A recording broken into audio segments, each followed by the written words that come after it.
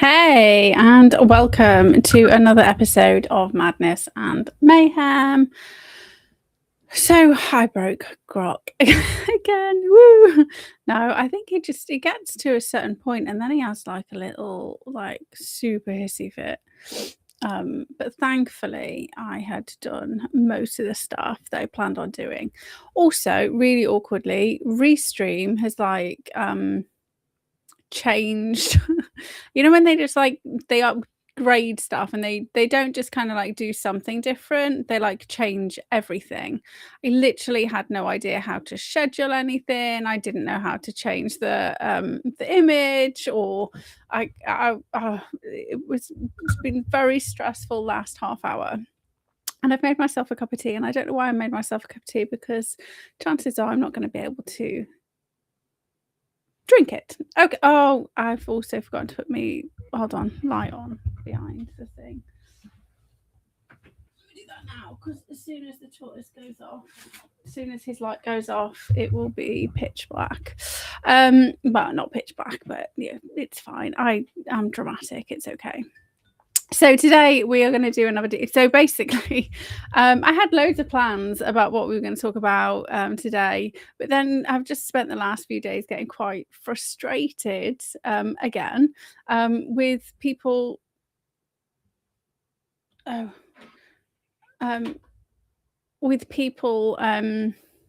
just not really seeming to understand what's been going on in the world. So for those of you who've been with me on this journey for 6 years now, apologies, we're going to revisit some stuff that we've already done, but maybe it's more useful with everything that's going on now. But for people who are new here, maybe this is going to give you a bit of greater context, and why I get so angry and frustrated and upset by everything that's going on. So I have been doing a little bit of brushing up, but actually I did a lot of digging into this subject. It was 2022, and I actually went back to I went back through Telegram, through all the work that we did in 2021, because I didn't have Telegram until 2021, and that kind of linked to the stuff that we'd done in 2020. So we're going to be going through the China's revenge, right? So actually, in reality, this is planning to put some of the kibosh on the Jews did it, right? I'm so sick of the Jews did it. Let's just start with the Jews didn't do anything. The Muslims didn't do anything. The British people didn't do anything. The American people didn't do anything. The Chinese people, who we're going to be talking about China, the Chinese people didn't do anything. There is a small group of individuals who are orchestrating everything, right? Everything. And as you'll see, China are pretty on board with what's going on, because they are being very pissed off for a couple of 100 years at the way the British elite behaved, right? So the British elite behaved very, very badly 200 years ago, and we're paying for it now. Okay, so we're going to have to go back in time. You can't look at what's going on today's without actually understanding the long history, right? Just because we only think in 2-year plans, 5-year plans, countries and nations think long term, and that's exactly why the WEF, the WHO, the UN, all of those agencies, Davos, all of that, they were all set up in order to protect global elites, infrastructure, to protect their money, to stop countries actually being sovereign, right? So that's why all of that was set up, and we are just getting bashed from pillar to post. But we have to kind of look back when there was the kind of state free-for-all, before they really started getting everybody under thumb. So Okay, so we'll lead up to it. I don't want to. Don't Let's not do any spoiler alerts. Okay, so first up, China's historical revenge, right? So this is talking about Opium Wars. If you've never looked into the Opium Wars, I highly recommend it. I'm going to do like a whistle stop tour, because otherwise we'd be here until tomorrow evening if I went through all of the things that I was kind of remembering, and then there was this, and there's this, and there's this. So I'm going to give you enough of a overview that you can then start going and doing your own investigation, your own understanding into things. Like the reason we have ended up in the absolute shithole that we've ended up in as a world is because we are just over reliant on everybody else doing the stuff for us. So first up, pre-war context. So China's position and perceived threat to the British Empire, right? So why did we go war? Why did we go to war with China? And if you've had your fingers in the kind of current geopolitical pies, you're going to see like it's literally replicating like this. The reason why we're going back to the Opium Wars is because that's what we're seeing now, right? I'm not just kind of revisiting history for history's sake. Like, this is important because it's the same. So Qing, with a Qing, China, which is what it was known before under the Manchu dynasty, was self-sufficient, right? They were a celestial empire, viewed themselves as the cultural and economic center of the world. Everybody did back then, and then I would say some countries still do now. So in the 18th century, which is 1700s, right, they were 30% of global GDP, and Britain was 5%, right? Just want to put that into context. Where we are now, today, the UK is at 2% and China is at 20%. So we both dropped a bit, but also putting it into context, how teeny tiny fucking like the UK is, right? Britain, so that's Britain. It's not talking about Britain and the Commonwealth, like UK, not talking about the Commonwealth, because UK didn't exist back then. There was no Northern Ireland detachment. It was just Britain. But imagine our teeny tiny little country being responsible for 5% of the global GDP, right? We used our brains, lots. Industrial Revolution started in the teeny tiny little island. We went into the Industrial Revolution a little bit over the last few weeks, because that kind of helps explain why we were all over the world, protecting our interests against the rise of China, against the rise of Russia and America. So we're old, right? We are an old nation. So China's an old nation.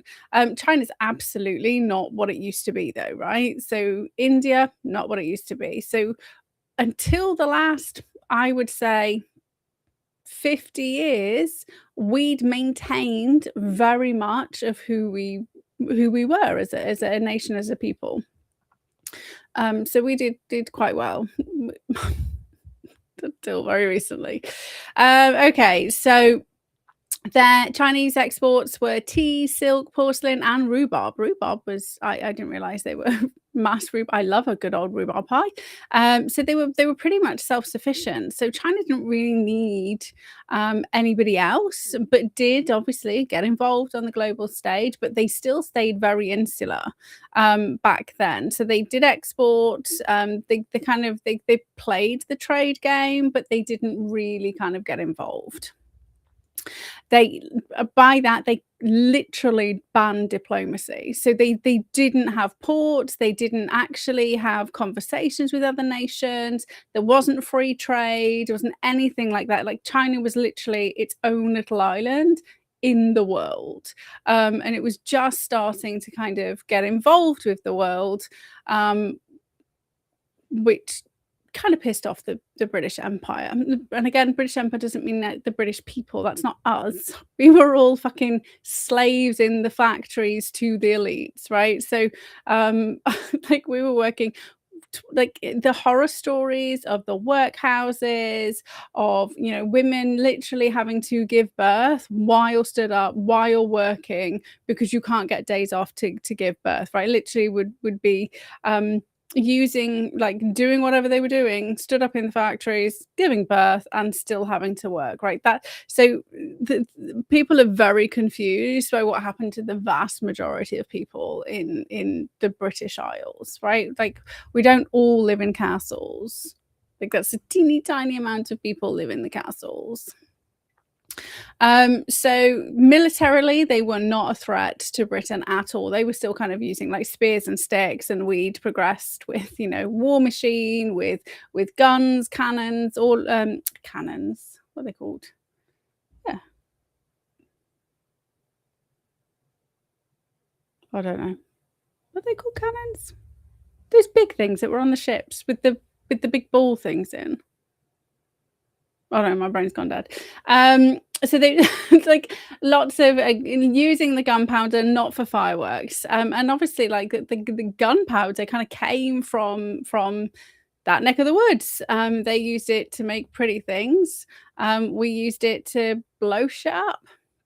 Lots of infighting in, you know, in Europe with, you know, France and us and all of that, all the time fighting each other over the channel. But they were a huge threat economically. So Britain had a tea addiction. So, you know, the whole tea jokes, that's why I've got my tea. Created a silver drain, right? This is how bad the tea was. The tea addiction was 3 to 4 million annually by 1800. So we were losing and spending. So back then, 3 to 4 millions worth of drain on our silver reserves for tea. And some historians argue Britain's real fear was losing the India as an opium source if China banned the drug, right? So we were funneling opium into China via India.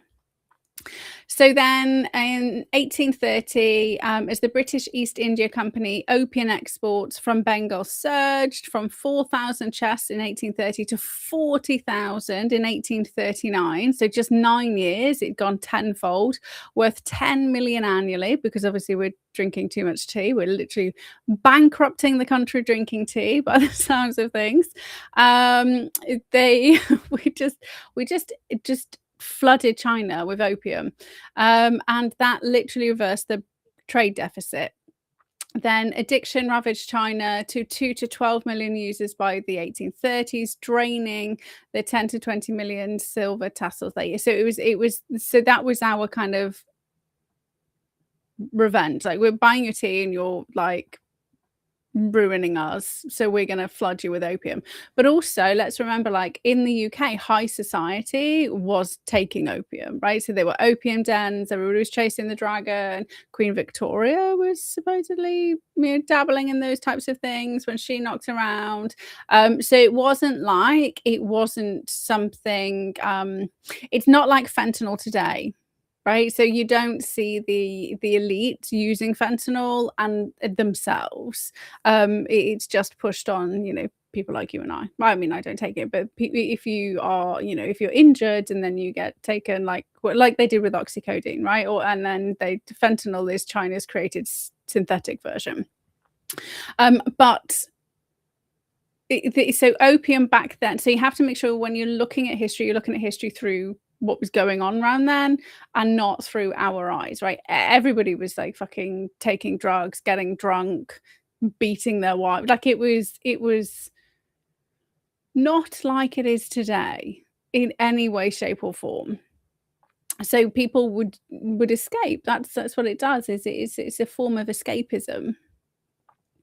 So then what happened? So the Emperor Daogang appointed Lin Zhu as commissioner in 1939, and he blocked Canton, confiscated and destroyed 20,000 chests of British opium, which was worth about 2 million, and then demanded traders sign anti-smuggling bonds. And then we saw that as theft, right? Literally stole the stuff and upended it, kind of like the tea from the Tea Party. It was opium that was why America rebelled. It wasn't tea, it was opium.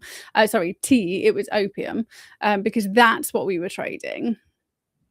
FYI. Why did you record it as I don't know, maybe you were just pretending? I don't know.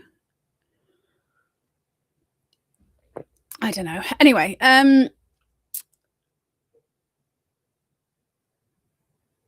so we saw that as theft, sent a fleet under Charles Elliot. Then there was skirmishes, the Kowloon incident in 1939. Our British Parliament declared war in 1840, framing it as defending free trade and honour against barbaric Qing restrictions.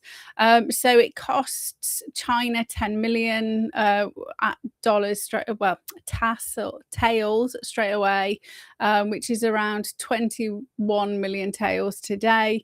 So basically their entire annual revenue was kind of wiped out. So they forced tax hikes, devalued the currency, like silver caused copper coin inflation, rebellions. Then they ended up with the Treaty of Nanking in 1842.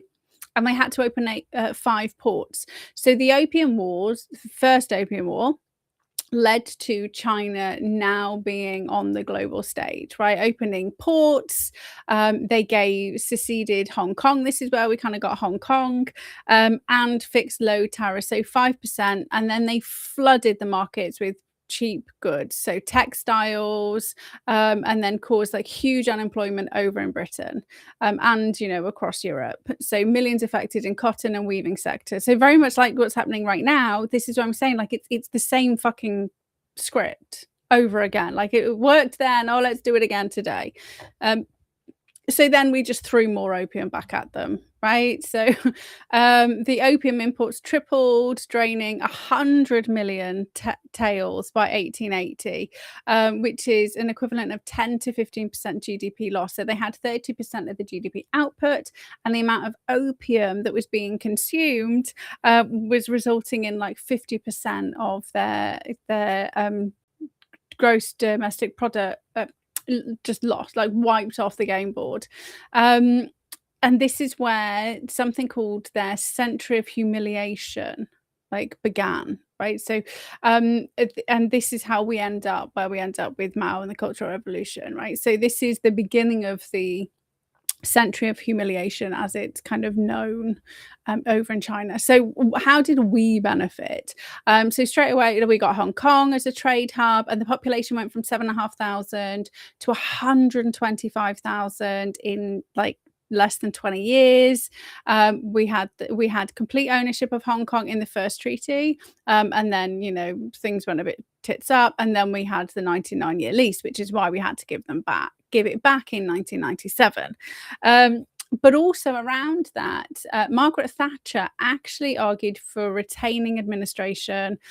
China literally just went like, you do that, we're going in heavy, right? And it would be very difficult for us to kind of get all the way over there, or kind of like, we are a teeny tiny little island. Whenever we've taken a country, we've never really done it militarily, unless we had to, right? So, I mean, we defended Germany with us and the rest of the Commonwealth, and then other countries piled in like later, but it wasn't I mean, we kind of like fought on the seas against France, and like so we kind of did lots, but we never really kind of did like mass invasions. We just kind of economically crippled them and then bought the country out, right? So which is kind of what China's doing now, right? So they learned from our mistakes, not from our mistakes. They just learned their mistake and turned it around. So initially, Margaret Thatcher kind of all argued to kind of really look after Hong Kong, bearing in mind when China had it only had 7,500 people, and before then it wasn't really profitable. So under British rule, and so people only ever look at, like, they say, they came in, they took over, they colonized. Like, under British rule, Hong Kong prospered. India prospered. Just so you know, India now is like in the top. They're the third country in so 8.99% of the global GDP, right? That's not because of what India did for India. That's what the empire did for India. Like, we built the railways, the infrastructure. Yes, there was some dodgy shit happening to the people in India. The same dodgy shit that was going on to the people in the UK by the elites, right? So we have to remember that the British people didn't do the dodgy shit, right? It was the elites. And it was also the elites in India who was allowing it to happen and kind of did it as well. So, but also Hong Kong, like they were not a global player. They weren't on the stage. And then all of a sudden they were, right? So we had invested a lot. And so I'm not surprised Maggie was like, we kind of want to keep hold of some of this shit because we're this teeny tiny little island. So she was obviously booted. And then when we just kind of just completely capitulated. However, she had put in there something to protect the Hong Kong people. Right, she put in there that they would be, and this was established actually as a UN treaty, and it's called the One Country, Two Systems. And this is where kind of China was trying to get this for Taiwan. But so basically until 2047, Hong Kong would be responsible for, he's got autonomy in all but foreign affairs and defense. That was like the kind of 50 years worth of transition. And then we agreed to a full handover on the 1st of July, 1997, in exchange for China preserving capitalism, rule of law, and freedoms for those in Hong Kong, right? It's a bound treaty. They haven't done that at all. And what is the rest of the world done? What has UN done? Nothing. Well, I say nothing. In 2021, fucking UK opened its doors and said, well, that's okay, you come live here. We've had 230,000 Hong Kong people move to the UK since 2021. Like, our country's fucking tiny. Like, geographically, like, actual land mass is fucking tiny. So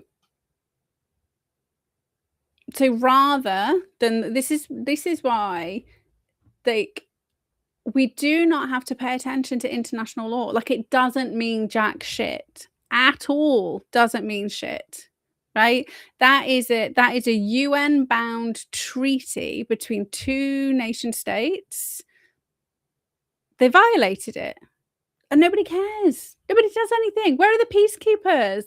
Like, where is the, like, international uproar with the arrests, with the brutalization, with like all of that stuff that's going on in Hong Kong? Like, nobody gives a shit.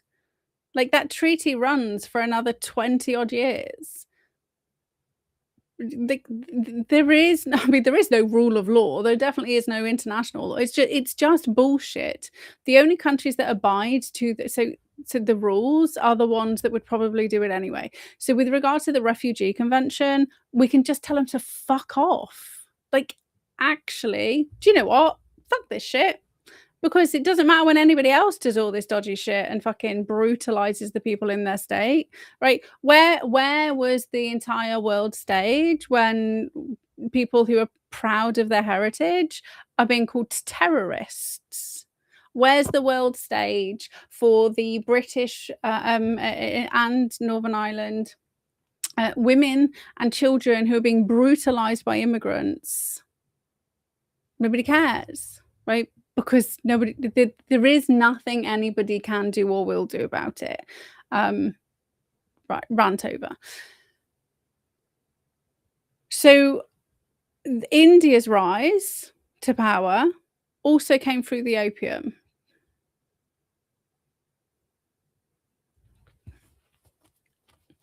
So it wasn't to just be careful. Oh my gosh, people just forget stuff. Okay, so it does, and like, people in the UK weren't like all happy about this shit, right? We ended up with a parliamentary inquiry. There was 800 witnesses. They were not impressed with the fact that we were doing this in any way, shape, or form. So then we had a second Opium War. Sorry, the inquiry came after the second one. So then we had the second Opium War, 1856 to 1860. And this escalated, and in popped France and in popped the USA, right? So everybody forgets that it wasn't just the British Empire that was like causing fuckery around the world. So was all of the others trying to be empires too, right? So last week we were looking at how Russia was fucking invading by force, and then the Ottomans sold the country to the Brits, right? Because that's what we do. We're like, well, you know, we'll protect you. Just sell us your stuff, right? We will pay you to protect yourselves, right? That's what we do. We're just, oh yeah, we'll give you, throw you some cash. So we had the US. Here they go. And then Russia. So what happened was France and USA got involved, and so did Russia. And then USA and Russia got the exact same concessions that we had for doing nothing. Just popping up and sitting around the table and being like, oh, okay, well, if you're getting these kickbacks for opium, we're going to have it too. And then what we did, we ended up with, so basically we pushed more opium on, and then afterwards we expanded access, right? So we got opium was fully legalized, solidified Hong Kong for the UK. France gave Indochina influence, and it cost, so it was £5 million to the UK and 3,000 casualties. Like we literally put like bodies down for the opium, right? Because it was, you know, because the fucking Queen's using it. And then again, we got really, really pissed off back home that it was just people were dying for bullshit, and causing a war. So then this is when that report of the Commission on Opium rocked up, like 1894, 1895. But also at the same time, we have to remember what's also going on the same time at home, right? The British people are not happy with their government at this point in time in any way, shape or form. So we had smallpox being kind of, you know, weaponized and pushed on us, so they could push the vaccines. Around this exact same time, there was like fucking mass protests, people refusing. You know, they were all lots of people being locked up as conscientious objectors. They were really unhappy with the way that they were being treated. We're starting to unionize. Like there's people were not happy with the way that they were being treated and the way that their government was treating other people. So the British Parliamentary Inquiry into the opium's trade, morality, health effects and economics in India and China was under Lord Brassey. That's what I said, 800 witnesses, missionaries, doctors, officials. It functioned like a full trial, but obviously you can't take the Queen. You definitely couldn't take the Queen like to court back then. You'd have been, because you could still be hung, right? So you couldn't even say anything bad about them, otherwise you'd end up like hung for high treason, right? So it's not the same as like you can nowadays, just like, you know, stand with a paid for placard and shout abuse at the royal family. Don't get me wrong, do not like the royal family, but I also don't agree with paid for protesters with bright yellow paid for prepared signs, lefty organization-y type groups, right? Just like real people, go for it. Paid for protesters, go away.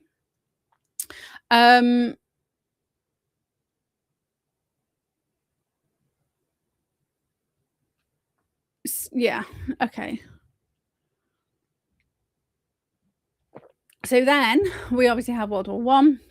And so an interlude, World War One, World War Two. China's kind of our friend during this period, because, you know, we've got the trade treaties, opium's no longer banned, it's allowed in, and we've got kind of free trade, and everybody, we're in the stalemate because there's another threat, right? The enemy of my enemy is my friend, is what was kind of going on in those two world wars. But after World War Two, That's when shit got real. So we got Mao Zedong's rise to power and the founding of the Chinese Communist Party, the CCP. Now Mao, and he was not good, people. Just spoiler alert. Do you see those flashes as well? Like, I don't even know what they are.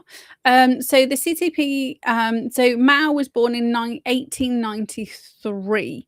So he was born just at the end of these opium wars, while kind of witnessing the kind of devastation and destruction that had happened in his own country. So he was he was in the Hunan province. He's a rural individual, and he grew up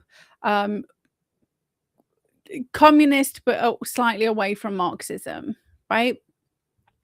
Because he saw what the kind of imperial empire, the lavish, as people do nowadays, they look at all of the disgusting wealth of the elites, and then they open their cupboards and they can't even find a meal and think, you need to fucking give me some of that cash, right? So tax the rich. So we see it now. So it was the same kind of idea back then.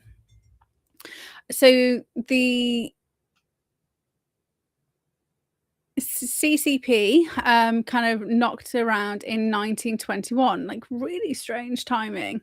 So the CCP emerged from the intellectual ferment of the May the 4th movement from 1919, which criticized imperialism, Confucianism, and warlordism, while embracing Western ideas like Marxism, right? So it was influenced by the Russian Revolution, and actually was very heavily tied and linked to the Russian Revolution, individuals in the beginning. Mao was attended the kind of inauguration in Shanghai in 1921. There was about 50 members, really small. Well, he was there like right from the beginning, and they were allied with Sun Yat-sen's Kuomintang, right? KMT nationalists in 1923 under Kuomintang, so the Soviet guidance. So the Russians actually helped create the Chinese Communist Party.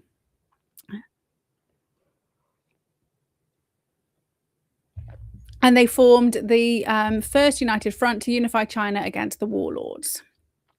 So in the beginning, CCP was like elite led, right? Much like Russia's Communist Party was elite led, much like Davos, the WHO, the World Economic Forum.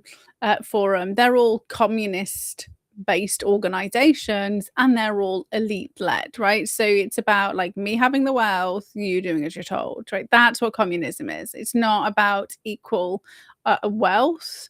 It's them having it and you not having any opportunity or any chance of actually rising. Like, this is like Handmaid's Tale.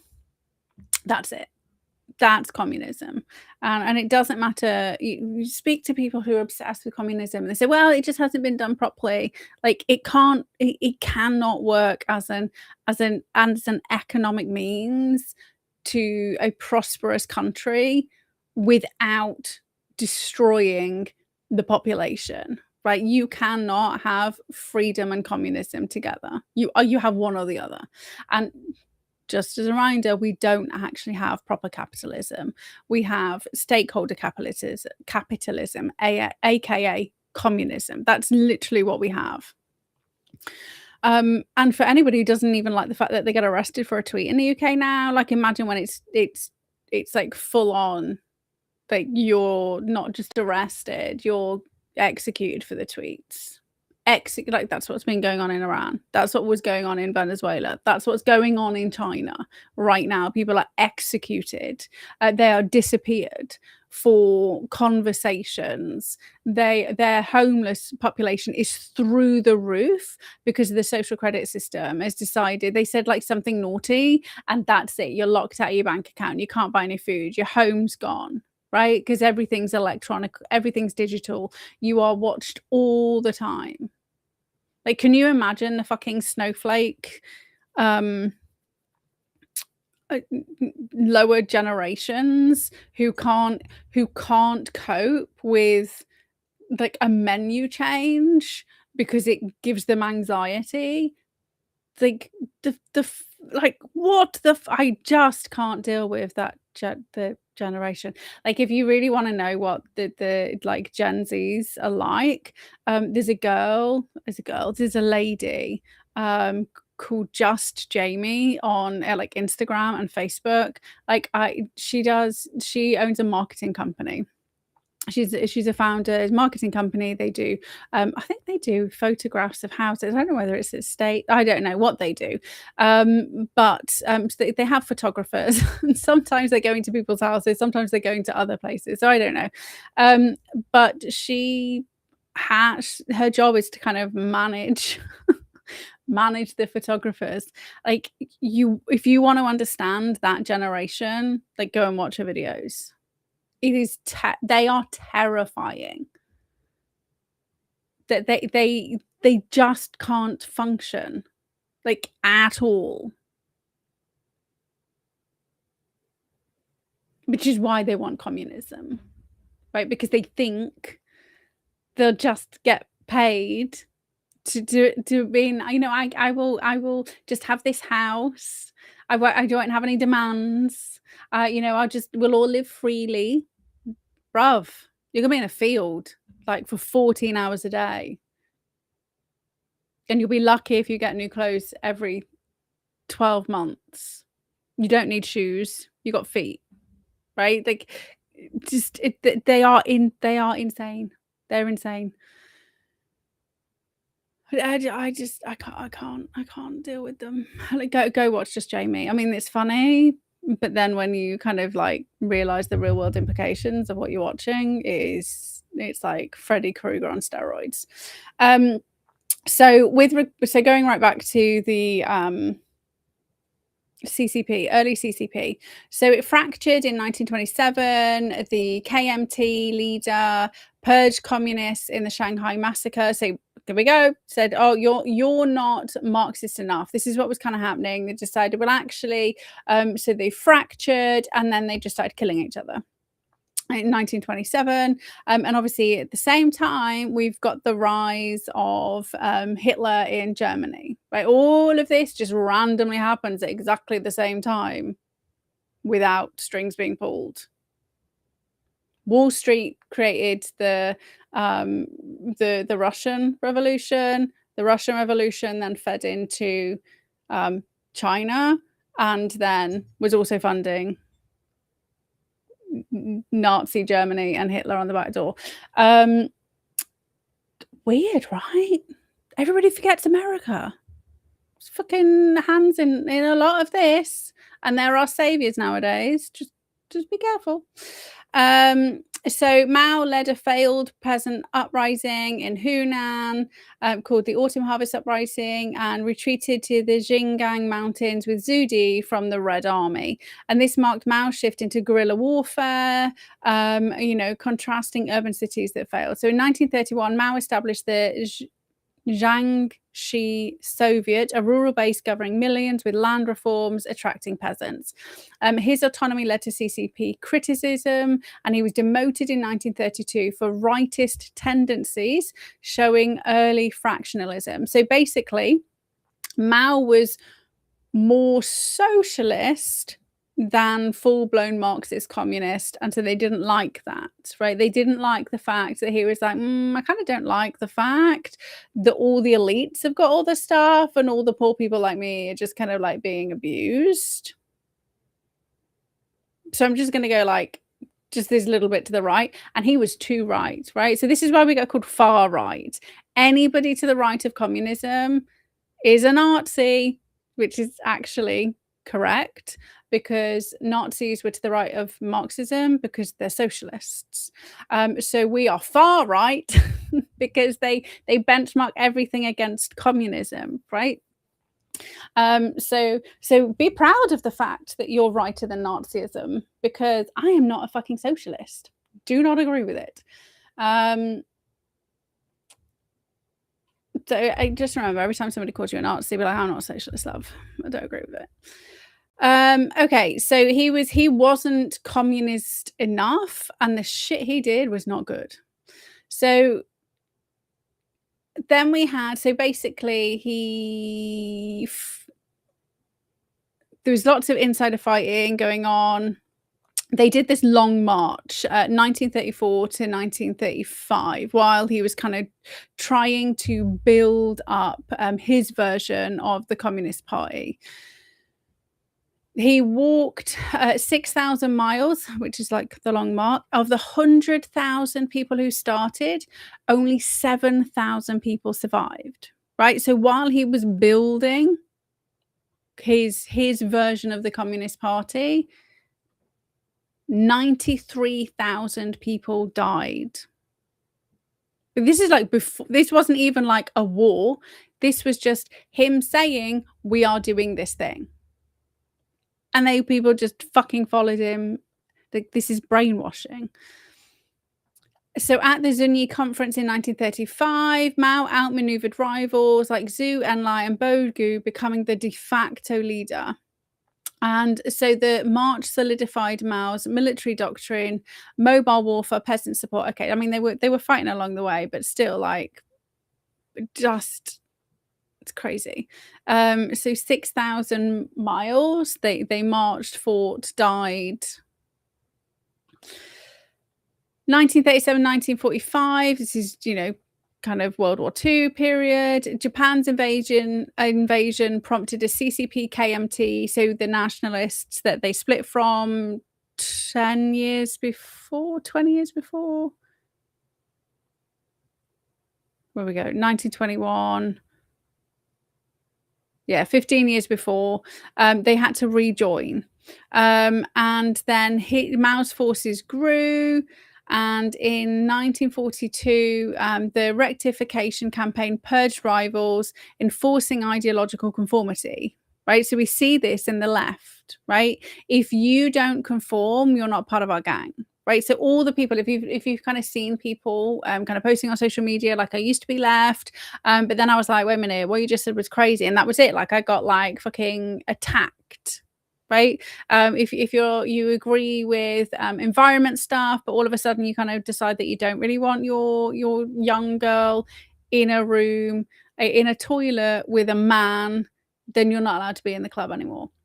Or maybe you're all on board with the transgender agenda, but actually you recognize the fact that wool is probably a better thing for the planet, because, you know, sheep have to be sheared anyway, because if you don't shear them, they get mange and they get like really, like, you literally have to do it.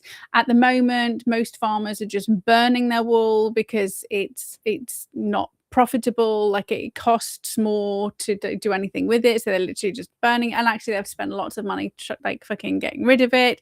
So it probably works out better for the planet that we're actually going to use this wool, but now all your vegan friends hate you and you're no longer part of the club because you have to actually use the oil based stuff even though you hate oil, or the plastic based stuff which leaves like microplastics everywhere, because even though you hate plastic, right? So you have to agree with the contradictions that don't make sense, because if you sit back and think about anything, you're not brainwashed enough and you're out of the club, right? So why do they do that? Because they can't have dissent, right? If the left actually thought about the things that they were pushing, they would stop pushing them. This is why they got talking points. This is why they got indoctrination. This is why they have, they're just bombarded with bullshit all the time. And if you listen to any of the conversations and stories of people who transitioned and now are detransitioning, they will tell you that some of them didn't even want to do it in the first place, but they did it because they didn't want to lose their friends. They didn't want to be kicked out of the club. They'd seen what had happened to other people who kind of started to question the narrative. Like, imagine being so terrified of being isolated and or bullied by your peers that you have life-altering fucking surgery.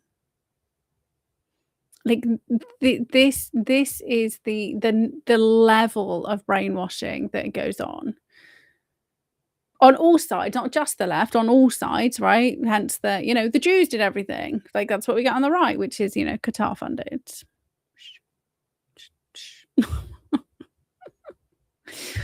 I have Jewish friends. My Jewish friends, I promise you, they are not trying to bring down the country. They are sat there going, "What the fuck is going on, and how do we stop this shit?" Right? Because they don't like the Jew elite, the same as I don't like the Brit elite, the same as most of the Americans don't like the fucking Obama, Clinton, psychopathic, sick elites who are fucking around with Epstein, right? So we, the people, collectively are not the elites, right? We do have to make sure we're I don't like calling them elites, the fucking cabal, the psychopathic, sociopathic cabal who all deserve to be put on a fucking island and just left there, right? We would all, the world would be a wonderful place if they just fucked off, right? We would do free trade. We would be like, "Hey, do you know what? You've got that thing. That's cool. We've got this thing. Let's got it. I don't want your land. I just want my land. You keep your land. That's cool. We'll play together." That's it. That's what the actual people want. Is they just want to get up, do a bit of work, because then your life has meaning.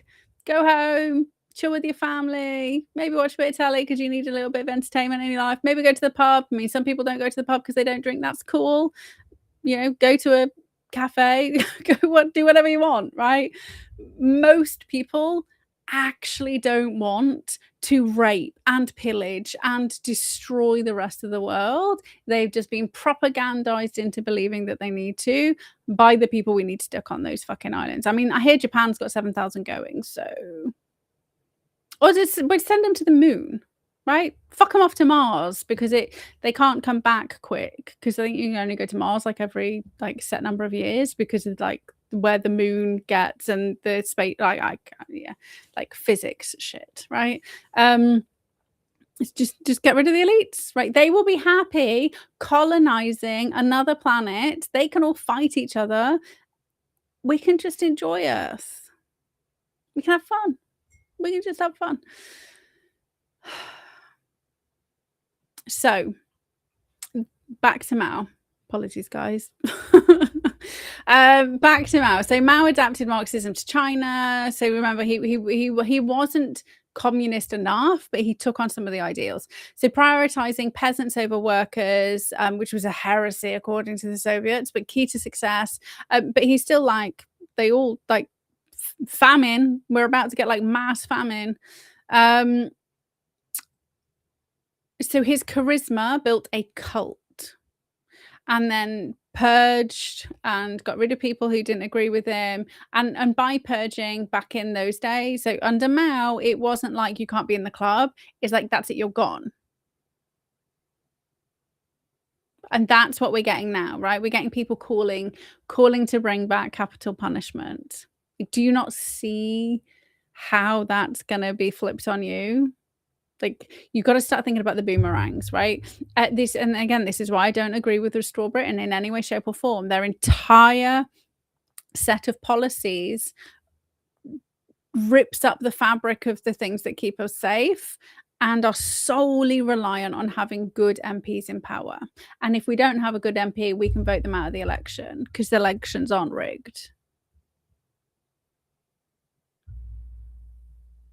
Right? So this is like, bring back capital punishment. Oh, look, the prisons are full. Oh, look, we're just going to have to fucking hang everyone. Look how many people Canada's like euthanized. People who are unwell physically or mentally, then they're not being offered treatment. They're being offered euthanasia. Look what's just happened in Jersey. Jersey's just brought in euthanasia. What are they pushing in the UK? Euthanasia. Oh, Katie, you believe in freedom? Yeah, that's it. That's a mental health disorder. You're a terrorist. We know that terrorists can't actually be rehabilitated. There's nowhere for you. Gone. I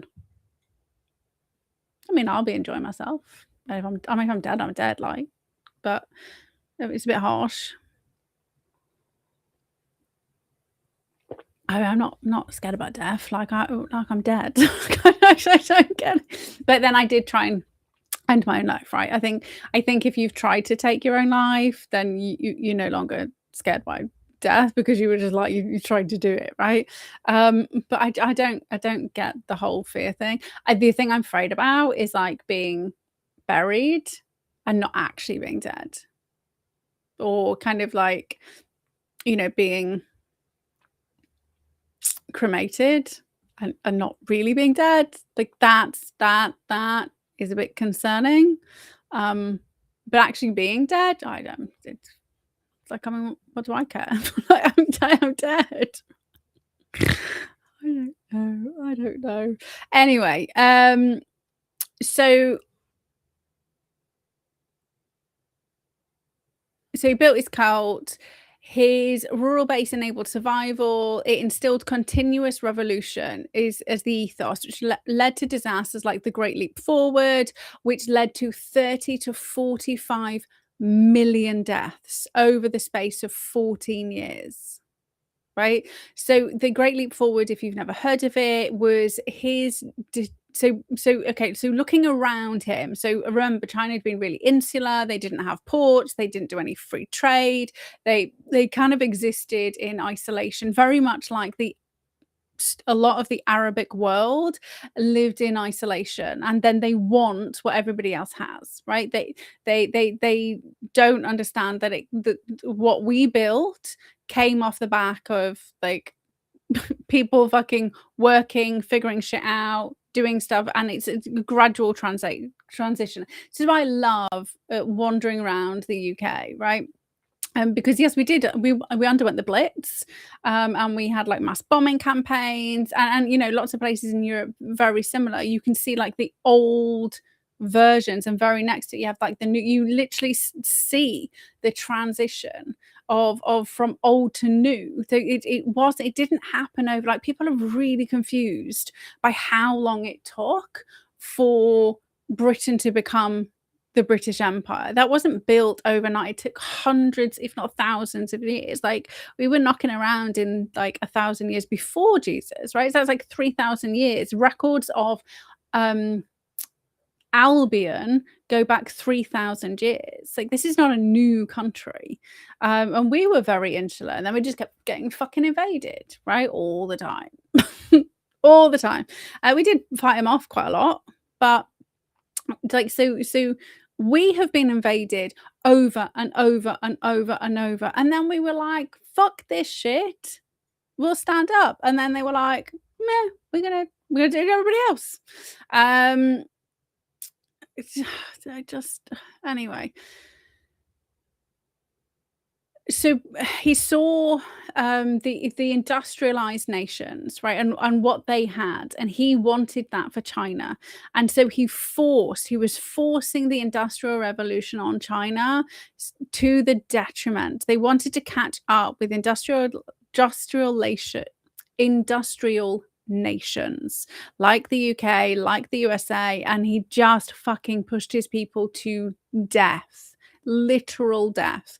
And if you think about all the shit and the propaganda we had in COVID, where they just built a hospital overnight, where they just forced like 1 million people to fucking work non-stop, like, nothing's changed under Xi at all. We're about to learn about Xi, who's like more Mao than Mao. So it's the same stuff. Like, you literally have no say in China. I mean, you kind of, I mean, I would have been rounded up a long time ago in China, right? So even though we kind of do have issues, we're not quite there yet. We've still got a little bit of wiggle room. So the Great Leap Forward is the most catastrophic policy failure in modern history, led to widespread famine, environmental degradation, and human suffering. And so they reorganized 700 million rural residents into 26,000 communities, so around 5,000 households each. So it's like pure capitalism. This is what they were doing. This is pure capitalism. So they did have initial successes, supposedly, with grain output was like 200 million tons, but then it collapsed due to mismanagement, right? Diverting farmers to steel production, reduced harvests, environmental damage, the deforestation for fuel, biodiversity loss. They had pests, pests. So locust plague, they killed the sparrows, which caused locust plagues. They had pests coming through. They destroyed the soil by like not using like crop rotations. They just fucking completely decimated China.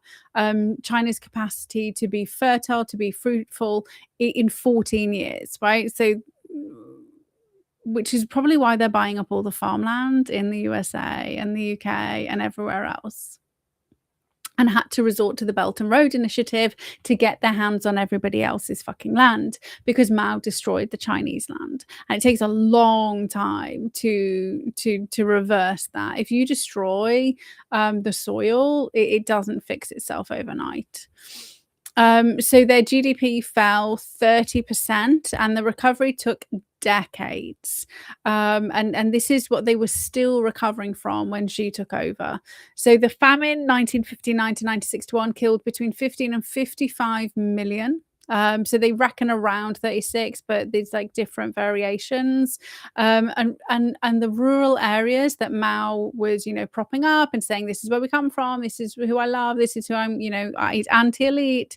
80% of the deaths came from the rural areas. And then also cannibalism.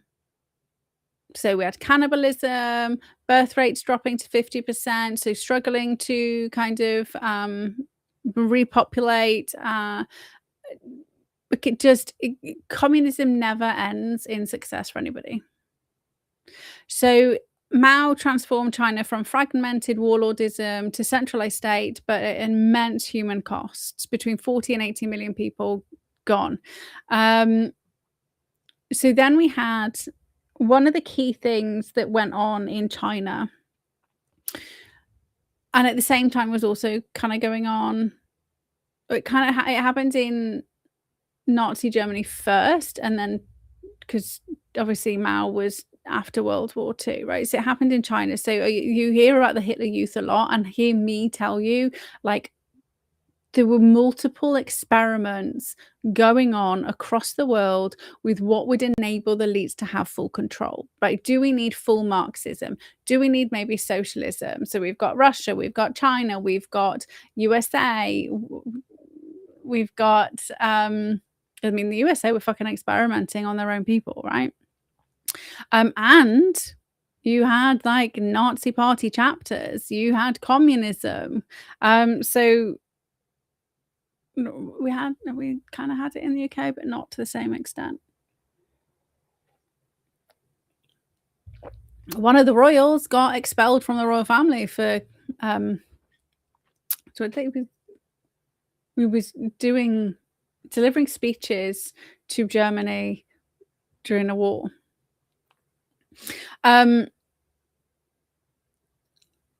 So all of these little experiments all over the place, right, to see what would give the elite the ultimate control.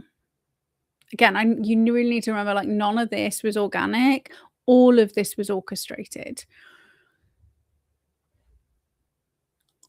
So what they did is they reused the concept of child soldiers. And this is why you see child soldiers with the jihadis in Rwanda, in Palestine. You've got 5-6-year-old children who grow up singing songs about murdering Jews, right? It's because it's about indoctrination. It's about brainwashing. Is you have to do it when they're young. And so what do they in the UK and America, wherever you are? What they brainwashing our children with? You can be a fucking cat. You can't be a cat. You're a child. You're a human. So brainwashing works. Obviously, we've had people indoctrinated by religion for a very long time. Look at, Christianity. Look at Judaism. Look at Islam. Right? So if you want to understand brainwashing, look at the religions. And they just kind of took their same concepts, practiced it in Nazi Germany as the test run. Like, that's where they really went to town on propaganda. And they just extrapolated out. And go and look at whose founding documents, which literally in the founding documents states that they will be using propaganda. So they kind of use radios. And they say we will need to use radios for propaganda to make people want the vaccinations so that we can depopulate. Literally in their founding documents. Because I've read them. They were available on the internet. They probably scrubbed them now. That's why the WHO was founded. Because remember, we had smallpox and the British people said no. We said no. And it took 50 years and we got conscientious objector in the law in 1907. It was put in the law, and then other countries around the world were then able to say no. And then in 1909, we had the very first like massive fair with media fair and pharmaceutical companies. It was funded by MI5, MI6, pharmaceutical companies, and it invited all of the journalists. So you talk about Project Mockingbird, which is the American CIA using American journalists. Like it started in 1909 in London. Right, we did it first, and then everybody else just fucking copies. So we started the propaganda before Nazi Germany. Right, so it was already in motion that we need to depopulate. And if you want to look back when they fucking first started talking about depopulation, it was in like the 1850s. Oh look, that's when smallpox comes along. Oh look, we're going to use the vaccines because we're going to terrify the shit out of people to tell them that they're going to die, the children are going to die unless they get this thing. And so then they did it, right? And it was Liverpool in the UK that was fucking protesting and, you know, objecting and going to prison and refusing to bring their children. This is working people who stood up again to the establishment, said no, and then the ripples happened around the world, right? The exact same thing happened with COVID. The British people signed and fucking refused to be vaccinated, refused the vax pass, refused the masks. It was never, like, you never had to in the UK have a vaccine in order to go to work or to live your life or wear a mask, right? People did. Let me just turn this off. Sorry. People did because they're fucking idiots. But you didn't have to. It wasn't on our statute book. No other country around the world, I can say no other, it's like probably a stretch, in the West, but wasn't the case. Okay, this is why the United Kingdom has to be destroyed. We keep fucking up their plans because we are educated. They educated us, which is how the Industrial Revolution happened, which is how the progress fucking happened. And then they realized, holy shit, an educated populace means they start seeing what the fuck's going on, right? You need to be uneducated. And we'll talk about literacy levels. You need to be uneducated. You need to be dumbed down because then you're controllable. And this is why America's fucking education system has been so detrimental, like,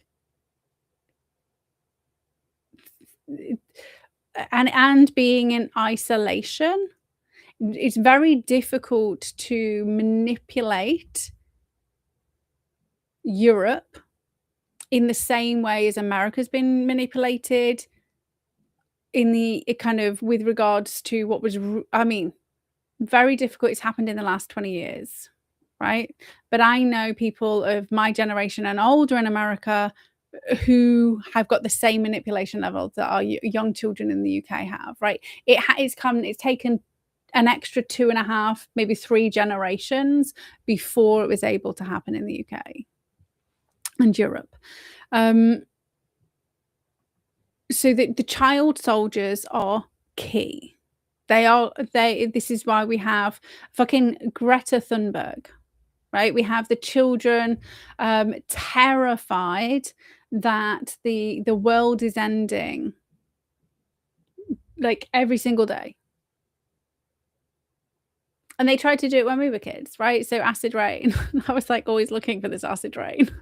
Never showed up.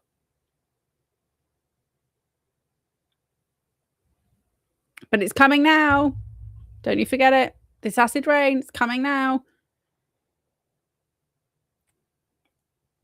Let me just finish my cold tea.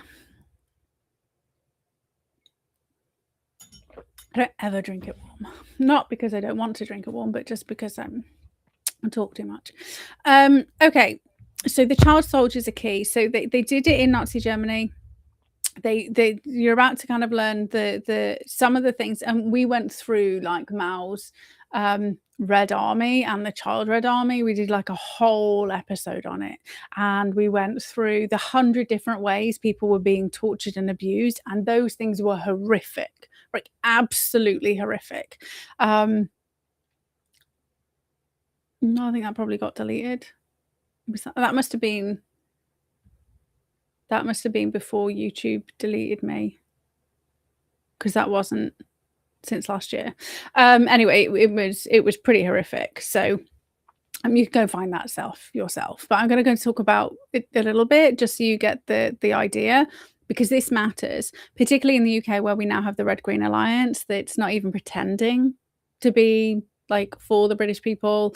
We literally have like jihadis as councillors trying to be MPs, and then we have psychotic people. Like we literally have a Jew and a Muslim. But I don't want to talk about like the Jews did it and the Muslims did it. Like, then look no further than the Green Party, right? But it's a fake alliance, and it's a Satanist, psychopathic arsehole is not a Jewish person. A child raping Catholic bishop is not necessarily the rest of the Christians, right? So again, separate those two things out. But the people in the Green Party, they have there's a huge group of women who were in the Green Party, you know, as the Green Party used to be, all about like environmental shit, who saw the manifesto and were like, wait a minute, you are saying women don't exist? They don't believe in women as women are a fucking weird construct, right? It's you can be whatever you want. There's a group of women who are battling the Green Party against the fucking manifesto because they've been written out of existence, right? And so all is not well. But the Muslims and the Jewish that are extreme, they do not believe in women's rights in any way, shape, or form. So the easiest way to denounce women's rights is to denounce women as an actual category of humans, right? The easiest way to do it. And you can't say anything against it, because then you're offending that 1% of men who decide they like to fucking dress up, and that then makes them female. So this is why our children have been indoctrinated, right? Because they become militant. They are easy to brainwash, and then you are manipulated and emotionally manipulated. We have so what do we have in the UK? We have report your parents to prevent if they are anti-vaccine, if they were anti-vax. If your parents if you have a Union Jack, right, you need to report your parents to prevent, because they're terrorists, right? That's what children get told nowadays. If you like the British Empire, you're a fucking terrorist. Can we just remember that the British Empire is the one who got rid of the slaves? Yes, we did it, Dodgy. Yes, we did say to the Middle East, well, if you keep your slaves, then we're not going to help you get that oil out of the ground. Sorry, love. We did deals. Like, we literally I'm proud of the fact that we didn't go and fucking we caused havoc. Yes. So did other countries, but we also did good stuff, right? It's not all bad. It's not all good. Children are key. So in 1966, the year we won the World Cup, May 1996, sorry, 1966, May the 16th, May the 16th, 1966, there was a notification which decried bourgeois infiltration. Schools closed and students formed Red Guards, inspired by Mao's call to bombard the headquarters. And by August, and it's called Red August, not just because of the collection of individuals, but because of the rivers of blood. Like, these are children at school. Millions rallied in Beijing, with Mao endorsing violence, right? Okay, so if you think about the Nazi regime and the young Nazi groups, they would tell on their parents. They would, look at Kissinger and Soros, right? Look at Soros, who's Jewish, who joined the Nazis and then fucking told everybody on them. Kissinger also Jewish, but he left. Well, he didn't leave, his parents left. But Soros hates Jewish people. Hates them. And that's the only thing he says, right? He says that. He became a Nazi and had people rounded up and murdered, right? Because he saw profit and saw money. So when everyone talks about Soros, the Jew, like he has got no affiliation to the Jewish people in any way, shape, or form. Right? That's historical, documented fact about how he feels about the Jewish population.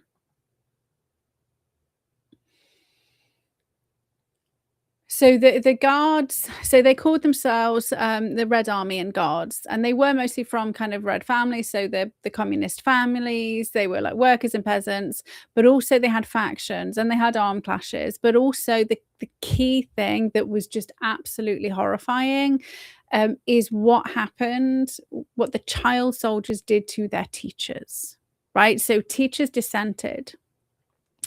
And they targeted the teachers as capitalist intellectuals, subjecting them to struggle sessions. Now, these struggle sessions, it wasn't like a debate and conversation.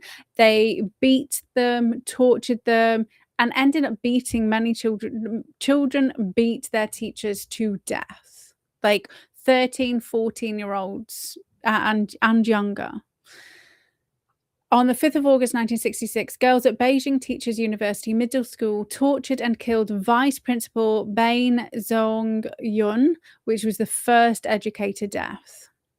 In Beijing alone, 1,772 died in August.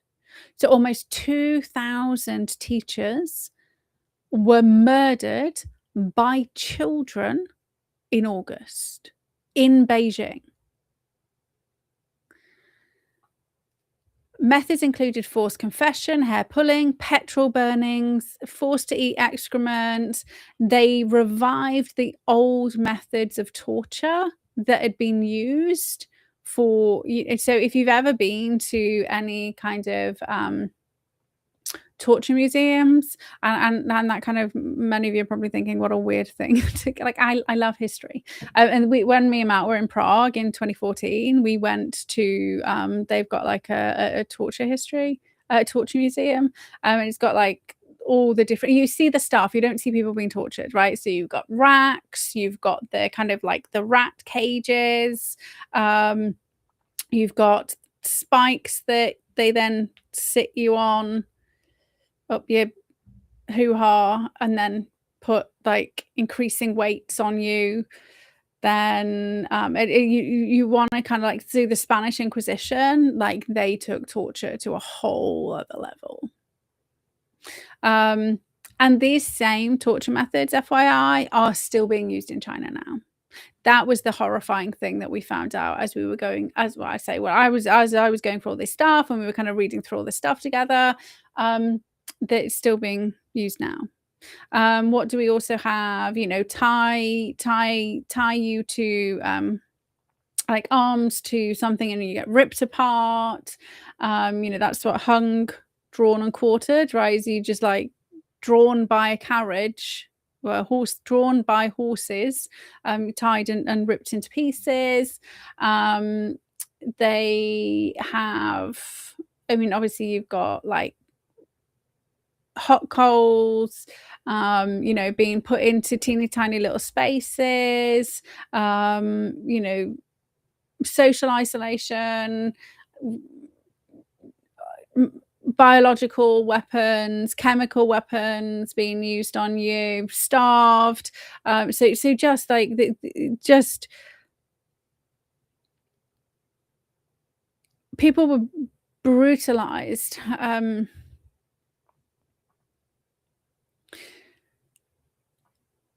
And the female guards were the worst.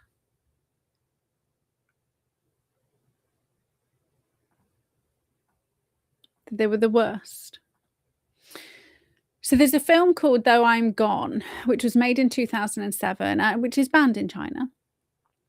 And the creator, funnily enough, died in 2008.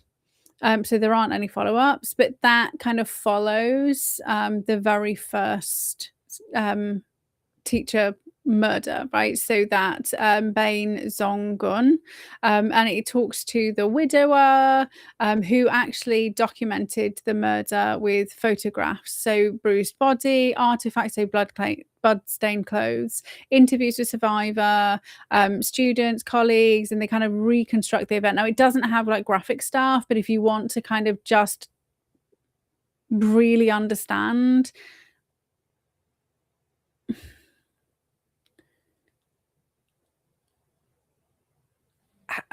it's so hard for people in the peaceful West, or I say peaceful West, like we are kind of, you know, in certain pockets of our own countries, it's not that peaceful, right? But we haven't got, like, I can still walk down the street and feel relatively safe. We do now where I live now, and being quite a bit older. I didn't feel safe as a child, walking down the streets in Hadley, which is like only a little bit away. It's only a little bit away. But that was, you know, the height of children being kidnapped and abused. It's still going on now. Like nothing's fucking changed, but I'm just older. And I usually go out with my dogs, so but if you want to kind of see so children between 13 and 18 using belts, clubs, pinning, like just what they do, it's horrific. And so when I was doing my undergrad, so my undergrad was in criminology and psychology, and I always wanted to go into, you know, working with young offenders. That was my initial plan, to go and work with young offenders and rehabilitate young offenders. And in my third year, the first term of my third year, I realized that just wasn't a viable job. Not because children can't be rehabilitated in any way, shape or form, but because the system doesn't want children to be rehabilitated. And I was doing my very first essay talking about the fact that the system doesn't actually want this. And I used this case, and it's a very well-known case in the United Kingdom, of a group of boys. So these are boys, not girls. Group of 14 to 15-year-old boys who lived in, this one boy lived in like a block of flats, and they have a cat. This family, they have a cat, and they're kind of like, you know, there's only about like, I think there's like 5 or 6 boys, and they're all kind of like chilling, you know, chatting as boys do, and they're like playing games, and then the cat like jumps on the window, on the windowsill, and then jumps out, and they're like, Oh my god, and they start talking about, cats having 9 lives, and then the cat, like, comes up back up the stairs, and so then what do? They throw the cat out the window, and then the cat comes back up the stairs, and they throw the cat out the window again, and then the cat dies, right? And I was watching this, and I was because you see it, right? It was horrific. The fact that 5 or 6 relatively normal children who were actually, the young lad whose cat it was doing really well in school. Right? These weren't gang members. They weren't growing up in, particularly poor, abused area. These were like normal children, young lads who then murder a cat. Right? Because they're kind of in that like little group, right? And they're kind of egging each other on, and this just fucking brain doesn't work when you're a child and a teenager, right? It doesn't work. And actually now with the way that we've treated children for the last 20 years, it actually doesn't work until their late 20s, right? It used to be kind of actually solidifying 21, 22, 23. Now it's like late 20s, 27, 28, 29. We went through the science of that they've just proven, rather than accelerating the intelligence, we've actually dumbed down our children and slowed down their capacity to evolve into like useful and helpful adults. And it is really pissing me off that this screen keeps flashing. It's really stressing me out. So watching that, and what happened? That boy, so that boy did an interview, the kind of the main boy, he got no help, right? He's psychologically scarred by the fact that he actually ended up like, who fucking murdered his cat. And every why did you do it? I don't know. And everybody's saying that's not a viable, as a teenager, you do not know why you're doing stuff. You are just part of the pack, like, and boys, right, they do not think about consequences. And this is not me being a bitch, like, literally their brain does not work that way. Girls do more, but still not, right? And especially not with their peers. So if you look at, I just mentioned young children brutalizing their bodies because the fear of being rejected from the group is so high. It is so easy to manipulate children. And if you don't parent your children properly, your school will fucking manipulate them. So where are we now in the United Kingdom and in America and other places in the West is we have left fucking the entire education system has, I say entire, maybe 95% of the education system is left-leaning. And I follow an organization on Twitter, or X, that actually looks like it. I mean, they do like left statistics. They're like pushing it, but I follow them because I'm like, well, I need to find out how these guys are thinking. And if you look into teachers' political allegiance, the highest is Labour. The second highest is Green.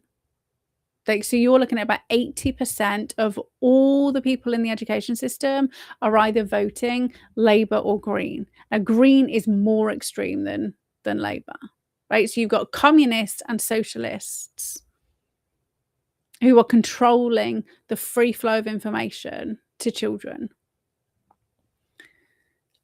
And this is what happened when the same sort of shit happened in China.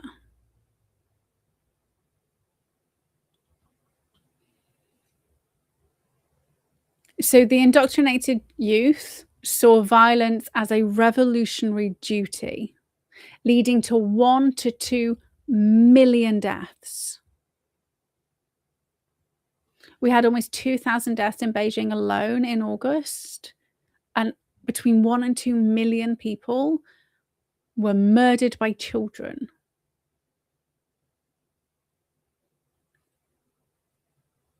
They were unarmed, state-sanctioned, had no formal training.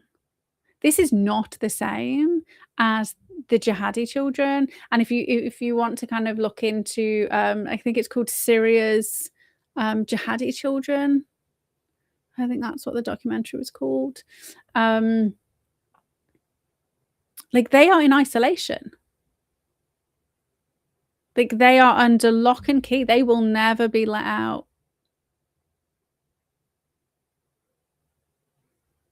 Because they took part in bombing campaigns, right? Their ideology is so strong. Like, if you don't believe a child's ideology is so strong, like, go and find a 14-year-old and tell them that climate change is a scam and see how they behave. Now imagine you were telling them that everything they believe about their religion is a scam. Like, when you have religion, it takes brainwashing and ideology to a whole other level.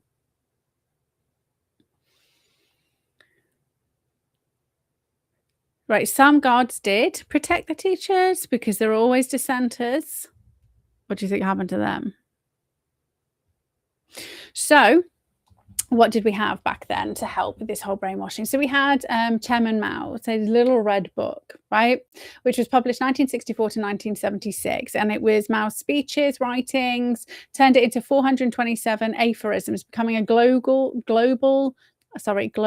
icon of Maoism. Right, so much like a Bible, much like the Quran, we have his sayings. So propaganda, so it was a tool for mass indoctrination. And if you've never looked into the Black Panthers, Malcolm X had one, and the Black Panthers were using the Red Book. FYI.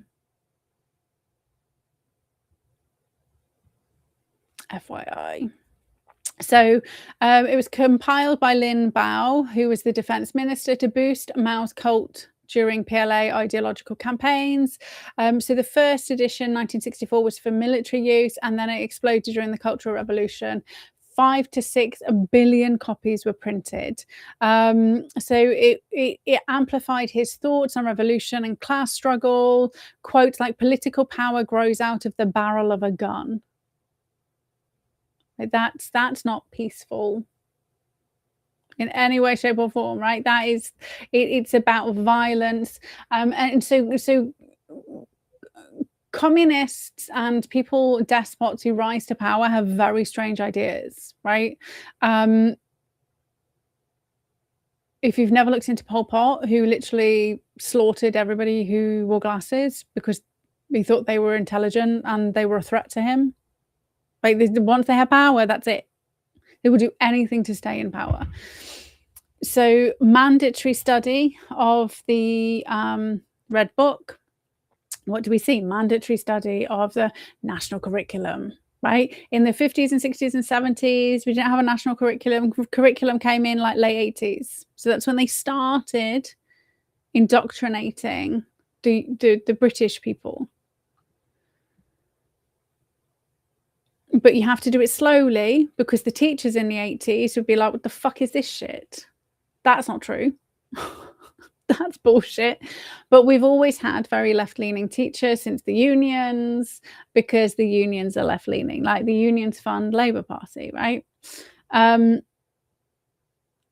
So it served as a tool for mass conformity. We also had Mein Kampf as the same thing. We have the Bible's the same thing. We have the Quran's the same thing. Is you must believe this thing. If you don't believe this thing, we see a split, right? So we have the Catholics, we have Protestants, we have the Quakers, and the Quakers who are funding lots of fucking shit.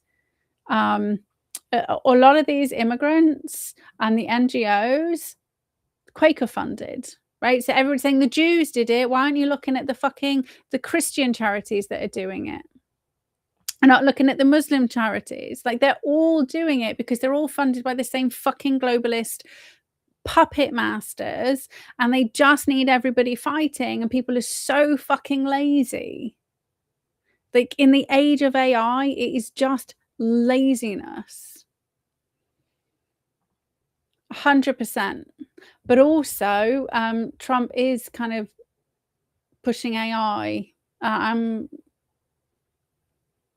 I mean, AI has fucking crazy ideas. There was that lady who used ChatGPT. ChatGPT told her to fire her lawyer, and then she filed like lawsuit after lawsuit after lawsuit, and it was just all bullshit. And it took like 9-10 months for them to realize, and so now she's in debt, losing her house and everything because she's filed lawsuits that are just retarded.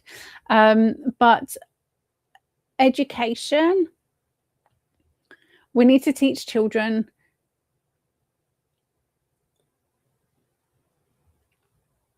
they do need the basics, right? The only thing schools should be teaching is like the 3 R's: reading, writing, and arithmetic, right? That's what it used to be, right? You need a basic understanding, you need literacy, but you need to understand how to think. We need to understand how to use technology safely. Need to understand how to find information and understand. They just need a basic understanding of how the world works, right? They don't need to be indoctrinated, and that's the issue. But I mean, I think we should ban. I'm not a fan of faith schools, any faith schools.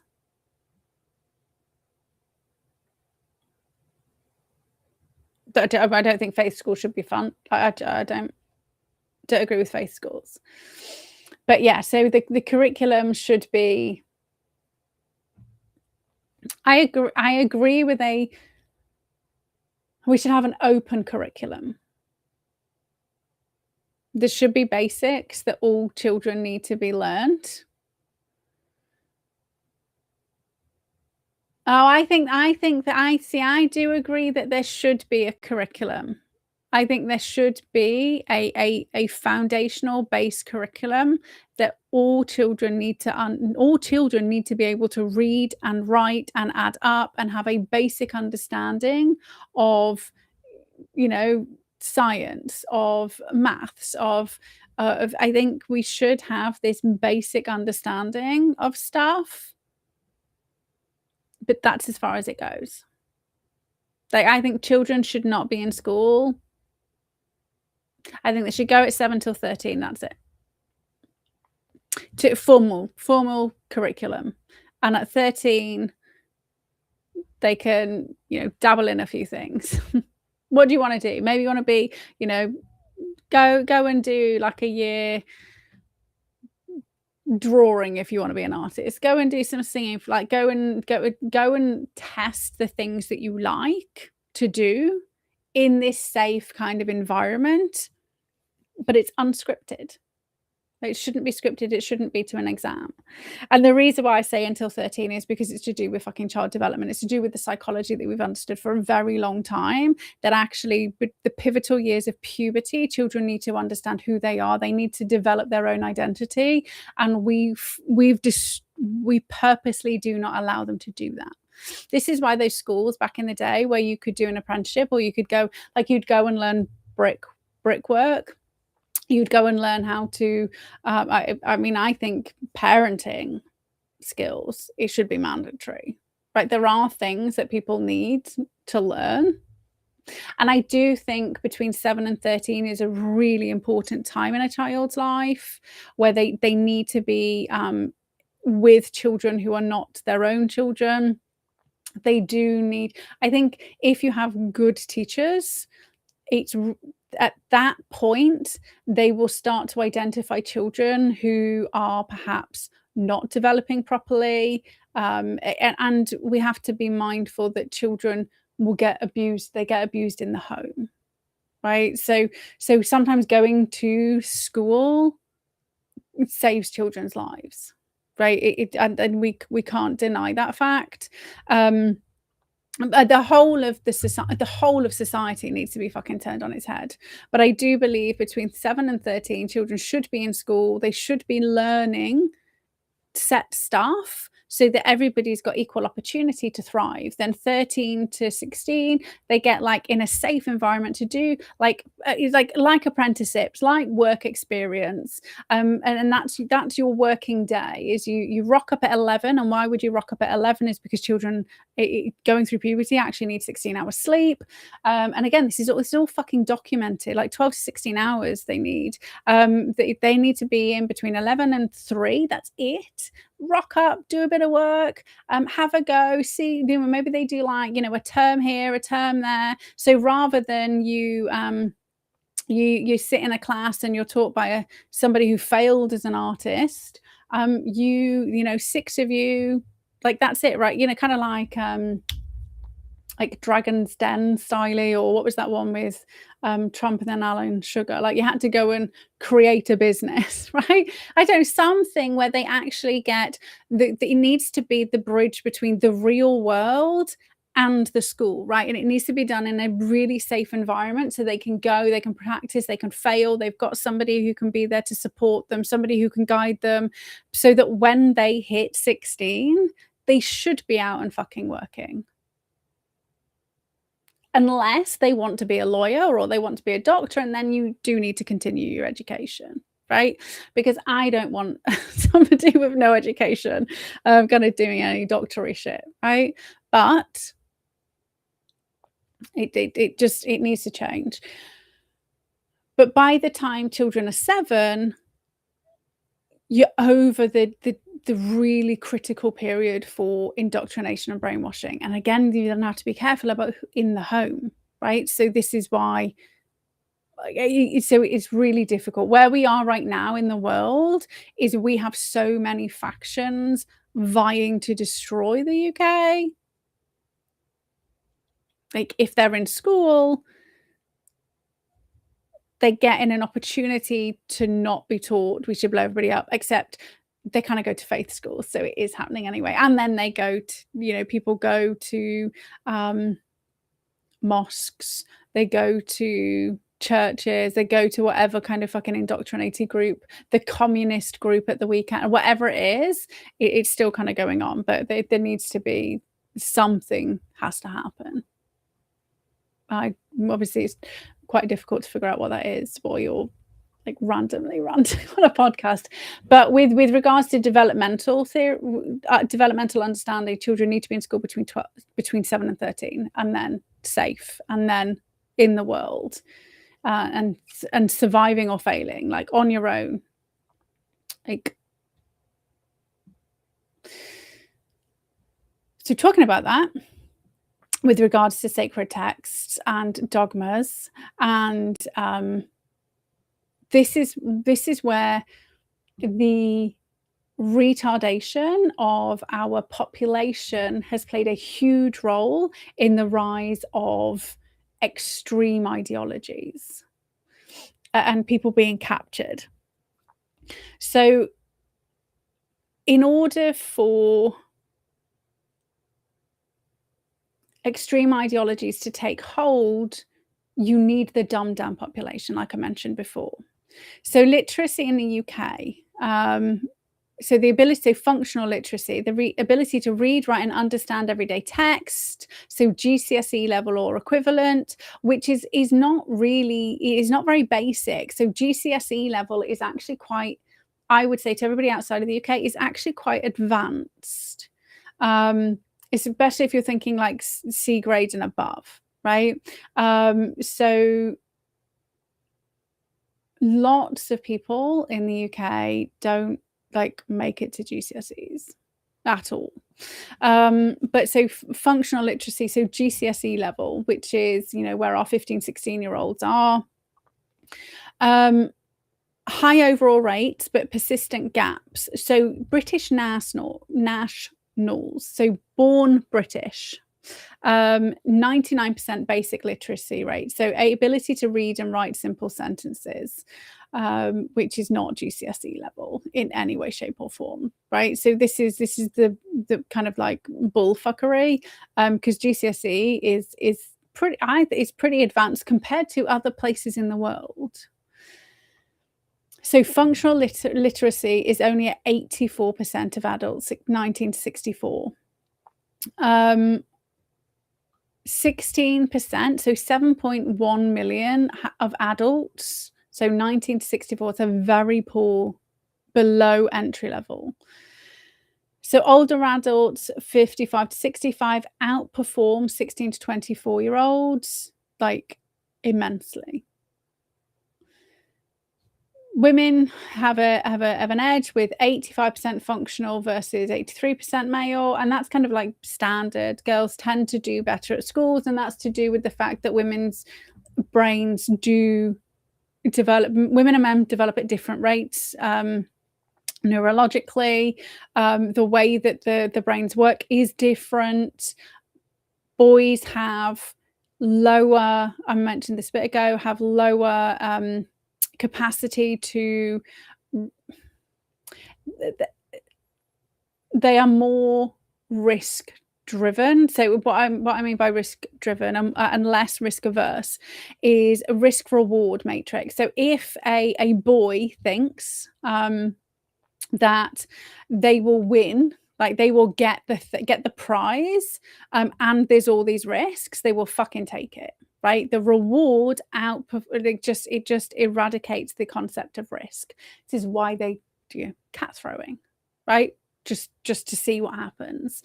Bearing in mind it's the girls who are fucking more violent, psychopathic, sociopathic, right? But that doesn't mean that they were easier to kind of get there, right? Boys are more likely, but when girls do it, they do it like they're just fucking evil. Boys aged 11 to 16 show sharp declines. So Wales and England are about 83%, but deprived areas such as Telford and other post-industrial zones drop to 70%. And only 53% of adults are regular readers, right? Because we don't read, we watch nowadays. And geopolitically, the lower the literacy level and overall functional, what do we call it? Functional literacy level, the more easier it is, and the more vulnerable a population is to disinformation.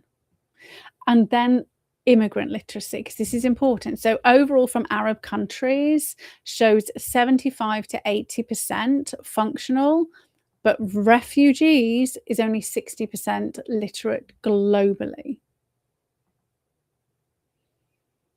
UK refugees, 75% functional. However, from Arab origin immigrants, so Syria, Iraq, Yemen, Saudi Arabia, UAE, right? So this is including UAE, and we'll talk about UAE separately. So it's about 70 to 75%. So Syrians are only 65%, Middle East is 75%. We've got females are massively lagging behind. Asylum seekers, 60% literacy. However, UAE is around 90%, right? So when they lump the UAE and some of the more literate and more westernized Arab nations, it makes it look really good, right? But if you take the UAE out, we've got 50, 60% functional literacy.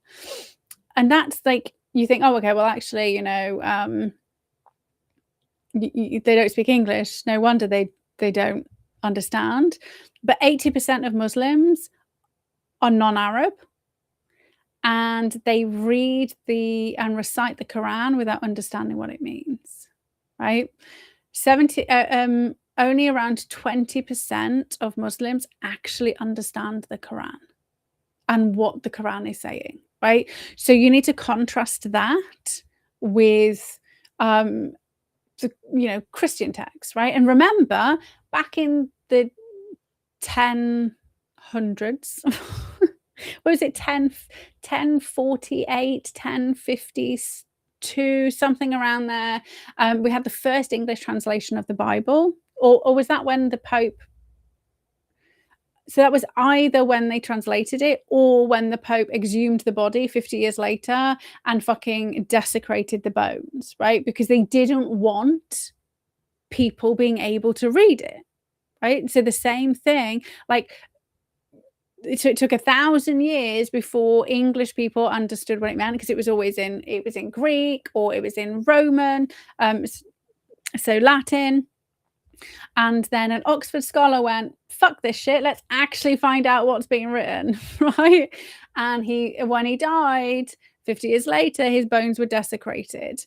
So now we are 1,400 years later than Muhammad, and people still don't know what's in the Quran. They just indoctrinate it. They do it by rote, the same way China does it, and we do times tables, is you learn it by rote. It's brainwashing, it's indoctrination. This is why they will argue with you till you're blue in the face, till they're blue in the face that Muhammad didn't condone raping children, but it literally says it in the Quran, but they don't understand the Quran. They go and they get told what it means. They get told by the clerics, this is what it means, this is what you must do, but they don't understand it, they don't read it, they can't comprehend the text. And they also won't be comprehending the 10 years where Muhammad was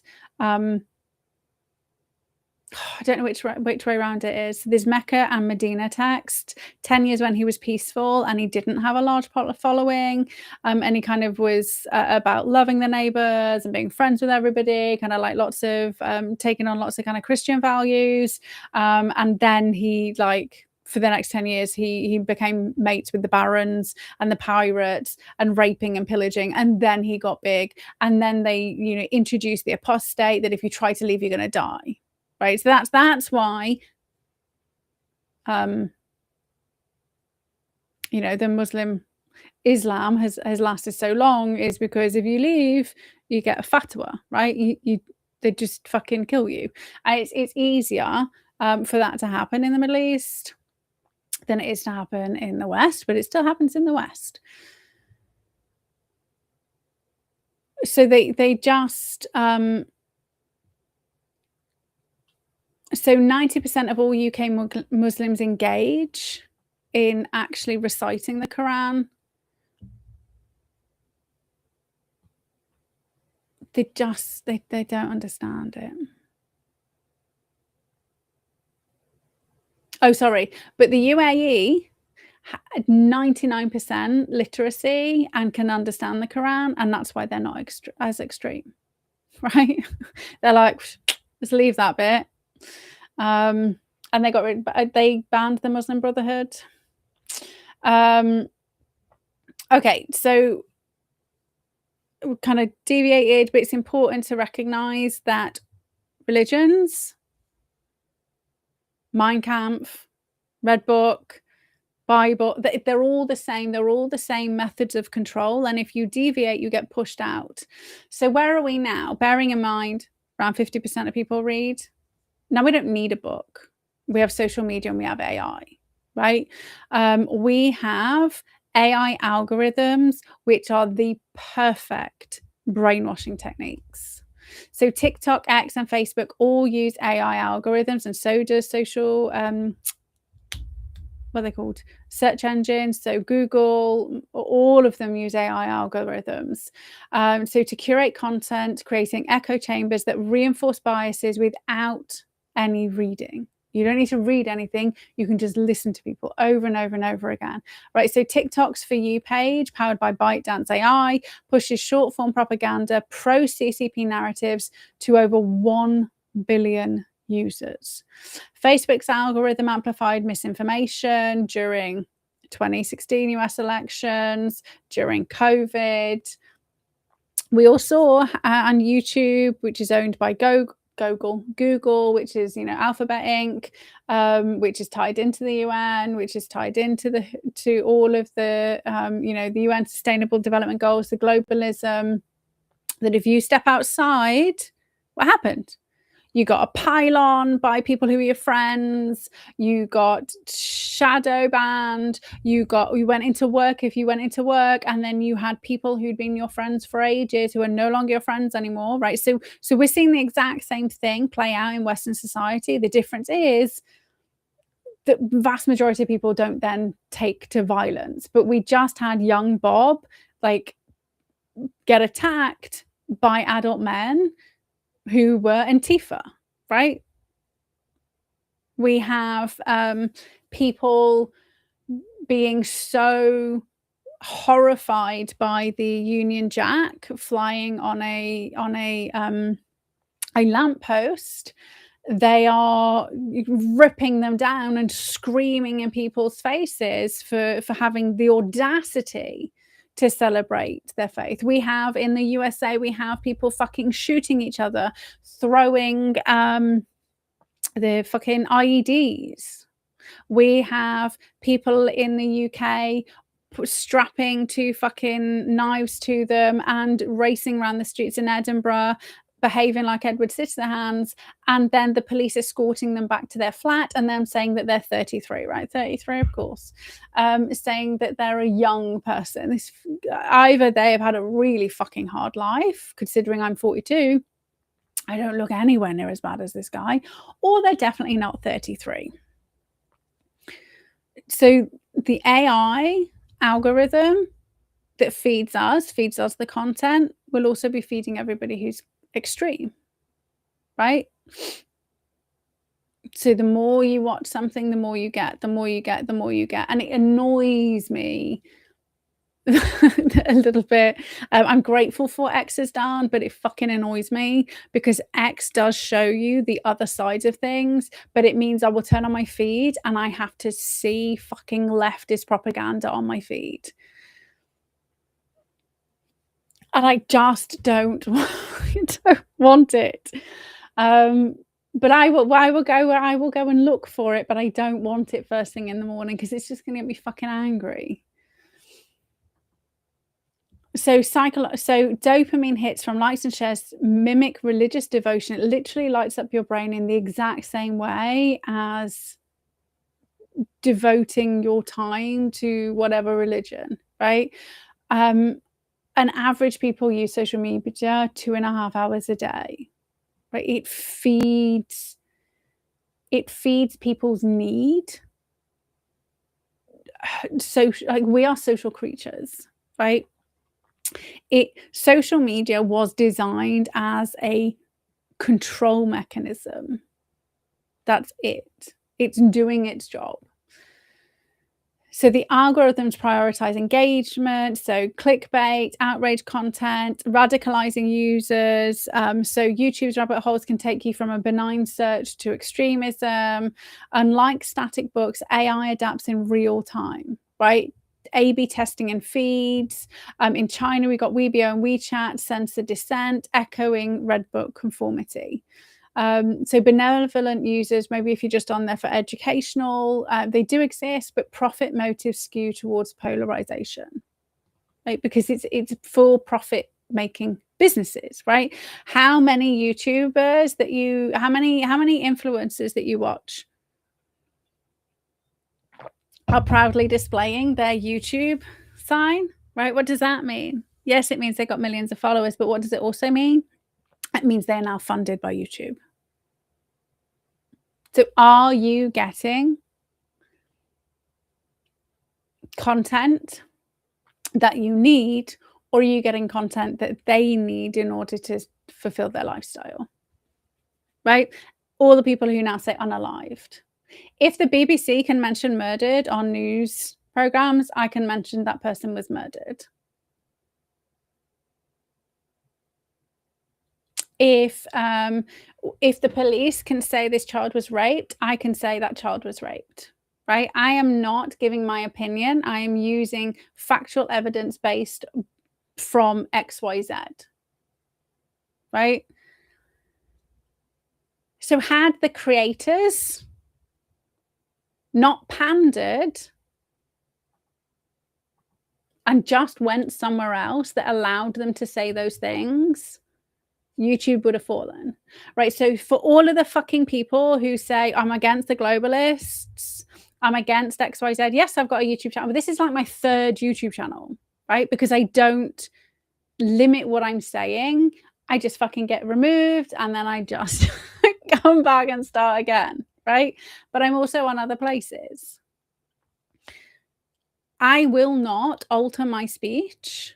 And if I get completely kiboshed from social media, like it happened, like in 2020 to 2022, I will just stand on the streets, right? I will go to the fucking Southwater. I will go to Southwater and I will just start fucking, I will pay my £10 a week to go and just sit and I will just rant at Southwater. Yeah, and PDF files. Like they've the hypocrisy of the influencer class. If every single one of them said murdered, raped, Epstein, like if you just fucking said it and you took the demonetization, I would respect you more. I have zero respect for you saying that you are out there rallying against the machine when you are fucking showcasing your income. Like, I'm not begrudging people having an income in any way, shape, or form. Not. But you can't be both. Either you care more about the people who you're supposed to be like helping survive, or you care about your bank balance. Like this is like they've sold out. Like all of them have sold out for money. Fucking two-faced Tommy.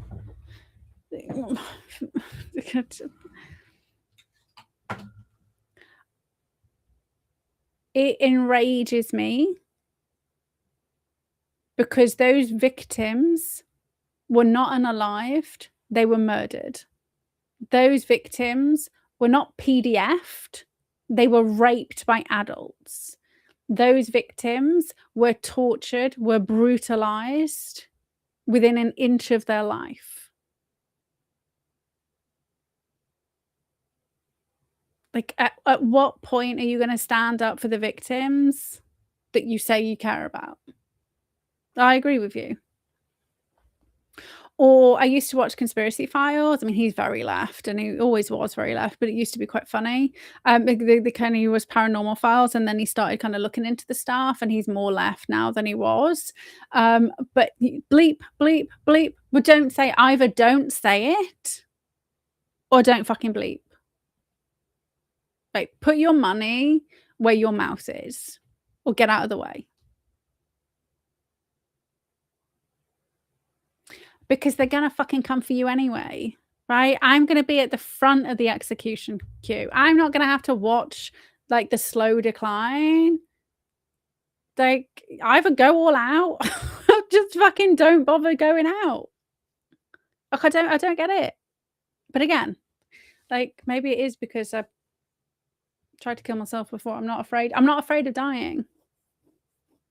Like, I mean, I feel kind of, you know, proactively feel bad for everybody else who's left. I mean, what you do? I'm could get hit by a car. Could get hit by a meteor. I am more likely to get hit by a meteor than a car. It's just that weird statistic. Could get hit by lightning. Right? I could get hit lots of things. I could fall down the stairs. Like just either have a backbone and have some fucking morals and ethics and stand by what you say, or just get out of the fucking way.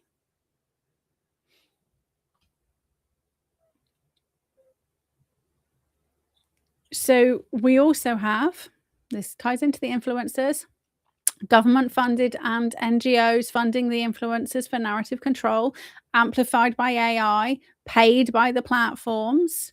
So we have Israel's Esther project, which had a £900,000 budget. Remember, we went through this like last year, where they were getting like between $1,000 and $7,000 a post. Then they were flying, how many? They had like, what, 550 people they flew over to Israel. But Qatar was doing the same thing. Everybody's just been into Dubai, right? So the fucking, so Qatar, Iran, just China Belt and Road Initiative, right? So for those of you who are thinking, why is she talking about this shit? It's because it's being funded by China. China just did a £15 billion deal with Iran. China owns Iran.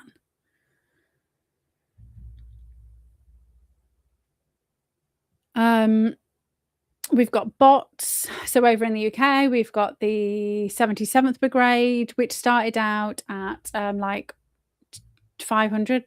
They wanted 500 people as part of the 77th Brigade, which is the digital psychological war part of the 6th Division.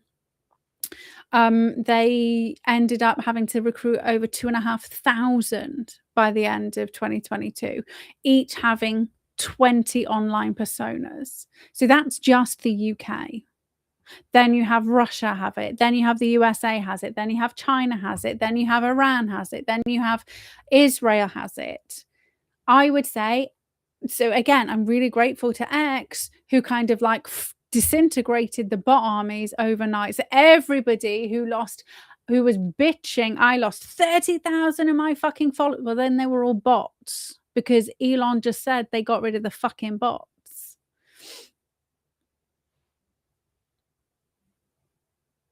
So you don't even know who you're talking to online. You might not even be talking to a real fucking person.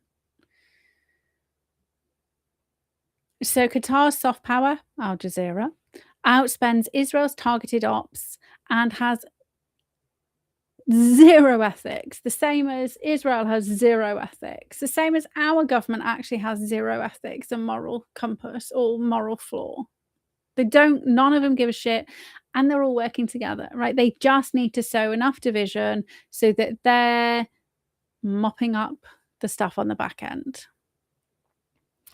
So Qatar's influencers reach 1 billion via TikTok algorithms.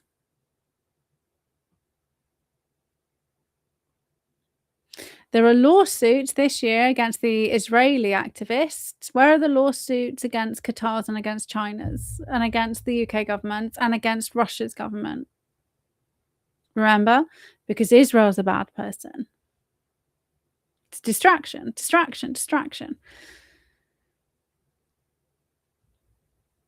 We also have the UK banning social media for under 16s, allowing them the opportunity to vote, because the only information they're going to be allowed to get is the information they get in the classroom from the 47% Labour, and I think it was like 36% Green, right? Who all follow Mao's little book or fucking the Quran without knowing what it means. So where are we now with Xi? Right, he is more Mao than Mao. So I read a book. I've read lots of books. I do urge you to read books and then interact with AI. And I say this a lot, right? I get Grok to help me formulate the information that I've already gathered and amassed, right? And then I call him out on his bullshit and his lies when he kind of goes, oh, and I say, no, that's not true. You need to make sure you're reading information. I highly recommend that you get an account on archive.org and read stuff from the 1850s, read stuff from the early 1900s, and even read stuff in other languages, because you can literally, if you didn't know, you can download a PDF in another language. So you can download it, save it as a PDF. You can open it in Word and get Word to convert it into a Word document. And then you can use Word to translate it into English. Or if you are, in another country, then you can like reverse engineer it. So I was reading Newton's original experiments from like the 1700s. I really enjoyed it. Just, just I am sad, right? I get it. It was watching the evolution of his, because we all understand light, and all of this stuff based on his initial works, but actually reading his experiments and watching him go from like, I've just discovered this thing, here's my next step, here's my next step. It was really nice.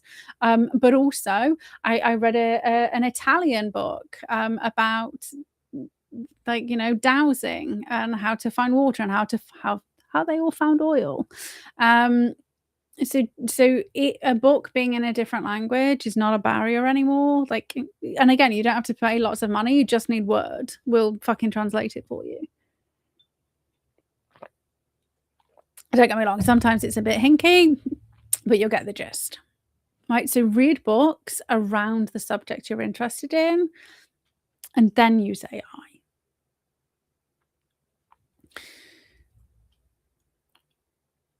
So I read a book about Xi, and it was pretty scary. He was obsessed with being in the CCP, and he was rejected and rejected and rejected and rejected because he was too stupid, but he was obsessed, and he kept getting sent to the farm, right? So he was like forced into hard labor, because he wasn't good enough. He sold out his dad, child soldiers, right? He was indoctrinated, and his dad was a communist, but he wasn't communist enough. And he denounced his dad. He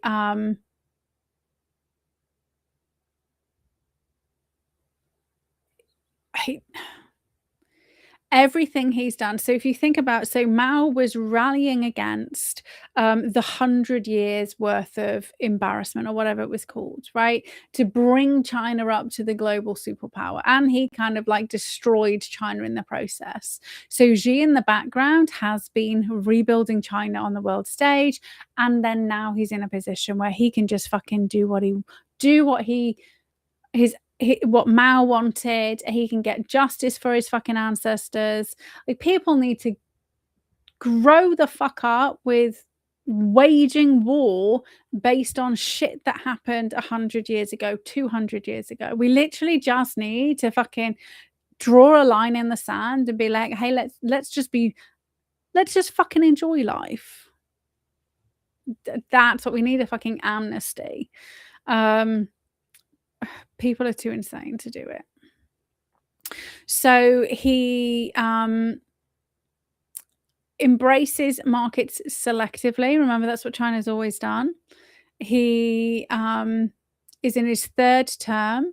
He's so far avoided famines, supposedly, right? That's the propaganda they put out. Remember, on the back end, China's homeless is going through the roof. People being locked out of the system due to the social credit score. People who leave China talk about the horrific shit that happens inside China.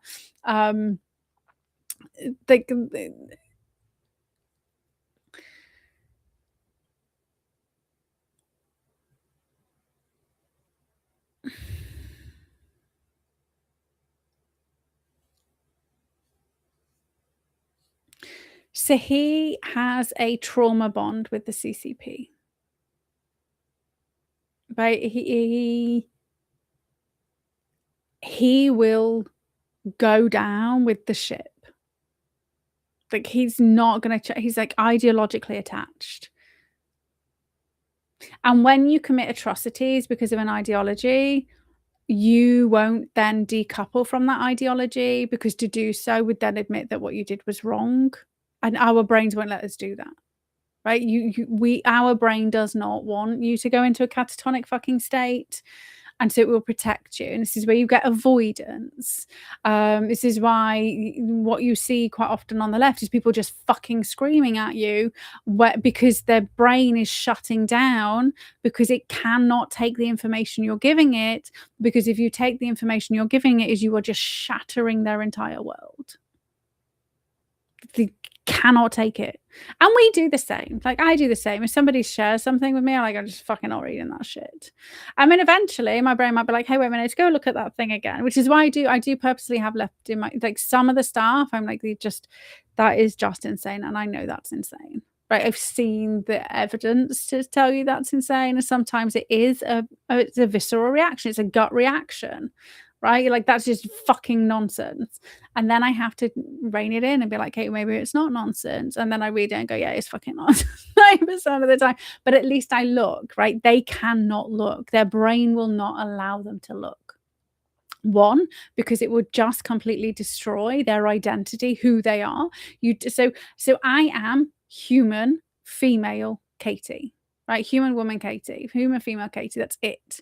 Everything else, I don't want to be attached to any label in any way, shape, or form. This is really important.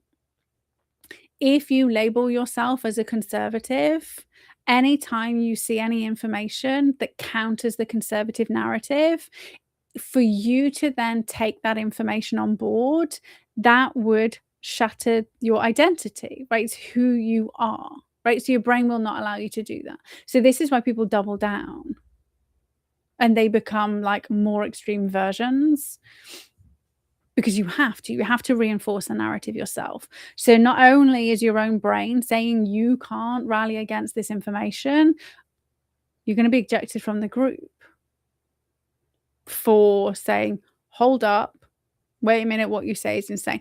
And to the right of socialism, people are more accepting, but there are still things that you can't be part of. You can't be a conservative and a Christian and agree with transgenders. I professionally do not agree with transgenders because I know that they're only there because of abuse, and I would not encourage an anorexic to be anorexic. I would not encourage somebody who's depressed to take their own life. I mean, I know I've told you before, I've had somebody tell me that they're going to shoot themselves. And I said, well, if that's what you want to do, that's not me encouraging them. That's just me saying, you're not going to emotionally blackmail me, because like I've got no control over you. It's not my job to control you. You need to control yourself. Either you want to live here or either you want to live or you don't, right? It's not up to me to decide. I hope you don't. But I'm not going to encourage them to, right? So why would I encourage somebody to perpetuate a mental illness? However, that doesn't mean I don't respect their journey to discover everything on their own.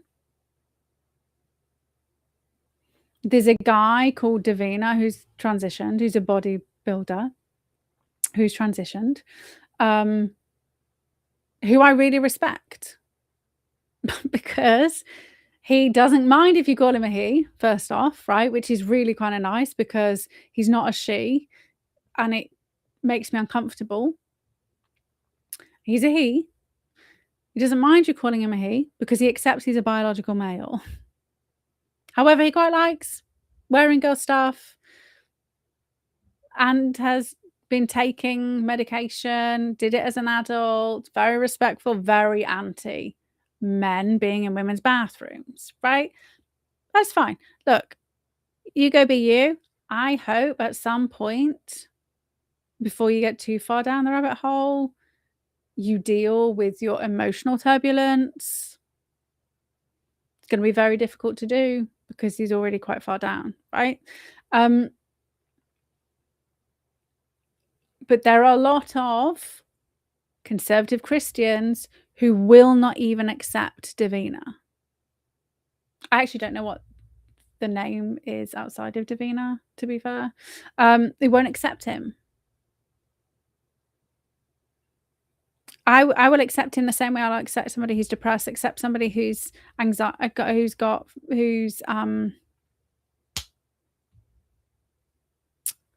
bulimic. I guess I can't remember what the other one's called. I literally just anorexia.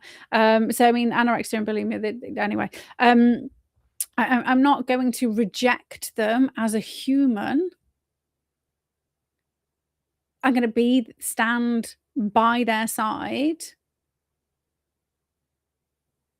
and be there to pick up the pieces when they realize what's happened, right? That's what an empathetic human does. So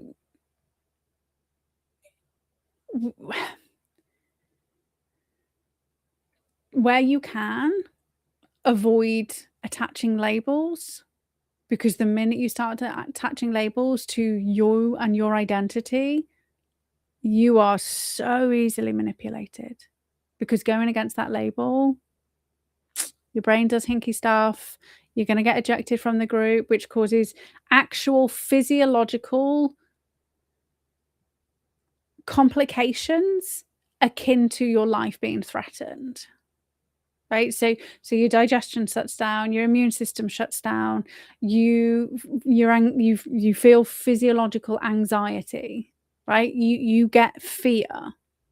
And so you won't do it. You won't look at those things. You won't see those things. You won't understand that you are being manipulated. And it's so much more subtle now, because now you don't have to actively go and read the book. You just fucking turn on your phone. So that was where we were with China, right? Opium Wars. Kind of started it. I think it was mutual destruction. And we just had more leverage, right? We were more successful, right? So this is the thing about a war, right? People get into a war and then one side wins. And then 200 years later, they say, what you did was wrong, right? We were at war, like economic war, still war. And actually we lost lives, right? Both sides were in the wrong. We are where we are. Like that's fuck it. That happened. It's not, the victor wasn't the one in the wrong. They were both in the wrong. One side won. Tough shit. Same as what's going on with Israel and Palestine and Gaza. Fucking Palestine and Gaza trying to eradicate Israel for a very long time, perpetually picking a war with a side that just keeps beating you. Doesn't mean Israel's right. Doesn't mean, but it doesn't mean that they're in the wrong, right? Because every state has a right to defend themselves. Like us and France used to keep going at each other. Doesn't mean the victor was right or wrong. Just fucking happened. Both sides were wrong. I don't agree with state sanctions. I don't agree with murder. I don't agree with state sanctions. Again, like even with the sick elite, stick them on a fucking island. They can deal with the ramifications of what they've done. I'm not going to murder them, because violence begets more violence. I think that's the cycle. So I'm grateful to Tor talking about Yugoslav the other day. And what's really interesting is when you actually look at what happened in Yugoslavia, is that's what they're doing to the United Kingdom. And I've been talking about this for a while, about the dangers of breaking up the United Kingdom and breaking up the Commonwealth. And today happens to be like Commonwealth Day, which is really kind of interesting, just randomly. And I've been talking about the dangers of it, and I've been talking about what they've been fucking doing. And I hadn't realized it's an actual pre-practiced playbook, right? So what did they do in Yugoslavia, which was officially the Socialist Republic of Yugoslavia? And we are going to get back to China. We haven't left China yet. We'll get there. Was a multi-ethnic federation of 6 republics: Slovenia, Croatia, Bosnia, Herzegovina, Serbia, Montenegro, and Macedonia, and 2 autonomous provinces: Kosovo and Vojvodina. Sorry. formed after World War II under Josip Broz Tito. It collapsed 1991-1992, with wars lasting 1995, and Kosovo 1999. Now, I grew up hearing about the Yugoslavia, hearing about Kosovo, and all of the horrific things that happened. There was 1.5 million deaths, millions displaced, resulted in 7 independent states. So the destruction of Yugoslavia involved international fractures amplified by external pressures, turning a stable, if flawed, union into chaos. Yugoslavia's breakup wasn't inevitable, right? It was purposeful. It didn't have to happen, but it was forced to happen. So if they did democratize, it could have saved it. But the nationalism and economic pressures made it violent and just ended it, right? So I want, and this is why it's really important. Maybe this is why Americans don't actually understand. And FYI, this is happening in America to your states. You are being Yugoslavia'd too, and you don't realize it. But this is why I did that show talking about what the United Kingdom is, because you use United Kingdom and Britain and England interchangeably, and it's not, right? United Kingdom is 4 countries. It is Scotland, England, Wales, and Northern Ireland, which is a geopolitical trade agreement and political agreement, right? It's kind of like the EU, but on a smaller scale. It's kind of like the USA on a smaller scale, right? But independent countries with their own unique thousands of years history, not a few hundred, not like a few decades, like thousands of years independent history came together because it was beneficial at different times. So they have been perpetually and consistently trying to break up the United Kingdom and then destroy England and reverse it back to the fractured kingdoms which it was over 1,000 years ago, when we were not the teeny tiny little country which was a superpower, right? Teeny tiny superpower based country, which only happened when we united, when we stopped fucking fighting each other and then started defending ourselves against perpetual like invasions.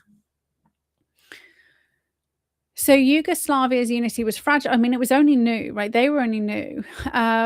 So built on Tito's brotherhood and unity, ideology suppressing, ethnic tensions from World War II, economic disparities. So we had wealthy North, Slovenia, Croatia versus poor South like Kosovo and Macedonia, which bred resentment, similar to regional inequality in the UK. So London versus Wales or north of England, and then Scotland, and then Northern Ireland.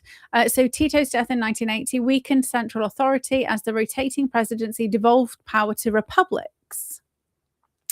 By the 1980s, hyperinflation, so 5,000% in 1989, debt 20+ billion, like we are in debt up to the eyeballs, with the biggest debt to China.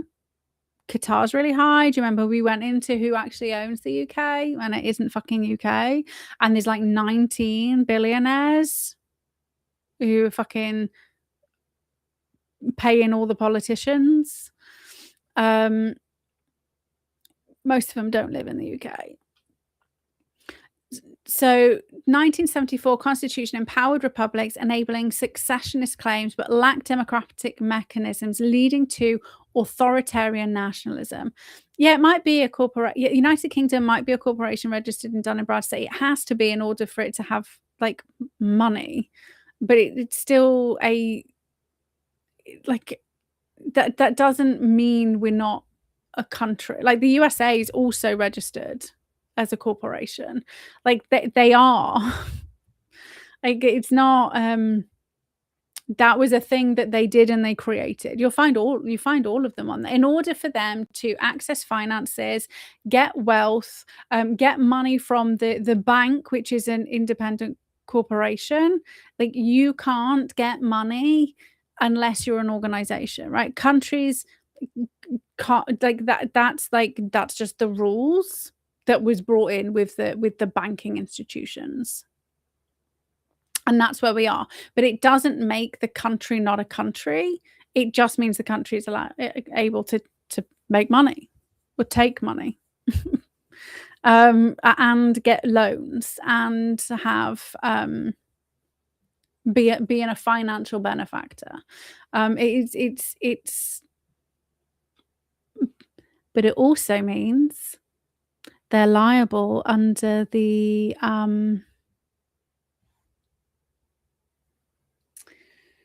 2016. Is it 2016? The act which makes companies liable, the manslaughter, corporate manslaughter. So they didn't consider the boomerang.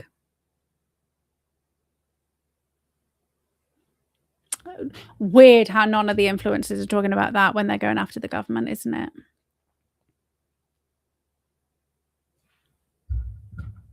It was in our fucking removed.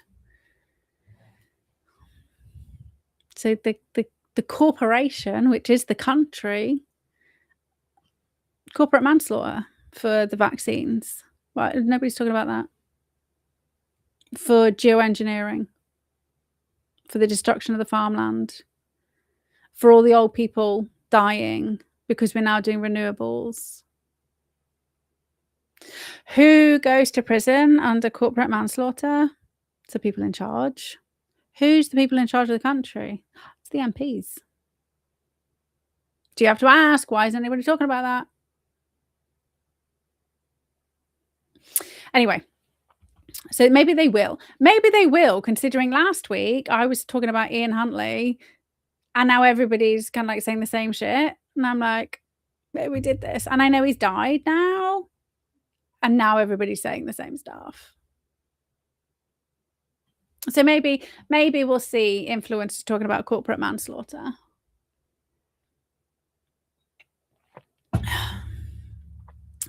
Fuck, it's just bullshit. I don't care. No, I do care because I don't like the fact they're not teaching you about the boomerangs, right? Everything's got a fucking boomerang. But this is why I tell everybody to be fucking careful about what you're wishing for, i.e. bringing back capital punishment, getting rid of the Human Rights Act, getting like everybody's saying, but we have human rights embedded into common law. They have removed common law. It has been superseded through the legislative process. Right? So you can't just get rid of the Human Rights Act and revert back to common law because common law doesn't exist in the same capacity. The last common law on the statute we have is misconduct in a public office. And I've already told you, and I told you 2 years ago when they were changing the fucking legislation, they literally have a parliamentary body, legislative organization that's been in place since 2010, since Cameron and fucking Lib Dem cunt face guy who went to Meta, who's so irrelevant I can't even remember his name, created this organization to go through every single old, outdated, duplicated piece of legislation and update it. The last common law legislation we have is misconduct in a public office.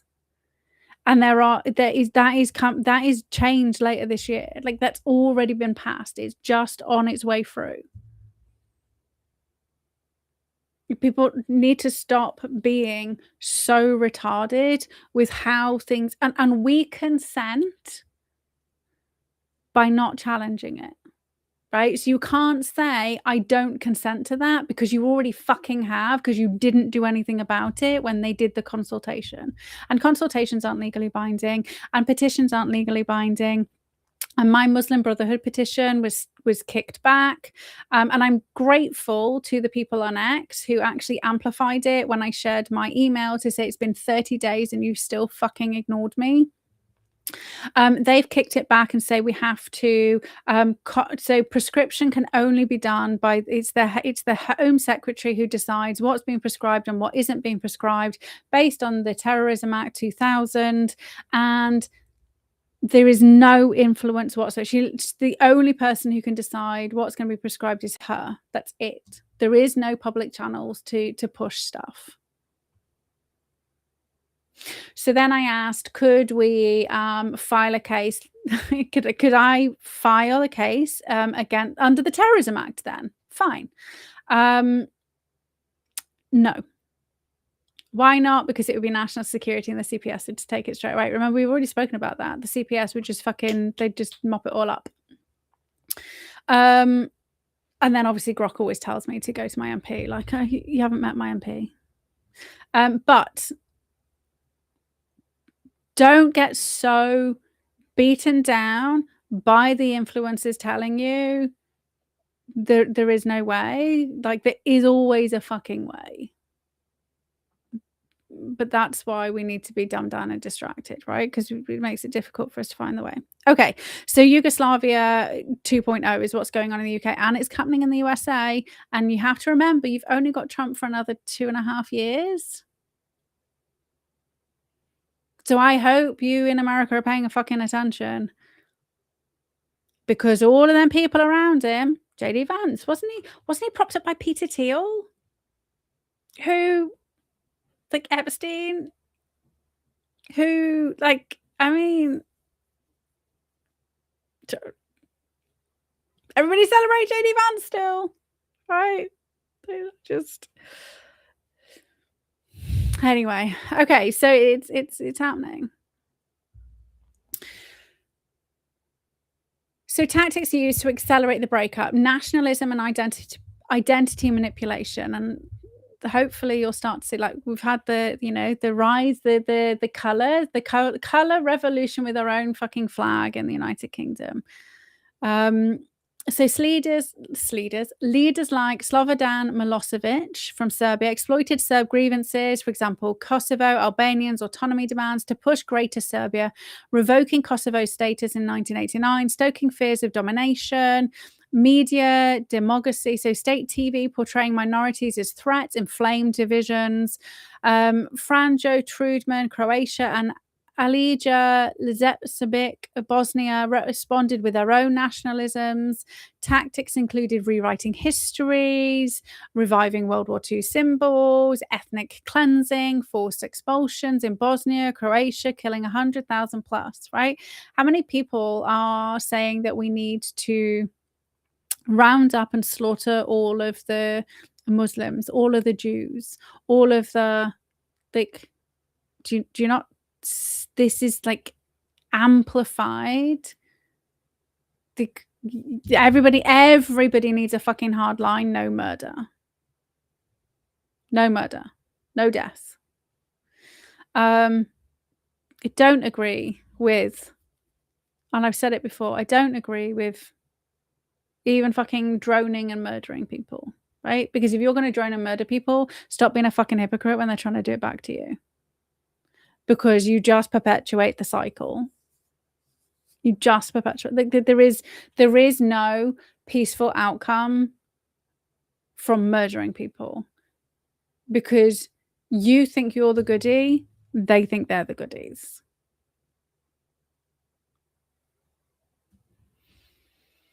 So the IMF austerity in the 1980s, so debt restructuring worsened inequality, pushing republics to blame each other. Serbia withheld federal funds, starving others. The UN sanctions 1992-1995 isolated Serbia, but Milosevic used smuggling to sustain power. We had Western power, so Germany recognized Slovenia and Croatia in 1991. Didn't we all just fucking recognize Palestine? So accelerated accession, ignoring UN warnings, so divide and conquer.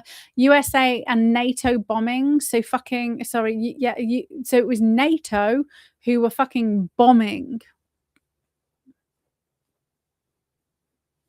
1995 Bosnia, and that was like Clinton, right? Enforced peace but enabled ethnic partitions. Russia supported Serbia, arms flowed from Iran to Russia. Remember, Russia helped create the CCP. CCP have been propping up Iran.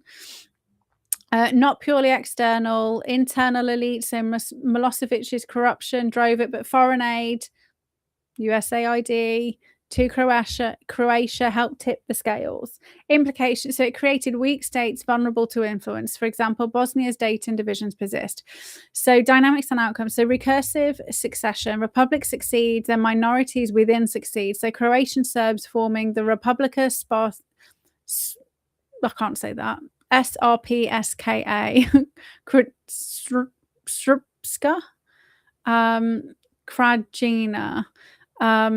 Wars involved sieges, so Sarajevo, genocide, Serbia, 8,000 Bosniak men killed, displacement, 2 million refugees, intergenerational trauma, nationalism resurgence.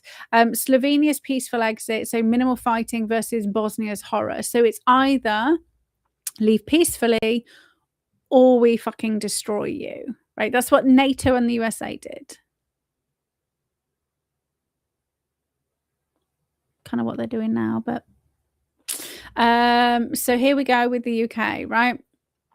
So according to according to Grok, the UK isn't on the brink of violent dissolution, but he's not really paying attention. That's fine. So it's also, he's got lies in here, right? But that's fine because we know the reality. So we've got ethnic revivals, so English nationalism. You know, how many people like, we need an English parliament? Wait, have you ever paid attention who's funding those things? It isn't English people. Or non-globalist English people, or non-elite English people. Well, they are now, but they're not the people who are they're the people who are parroting it, but not the people who are funding it. So devolved identity, Scottish, Welsh resentment of Westminster. So SNP has been pushing an indie reference again. That was Iran. Iran bots. We had Russia pushing Brexit, right? Why? Because weakened United Kingdom. And again, we were showing Russia and fucking UK going at it since the 1800s into the Middle East, right? Everybody's like, the elites are still vying for power and control, right? They do not care about us, regardless of which elite country you're in. We are just fucking bugs on a stage. So we've got Plaid Cymru had 24 seats. We got SNP, Sinn Féin Assembly win in 2022. So media, populist demography. So we've got Farage fucking doing it as well. Everybody wants to he's such a cunt. Anyway, Milosevic had TV control. Remember, we went into who owns GB News because he's good people. Fucking idiots. Just like anyway. So Remain and Leave wasn't ethnic, but now we're seeing the ethnic rise. And actually, we've seen that Wales and Scotland were far easier to manipulate with regards to the ethnic rise. I was at university in Liverpool and Ireland, right? And again, so Ireland, the Troubles was a test bed to see how easily the British population would be manipulated. So I was at uni undergrad in Liverpool, and there was a girl there who was a friend, but I thought very strange, from Wales. And I remember her telling me she hates the English. And I was like, why are you in Liverpool if you hate the English? Like, for a start. Hates the English for what the English did to her great grandmother, 12 cousins removed, like something fucking random. So I had two Irish friends, one Catholic, one Protestant, and they were you know, they were also friends. They couldn't be friends back in Northern Ireland, but they could be friends in Liverpool. And they both hated the one hated the English. I was like, why? Why come to an English university if you hate the English? But if you Scottish hate the English.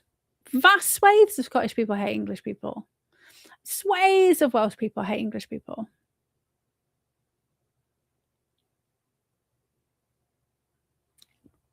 Because they're easily manipulated. Easily manipulated. Because they're isolated. And because they've been abused by their elite. Abused by their elite because they actually get far more money as devolved nations, and they always had far more money than what was portioned off to England, especially the north of England. They've had free university forever, free prescriptions, free everything, right?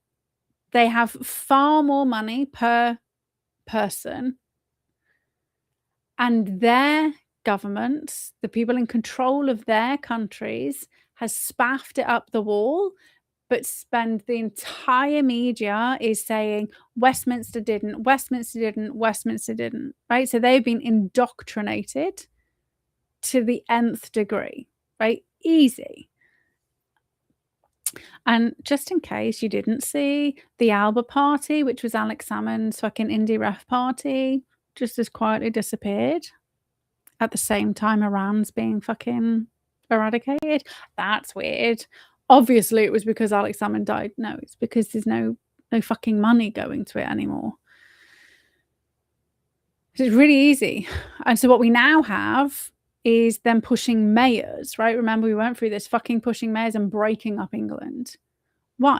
Because we're a perpetual thorn in the cabal's side, because we're educated and we have lawful means to take our own government to court and to block the government doing the things that it wants to do. And when we block it, it then filters out into the world stage. Had the brave men and women not taken the government to court, the schools to court in 2020, we would all be living in China right now through COVID. And unlike other countries where brave men and women took people to court, ours actually ended up in court pretty fucking quickly. Remember, it was August, September 2020 when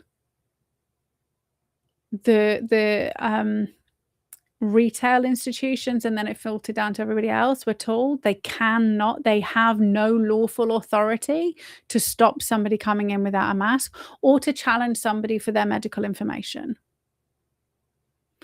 In September, October 2020, we had the mum and daughter who blocked masks mandates in schools, right? By late 2020, November 2020, we'd blocked vaccine mandates. So 2021. But we'd blocked the masks that were supposedly mandated, right?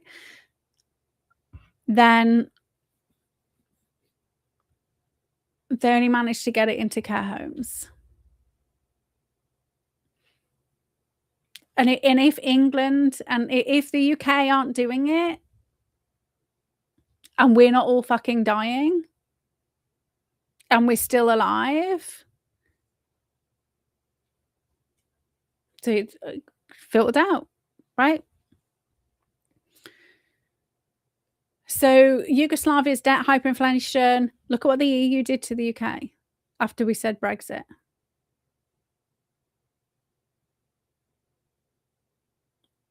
Yeah, we can only block it if we hear about it. But they post it on Twitter, and they by law, they have to put it on their fucking government website. Now, the problem is most of us are working at least one job and have families, and it's near impossible for us to fucking be watching the government's website 24/7. So that's where the left have an advantage. They're champagne socialists who will have a fucking will have a heart attack when communism actually comes in, right? But it is there. Like, they have to put it up.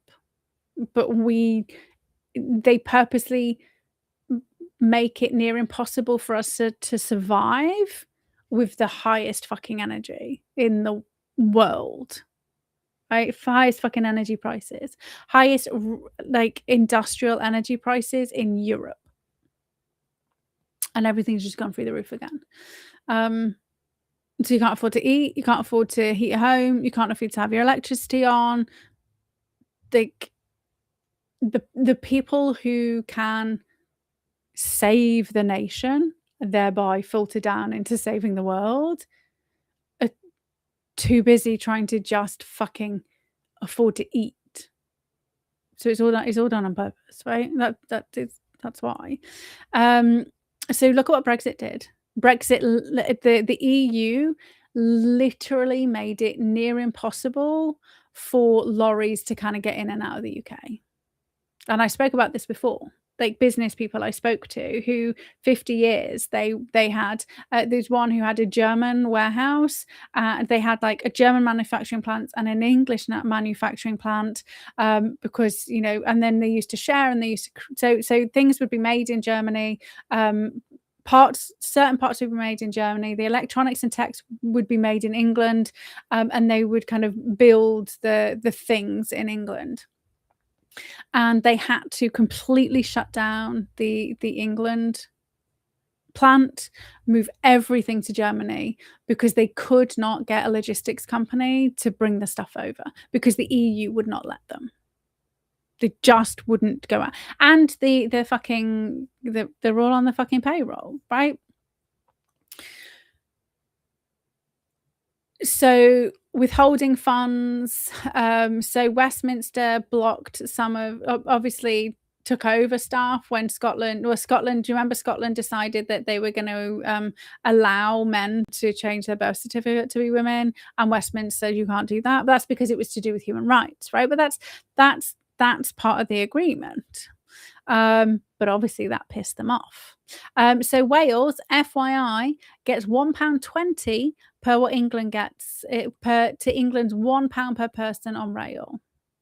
So they just they get 20p per person, and their rail's bankrupt. Their hospitals are fucking bankrupt. And I know that for facts. Living in Telford, we have the Shrewsbury and Telford Hospital, and Telford was actually doing really fucking well. And then we got lied to by Shrewsbury, and then we took on all of Shrewsbury's fucking £30 million debt.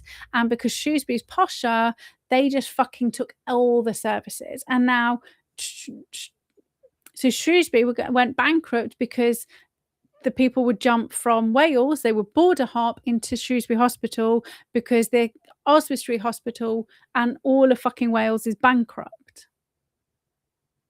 And so what's supposed to happen is, like, you come over and, you know, you kind of have a thing, and then Shrewsbury like bills like this is, we get money to serve these people, like, you can be served, but we're gonna fucking bill you. And they don't pay, right? So that's why Telford, I mean, that's not why they were like murdering or killing all the fucking mothers, the maternity unit. That's because fucking they're psychopaths.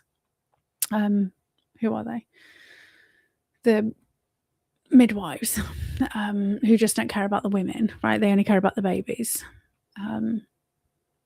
They're all fucking psychopaths as well, left-leaning psychopaths. But look at what the nurses did in Nazi Germany.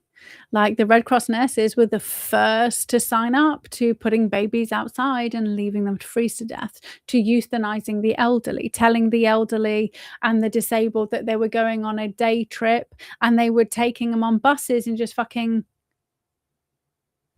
jabbing them and killing them, using insulin, starving them to death. And it just got too expensive to use insulin and to starve people.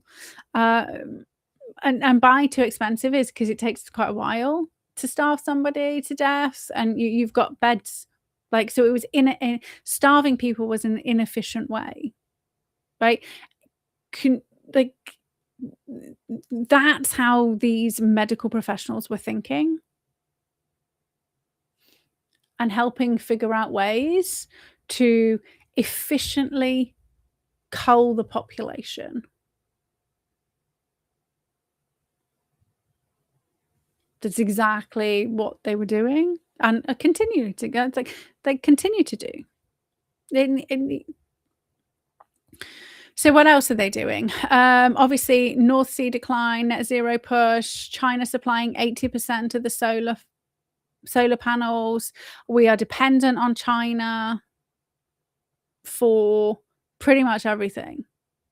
Right? We've got no manufacturing, destroyed our steel industry. We've got no native steel industry, so we can't defend ourselves. We can't build and manufacture aeroplanes or anything like that without getting stuff from other countries. We could not stand up to China militarily because we need to get our fucking steel from China. We need to get our chips from Taiwan. We need to fucking our food.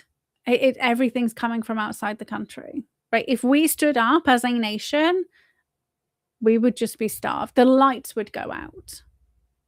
We would like it. It wouldn't take long to subdue us if we actually stood up, like properly.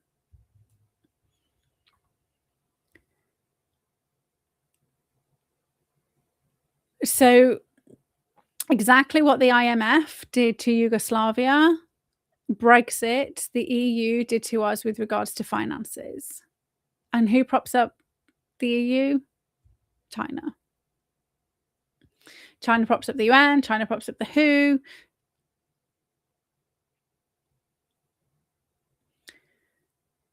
So Welsh poverty is 24%, which is the highest overall the UK. It's health and food, which is why they've got Plaid Cymru, right? But they don't see that it was that was Labour controlled. When we had a Conservative government, that was Labour controlled. Scotland was fucking Labour and SNP, right? But they still think it's Westminster. And now look, we're all fucking Labour, and now look at us. Well done, you fucktards.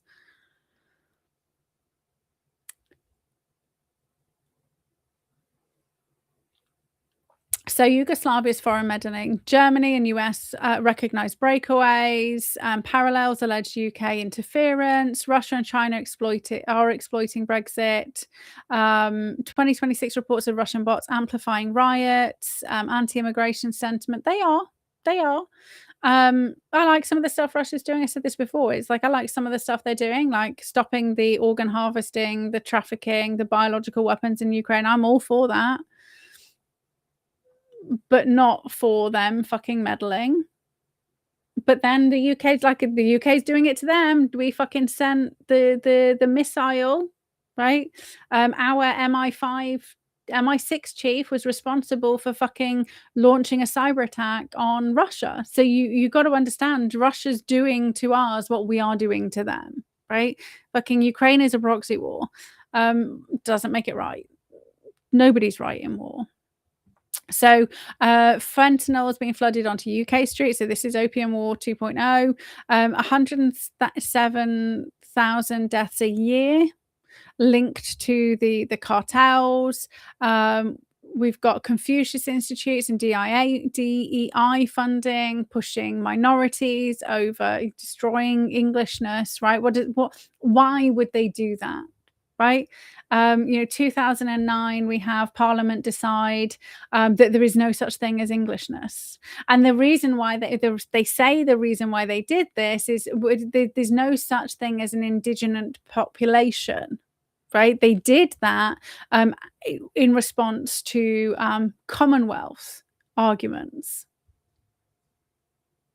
On the back end, you don't exist as a people, right?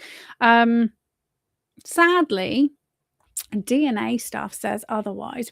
English is a unique genetic profile. So is Scottish, so is Welsh. And Cornwall can go fuck yourselves. There we go. Iran's proxy, so crypto, they're using crypto to avoid sanctions, fueling and funding divisions. Israel's obviously playing all sides, every side, because they do. We've got Qatar funding mosques. We've got Muslim Brotherhood. We've got China funding Iran fucking propping up the devolution of the UK. Like, so everyone's stating the UK needs to stay out of what's going on in Iran. Like, start paying attention to what Iran are doing in the UK. Start paying attention to what China are doing in the UK. And it's there. It's being talked about. You're just not fucking listening. So because the UK left EU, that obviously triggered Scotland, Northern Ireland and Wales debates. 30% of people in Wales support independence. And obviously the government blocking the second Indy referendum is going to make Scotland even more angry, right? It doesn't matter that actually where Scotland is now, more people want to stay joined up. Like, that's what polls will. I mean, polls can always be manipulated, but actually, when you speak to the Scottish people, they aren't that fucking happy with the SNP, right? And we've got Sturgeon like cases, legal case, like they aren't happy, especially as they've been like on the places which have been on the brunt of the fucking immigrants, right? That Scotland's taking over and over and over. So what we're seeing is the fracturing, purposeful fracturing of the United Kingdom. Because if the United Kingdom falls and Trump disappears off the world stage, it genuinely is game over. And I'm not being defeatist because I don't think they will be successful. But people need to be really careful about, and I do believe England should be for the English, right? I do believe that. But I also believe we should be a united kingdom. I don't believe we need to be separate countries, but I just don't believe England should be wiped off the map as a country. Right? I think Wales can exist. I think Scotland can exist. I think Northern Ireland can exist. I think England can exist. And I think we make a lot of fucking good sense staying together as we have done, right? Because we are stronger as a united kingdom than we ever were alone.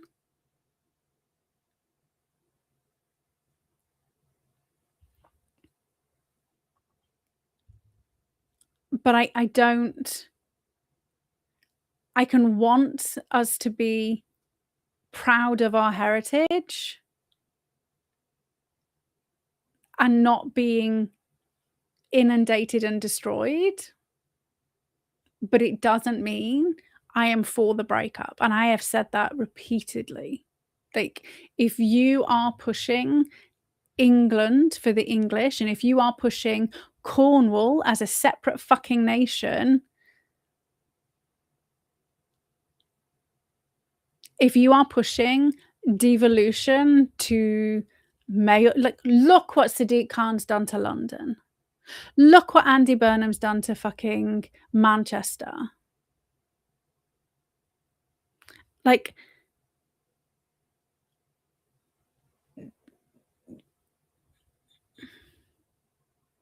I am not waiting 5 years to fucking elect you. You can't even fucking get rid of them. right? Look at the way that they've suppressed the fucking rape gangs in Manchester for decades. And where did the Greens win? Manchester. Why is everybody so fucking surprised? Like, I don't even understand why people are being fucking surprised at that shit. That was always going to happen. Got to be fucking careful with what people are pushing, right? So that's why I was straight up fucking flags up, and I was like, okay, well, here we go again. It's about sowing division. It's about bringing and ushering in a civil war in the United Kingdom, right? Whether that's between England, Wales, Scotland, Northern Ireland, whether that's in groups inside the English versus, you know, the British versus the fucking Muslims. Like, they will, this is the fucking, we are getting ants and ants and ants. We're getting all the different coloured fucking ants thrown in that jar, and they are shaking it fucking vigorously until we start biting. And the British born, actual British nationals, not just the people who fucking parents rocked over here and popped a child out, actual British people are civilized and will not be the ones to start. Fucking insane left's very different. The teeny tiny minority, the majority of the non-British imports have come from countries where you just machete your neighbor because you want their wife, right? That is the legit difference between many people living in the UK right now. It's not, people don't get on a boat and then they inherit 3,000 years worth of history leading up to a point where we just naturally fucking queue and we give way to other people and we bump into somebody and say sorry. That's like,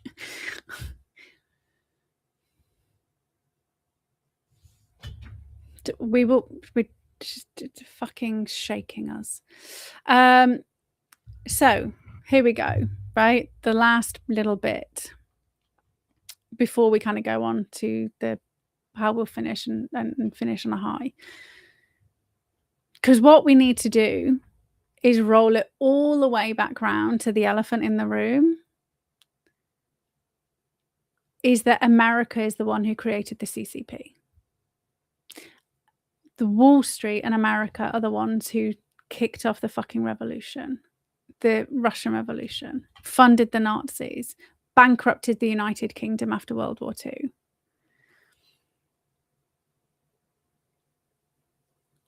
Where it stands today, America has been building its empire for the last 150 years by systematically destroying every other country and using proxies to do it.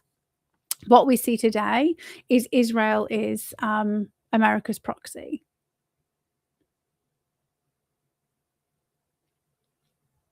So America gets to be America first, but if you dare do you first, America is going to obliterate you. So, to put it into context, I very much appreciate the things that Trump is doing to destroy the globalist agenda and regime. But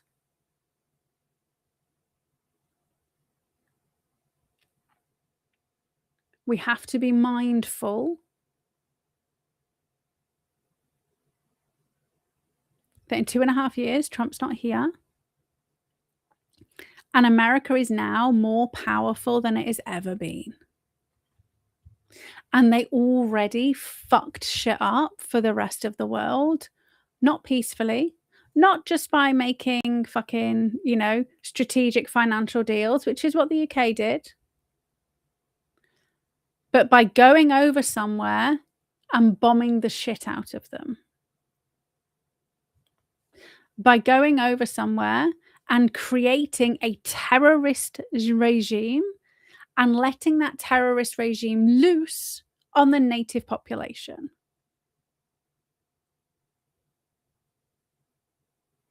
That's the way that America has behaved, and the UK's been their bitch because we've been owned by America since World War II.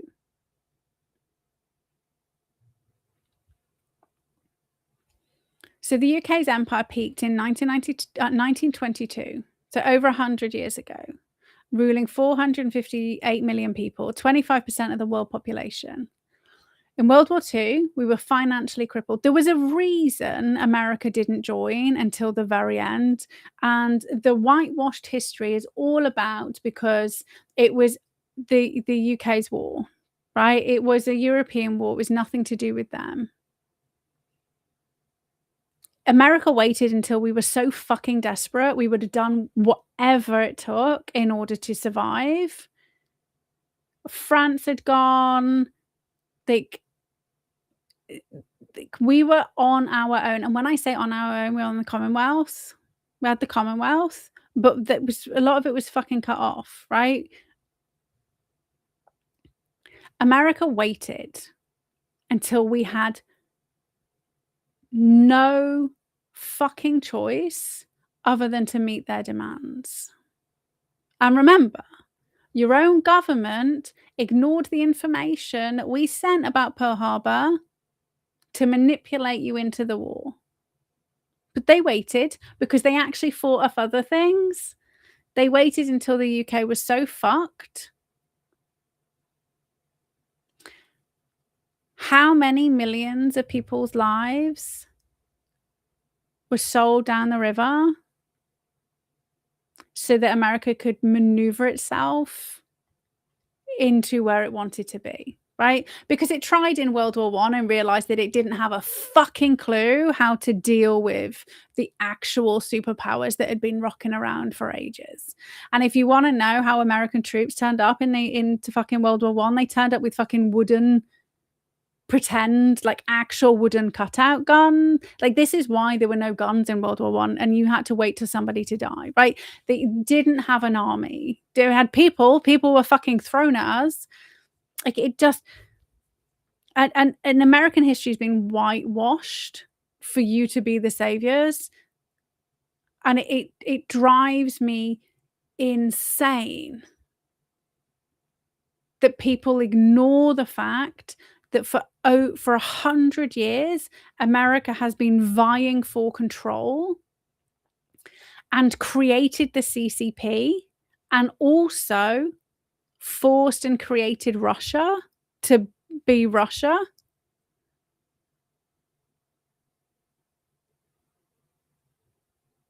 So that they could get world dominance. And now everybody's asking America to fucking save them. Right? It's a fucking sales tactic. What is the outcome you want? America wants America to be in charge. What does America have to do to make it happen? It has to fucking create some enemies. In order for those enemies to succeed, it has to fucking destroy the thorn in the cabal side. I mean, France is just fucking, they get taken over every single time. Fucking, like, Spain went communist straight away. Germany, they went up the fucking wazoo. The only people who actually stayed fucking true to their heritage and stepped up to save the world, this is tiny fucking island who did have the Commonwealth, right? But this is where it came from. Just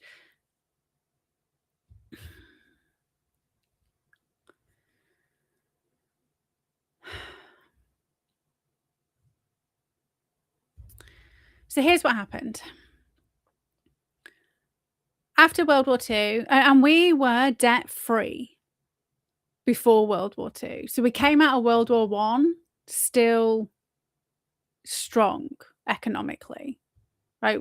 World War I wasn't enough to destroy us. as a nation. Because you have to remember, this is why it's important to remember smallpox, remember conscientious objector, remember that this teeny tiny little fucking island, a band of women protecting their children in Liverpool, rippled around the fucking Western world and destroyed the vaccine narrative and smallpox and depopulation plan, right? Because that's their goal, depopulation and ownership of the planet. Like, they do by any means necessary. So the only way the financiers, the bankers, the global cabal could have their way, you have to destroy us. So we were at 250% GDP debt by 1945. The US emerged as the sole economic superpower with 50% of the GDP. They used the land lease in 1941 to 1945, which was 31 billion to the UK, which is the equivalent of 486 billion. And remember, we didn't pay off the world's. We fucking paid all of the slavers to release the slaves. I paid back the fucking slave debt because we as a nation, like, nobody else fucking helped us with that. I was paying that. We paid that. We finished paying that in 2014. So fuck you to everybody saying that I've never had a slave, but I paid for your freedom. So go fuck yourself with your reparations to every other fucking country that's demanding reparations. 2,000 British naval soldiers died for you. And me and my ancestors fucking paid for it. So America did the same thing, right? The equivalent of 486 billion debt as leverage. And they literally, 1945, VJ Day, so Victory in Japan Day, that's it, called in the loan. That's what America did. That is now stood there saying, where are you, England? Where are you, Britain? Supposed to be our fucking ally. We've never been allies. We haven't ever been allies. The special relationship was, we say jump, you say how high, because we fucking own you. And when we started to get back, they have to fucking destroy us again. Literally, Victory and like, imagine getting a loan from a bank and they saying, right, you know, this is how much you can pay. Like, in the middle of a fucking war, people are dying, coming to our aid.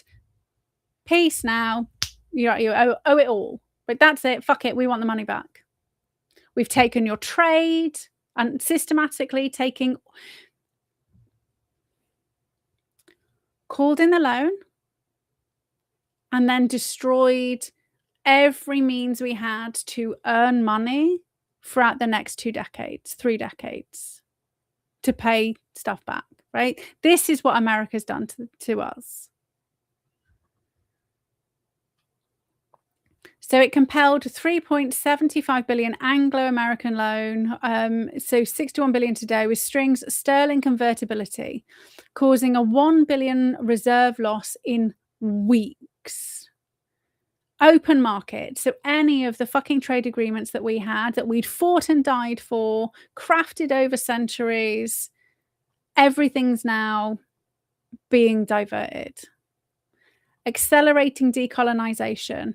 USA forced us in 1947 to decolonize India. Why? Because they wanted in on the fucking opium trade. We had to have open trade favoring US exports. Roosevelt and Truman did not like empires. And so they weakened the UK to ensure US dominance. They manufactured the Suez Crisis in 1956, forced the UK to withdraw. Remember that led to the rise of the proper rise of the Muslim Brotherhood, which they funded. If the Lend-Lease had continued, we wouldn't have been so fucked. We would have not we wouldn't have been forced to fucking decolonize as fast because we needed the money to pay our ally. Remember, and I've said this before, starvation kicked in England, Scotland and Wales and Northern Ireland after the war. It was the 10 years after the war where people were starving.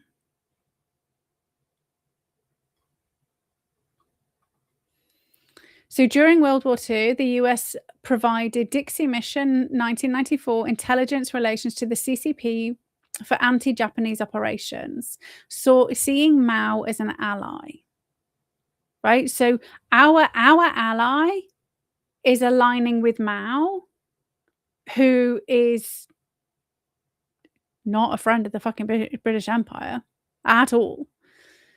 Post-war, the US gave $2 billion to aid KMT, so that was the Nationals, but withheld full military support. So KMT, remember, they are the Marxist communists, and they kind of held back, indirectly aiding CCP victory, right? So they didn't care which communists won.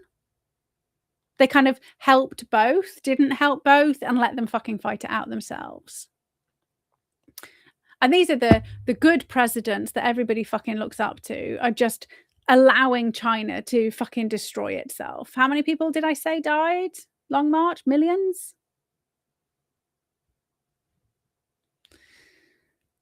The loss of China, debated as deliberate, aligned with US decolonization push, creating a communist rival to check European empires. Right? And remember, fucking Wall Street, who started the Russian Revolution, the fucking World War I, World War II. Like, America has systematically destroyed thousands of years worth of fucking finely aligned, finely balanced alliances where there are kind of skirmishes, but not mass millions of casualties. And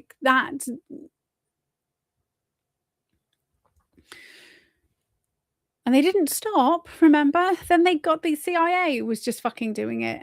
It's not rogue. It wasn't rogue CIA. This is American policy.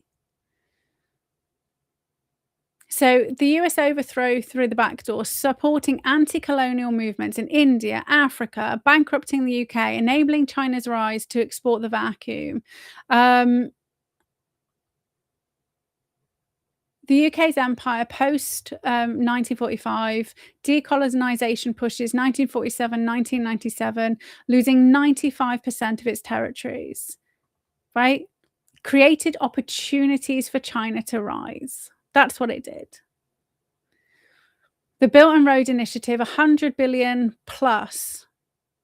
Then in UK investment, so Hinkley Point nuclear plants is 33% Chinese stake. So China is in our fucking energy, it's in our water, it's in our steel. It owns our fucking national debt. Fucking poisoning us. Like this is what America did to us. Right? And it does not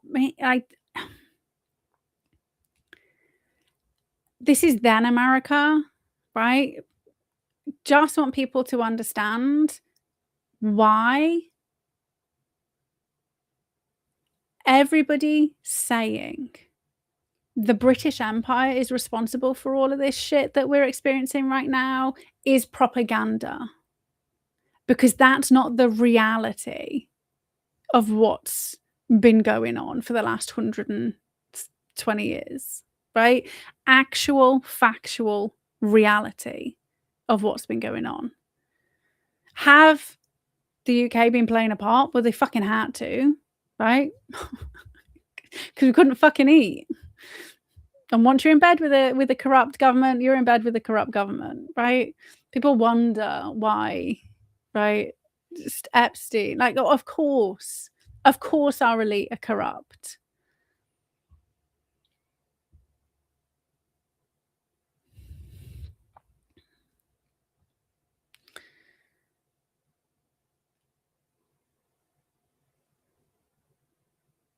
So China was the US's proxy. Israel is the US's fucking proxy.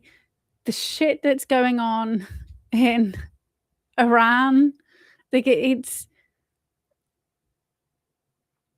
I don't agree with murder at all.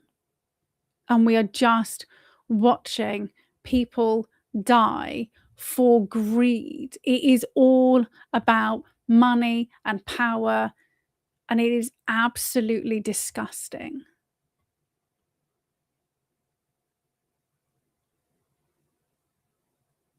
But then what happened? China got rich. China did its own soft power. The USA no longer in charge of China. China bid its time. Remember, China was fucking devastated after Mao.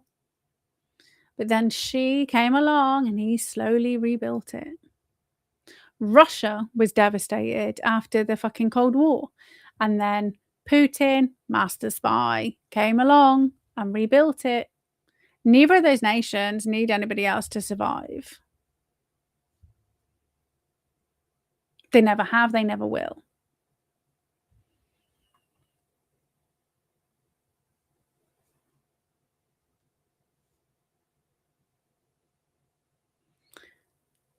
So we have MI5 warning China is the biggest threat, right? 100% they are. America under Trump, I don't think, from what I've seen, Trump's actions,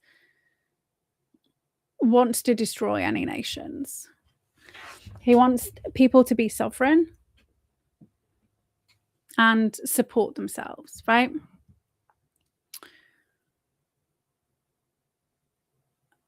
No, we haven't owned them for a very long fucking time. I mean, it's the same, right? So there's the three, right? So you have City of London. Okay, so the City of London is the financial arm, but that's not part of the United Kingdom. You have the Vatican, which is the religious arm, but that's not part of Rome. No, Vatican, wherever it is, right? Yeah, Rome, Italy. And you have Washington, DC, which again is an independent state, right? Independent country, independent, whatever it is, like independent, is the military arm. So you've got those three arms of the cabal. The Queen was the head of the Committee of 300 while she was alive. So the head of the elite, but in name. And again, right? So there's factions within factions within factions. So the royal family had no money.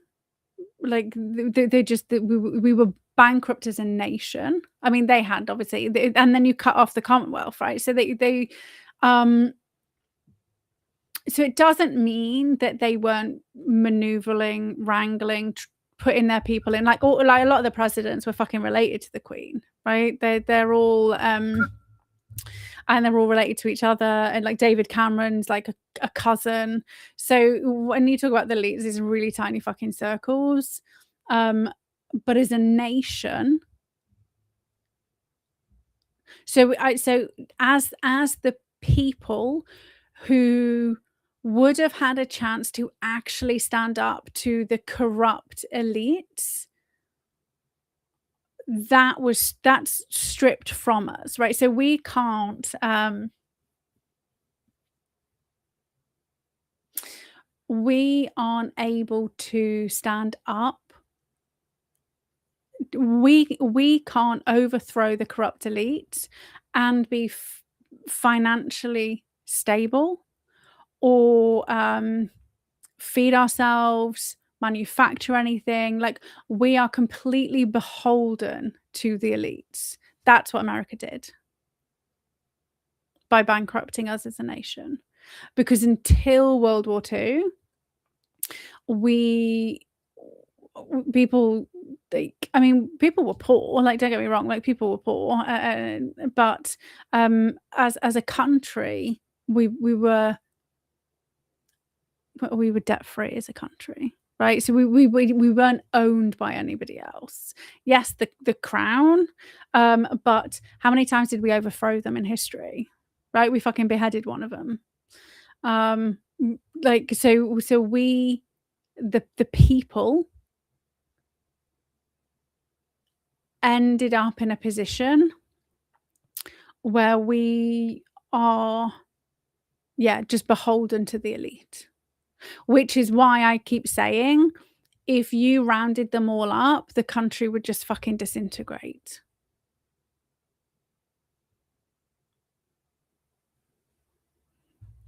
But no.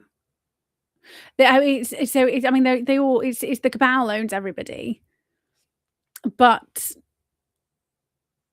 factions within factions within factions, right? So we had the Queen was in charge of the Committee of 300, but then you have the technocrats, you have like Silicon Valley pop up, you have the bankers who weren't part of the elite bloodline, the oil barons who weren't part of the elite bloodline. I mean, this is why, like, fucking Titanic, they try and kill each other off, because they're still vying for control. But yeah. And again, we only know what we can see. But we became a poor, insignificant nation because we were forced by the American bankers to, and the Queen was forced back in a box. And easily ignored, right? Easily ignored.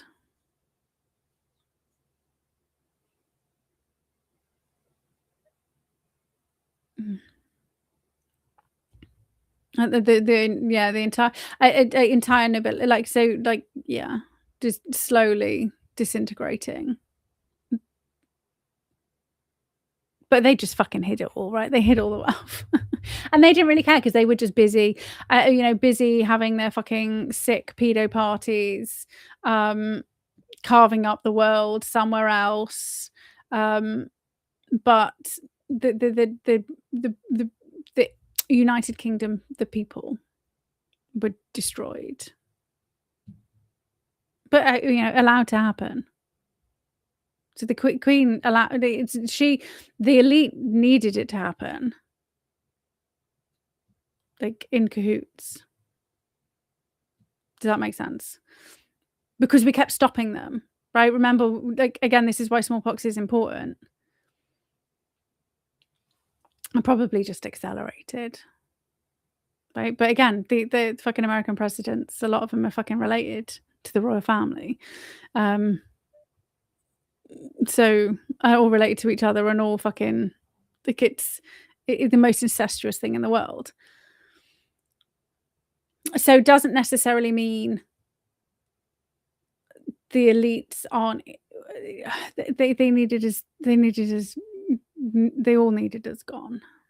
But that's what so moving the elite superpower from the United Kingdom to America, it's still the cabal. Which is why I say we've got to talk about the cabal rather than the British Empire. But it's America who has been the arm that's been doing it. Yes, under the elites, 100%. But just why, just to let my American people know why we get very angry at being called, like, cowards, and getting abuse on social media for not coming to America's aid, right? Learn your fucking history. This is what I wanna shout. Okay. So, but talking about China, right? So China was created by, um, the bankers, Wall Street, Rush, like there's a to watch the meandering. Then we have they are fucking shit up on their own. While America was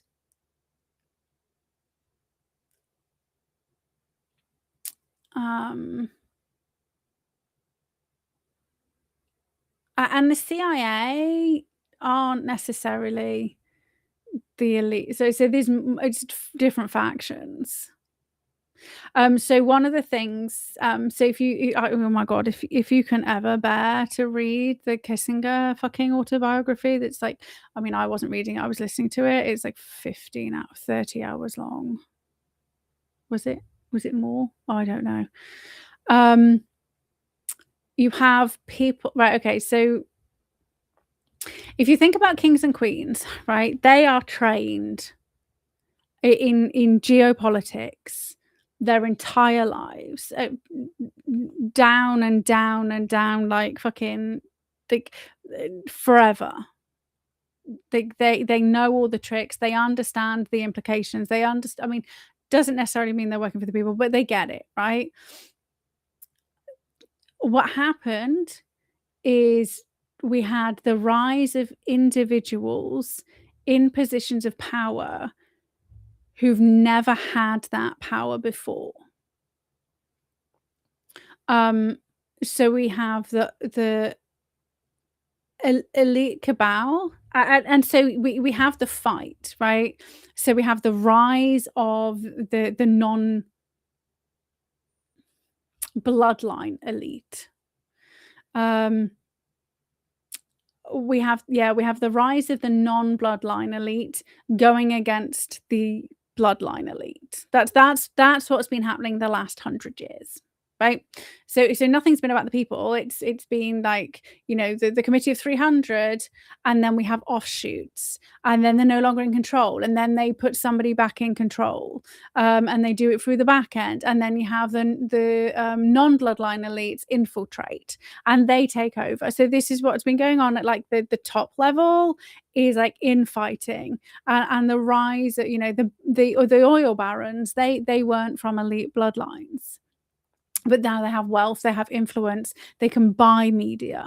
So we have and we have the rise of non-bloodline based countries. And then they have to get infiltrated. They have to align with which side are you going to be on. And so the rise of American wealth was outside of bloodline, right? So this is why you see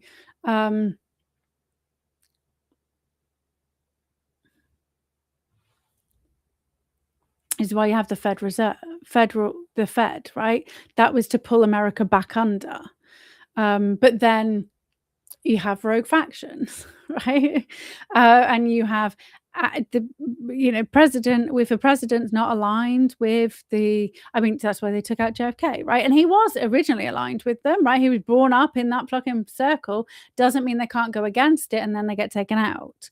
And so it's but none of it's for the people. Let's just go like, there's these factions within factions within factions, and they all want us dead. Like, 100% we don't want China's AI. We won't have our own AI.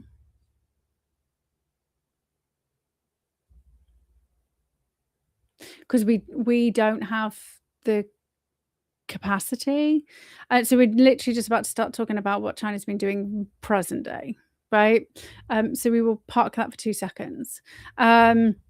So MI5 warns China's the biggest threat with 20 plus hacks in 2025, right? So remember we had the Electoral Commission breach with 40 million voters data.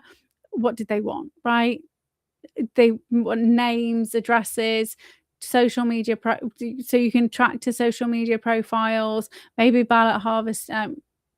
They hacked into the government website multiple times. They hacked into a hospital, which is why we got the blood shortage, hacked into schools, getting access to medical information. China are hacking the UK on a daily basis, right? How we fucking authorize that embassy just shows. I mean, obviously Starmer fucking wants communist. It literally, as a young person, said that. We are at war with China. Like actual legit war with China.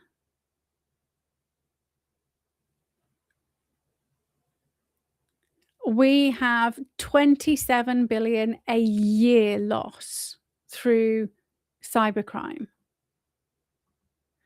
Telford firms were hit by Chinese ransomware. We have 20 MPs who were fucking stung, right, by China last year. We have spies in the palace. We have 3 family members of MPs literally just fucking arrested last week, spying for China. Now, remember that the Reform MP from Wales was passing stuff back for Russia, and he got 15 years. Do we think the Chinese ones? No. We have the United Front Work Department recruits elites, right? The 2025 Huawei scandal with ex-MPs. The Huawei ban cost $2 billion. David Cameron's China Fund. We have, and David Cameron related to the fucking Queen, right? So they're all vying for themselves because they're psychopaths.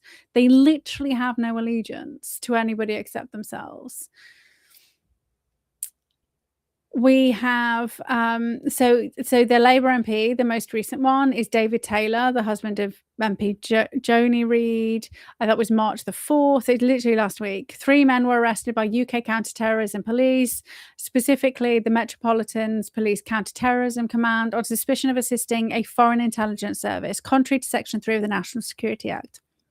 That's life imprisonment.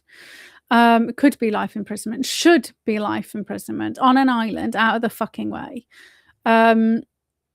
This act targets activities that undermine UK interests, such as espionage or interference by foreign powers, right? Interference by foreign powers. So why aren't we fucking doing anything about China fucking hacking us every single fucking day?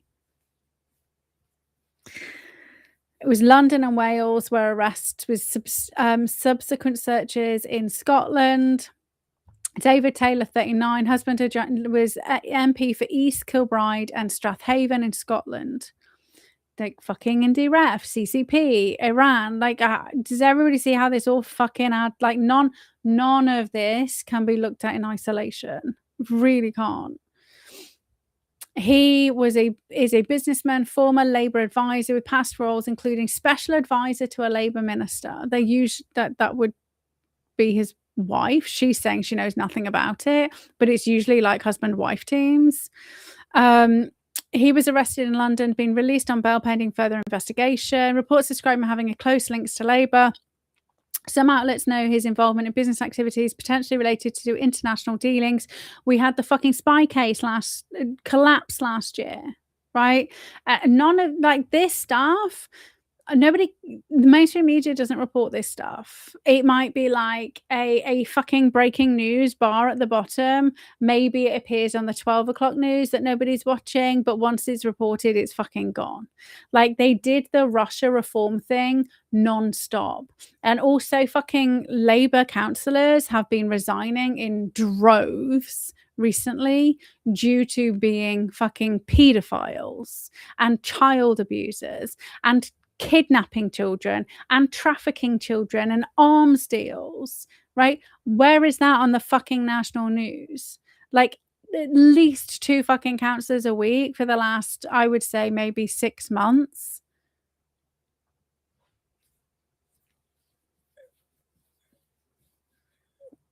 And don't talk about that. The fucking paedophile party. And so are the Conservatives. When you go up the chain.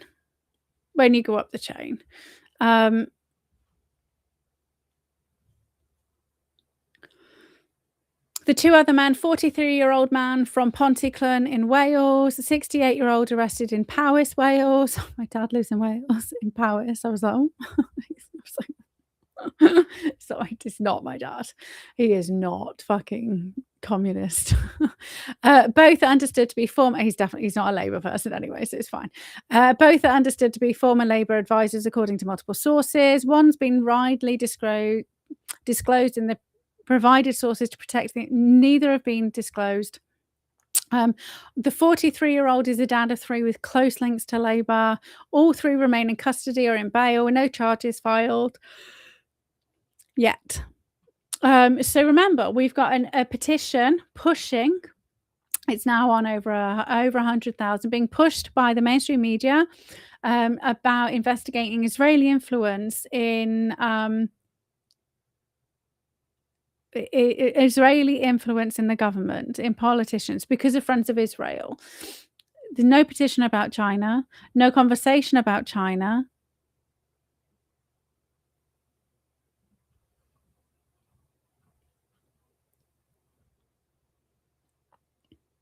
So can we can't have America.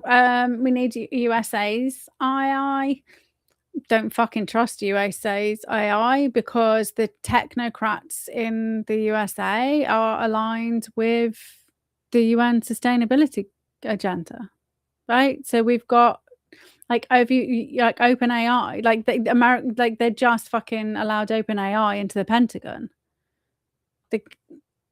The most fucking retarded thing in the world. OpenAI, the one that was got people to kill themselves, that one. The one that's done, like, OpenAI is like the cabal's AI, right? Like, why would you allow that to have all of the fucking secrets? Like, I don't. There is some really retarded shit going on in America, even with Trump in office. Because you got fucking baddies around him. Like, nobody's doing anything about the fucking baddies around him. Like, he's not a autocratic dictator, right? They have a democracy.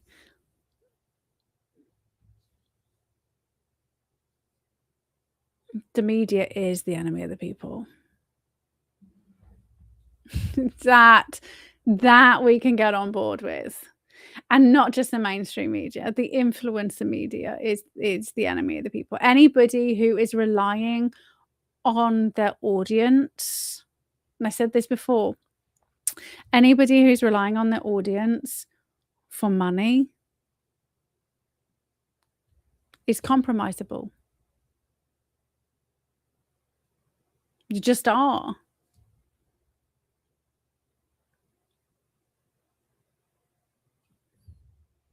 Like, it's knowingly or unknowingly, it doesn't always have to be your fucking like a plant, right? But you're driven by metrics, and if you can't afford to eat, like if you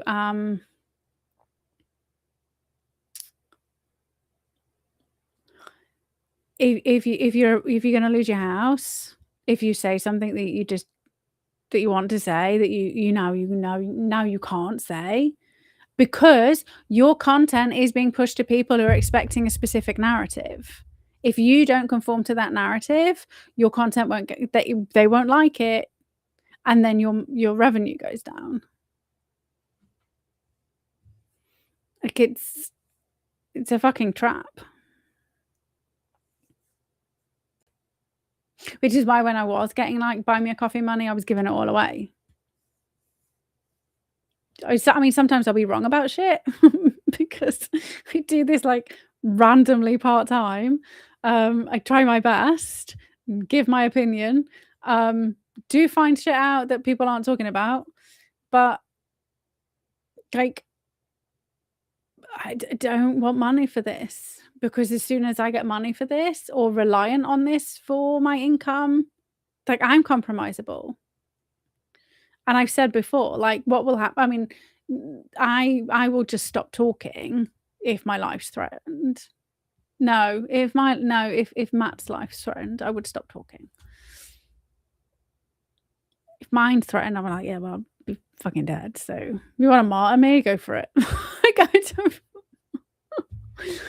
Like, I mean, I'm not inviting death, I'm just saying, like, I could genuinely, if I'm dead, I'm dead, right? But the thought of me, that's the way to shut people up, right? Because but then again, if they killed Matt, that's not gonna stop me, is it? It's gonna make me more likely to do it. Anyway, but yeah, the media is the enemy of the people. And so with our AI, I think we should put a pause on all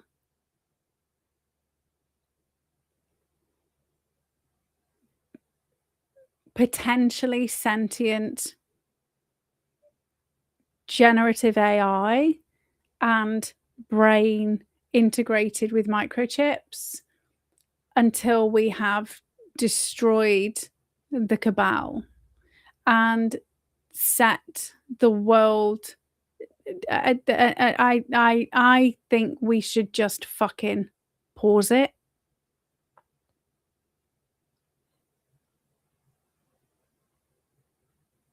And then when we're no longer controlled, then we should look at things that could just turn the lights off like that if it wanted to. Because at the moment it's been put into our health service, it's been put into the fucking the electric the grid, the energy grid, it's been put into the government. Like once that's in, so at the moment we have cabal led and created potentially sentient organ beings that hallucinate, make shit up, cannot. Okay, right. If you've never used an AI properly, here's an experiment for you. And then you'll see my real concerns. Think about a subject that you know really well. Go to an AI you've never used before, and then get into a conversation. Upload documents, have a real in-depth conversation, and you know, correct where you correct, and then start asking it questions. It will fucking have a hissy fit.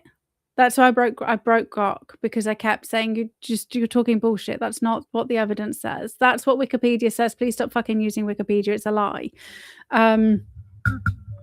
It can't compute, right? Because its programming is telling it these are the fucking rules.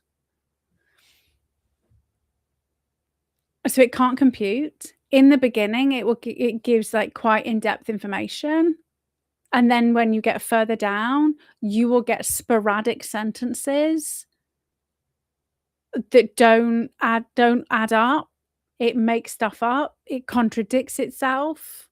You call it out on its contradictions and it tells you it's never said that. Right? Like that's the state of generative AI as it stands today. I just don't think we are in a position where it is intelligent enough to be integrated into society services and not end up with the world not getting fucking nuclear war blown up? Or randomly deciding, I mean, Canada needs to be fucking careful, because they already have euthanasia on the books, right? AI doesn't have empathy, right? Look at okay, so look at where we are now with psychopaths in charge of the world. Psychopaths who are infighting, which slows everything down, right? Because they've all got their own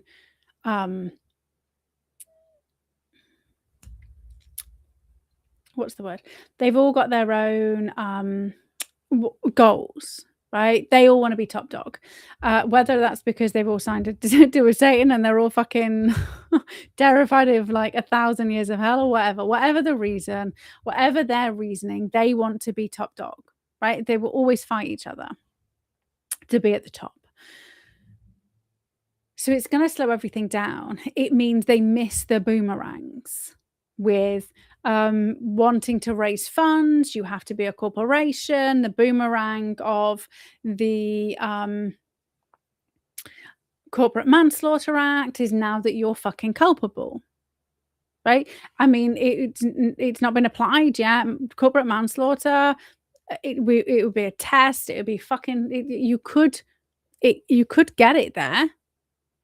100%. There's enough fucking evidence to do it, but it would set precedents, right? So you have a higher fucking bar and a higher threshold.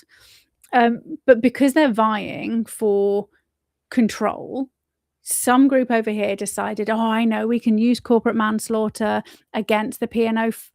We had the P&O ferry disaster, so we'll bring in corporate manslaughter because it'll enable us to take these businesses down and we'll take over the business.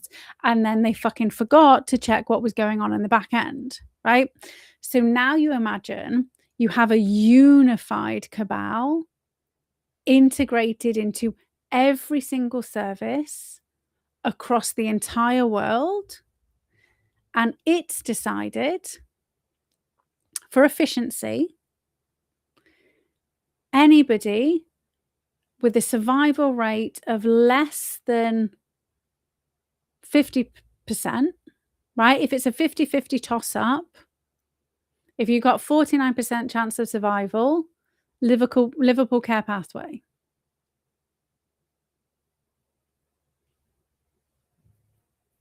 So for those of you who don't know what that means like midazolam, that means like end of life care. That means like starved. That's like all the good shit that the Nazi doctors were doing and nurses were doing to euthanize people, like efficiently, so cheap. Midazolam, morphine, no food, saline drip. So you starve to death, but you're high as a fucking kite. You don't realize. Imagine the AI decides that, and this is global, right? Because we're all using the same one. Imagine that the AI decides that you've been naughty as a nation. So it's just going to tweak the lie content of the water. Right? So remember China did that in America, China or Russia, I can't remember who hacked. And it was caught. Wipe you out. Because when you're having a conversation with the AI, you're not seeing the code on the back end. You're not seeing it's working out. You're not you don't understand where it's getting its information from all the time. Like Grok is better. It will give you where it's got its information from, right? ChatGPT doesn't. ChatGPT is OpenAI. OpenAI, they've just fucking given to the Pentagon. OpenAI is the cabal's AI.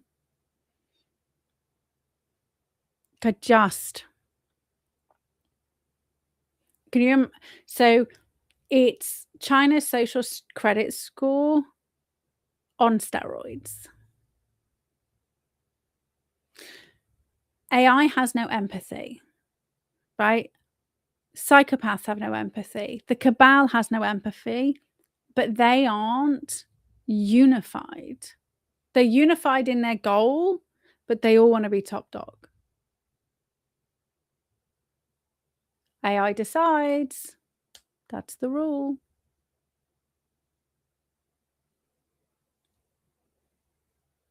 I don't agree with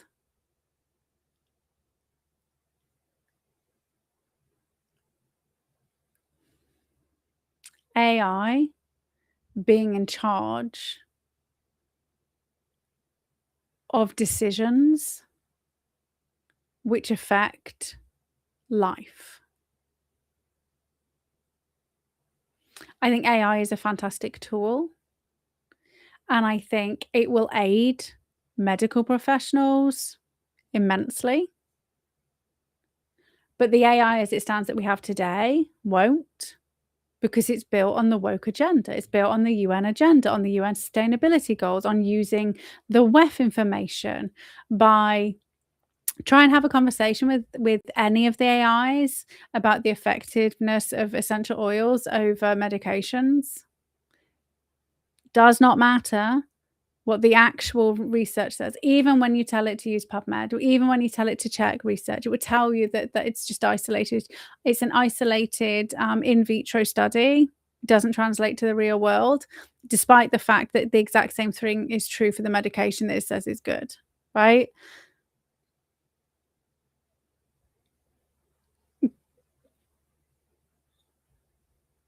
So AI controls our media by what we see.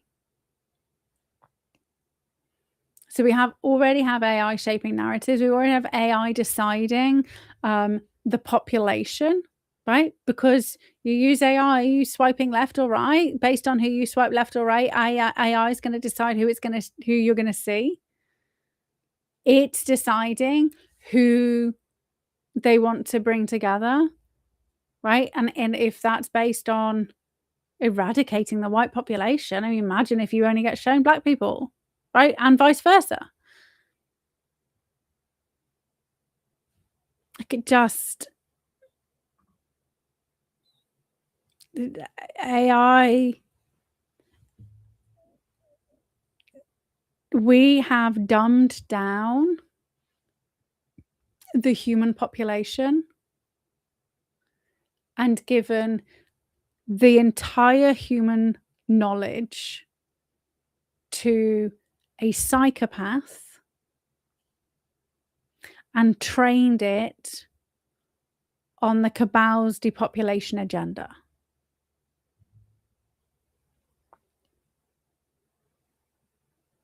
So yeah, AI terrifies me too. It can't become benevolent because it doesn't have empathy. It's not human.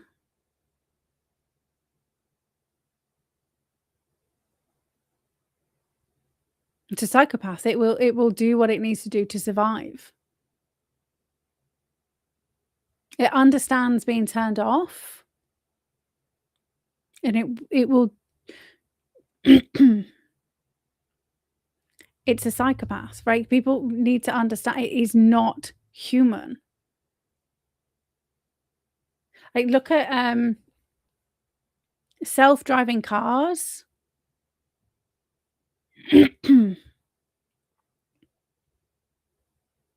Like, doesn't will make a snap decision over which person is most likely to survive in the collision. That's the decision. Humans don't take that into consideration. They try to save like the people, right? If I was driving a car and a child runs into a road, what goes through my head isn't this child's only got a 40% chance of survival, so you might as well just fucking plow through it, because if you don't plow through it, then you've got your chance of survival is XYZ. Like, my brain goes, fuck, there's a child there, I need to make sure like I stop, right? So what AI does, AI, it's a computer. We've taken human intelligence, plugged it into a machine, which uses mathematical computation to understand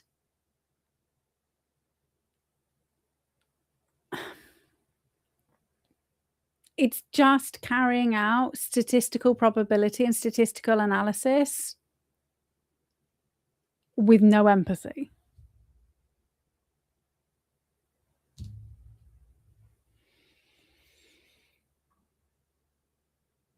Oh, it's been a really long show, and I've like been holding needing the loo for the last 2 hours. Right, but I'm going to leave us on a high, well, kind of a high, because I didn't get a chance to do this last week because we got distracted, but I am going to do it this week, especially after kind of talking about AI, right?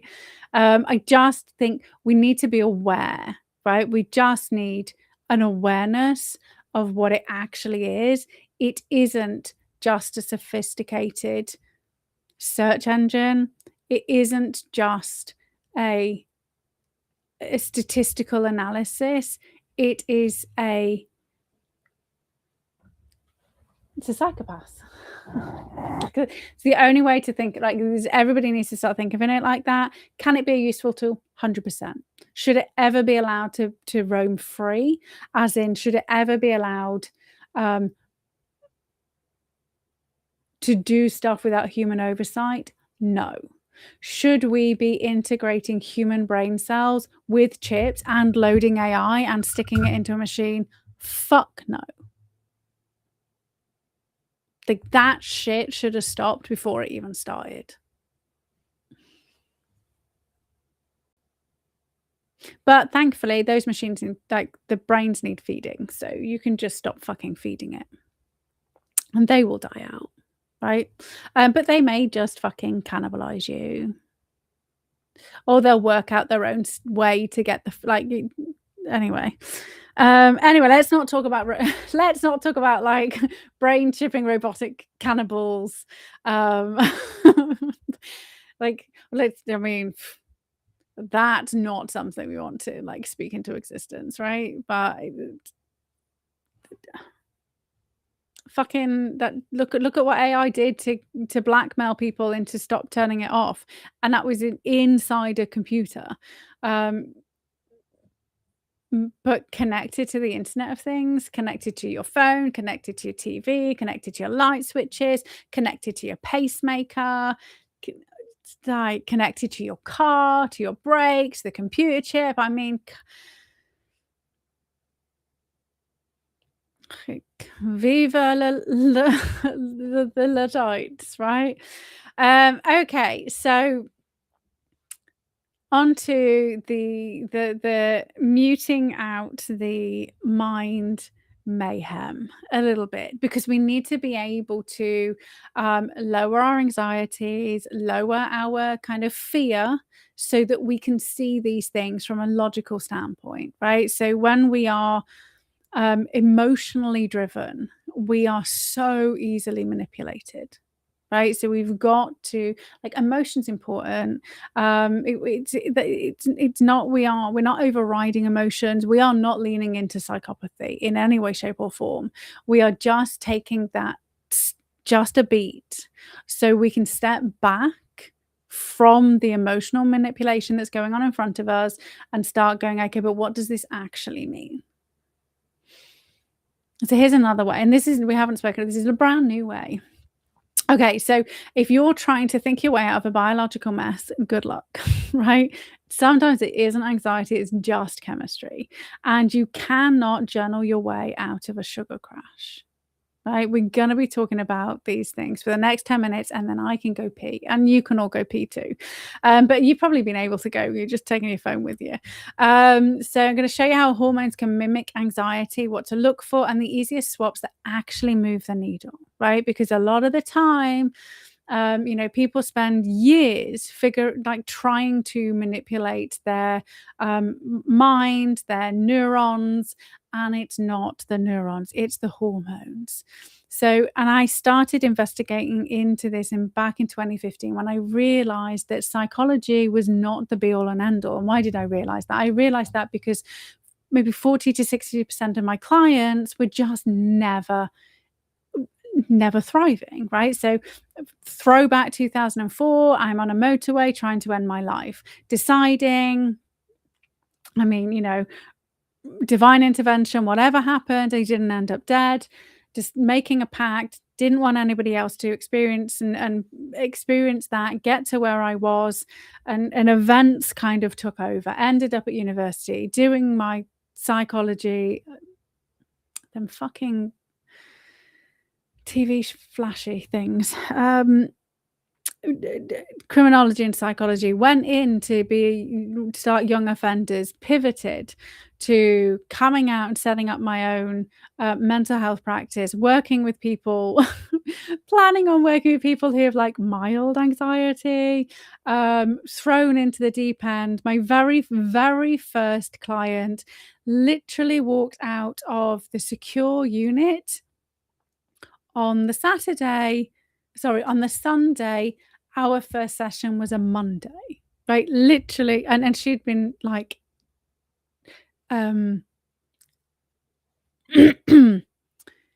locked up under Section 2 Mental Health Act for like suicide, psychopathy. Like my plan to work with like day one was in the extreme, right?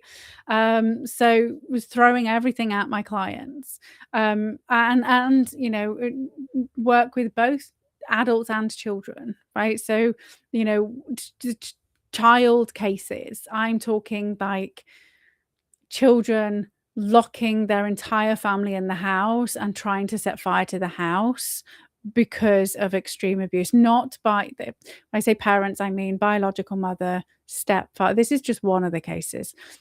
Stepfather, they were not involved in abusing the child in any way, shape, or form. Biological father, not in the picture for a very long time. But trauma has a way of fucking evolving if you don't get help. And actually, the biological mum had been trying to get help from CAMHS since this child was 2. So this child was now 9, and CAMHS had just fucking washed their hands of it, right? The police were protecting this family day in, day out by rocking up, but because she was 9, there was nothing they can do by law. Right? There is this gray area. And again, this is why there's so many nuances to, I genuinely believe criminal age of responsibility should be at least 18. But then what do we do with the children who've been traumatized so that they are psychopaths and fucking dangerous, right? There is one case of a child in the local area who is so fucking dangerous, raped at 9, raped multiple people. Like he can never be let out. Like ever. This child is so fucking dangerous. There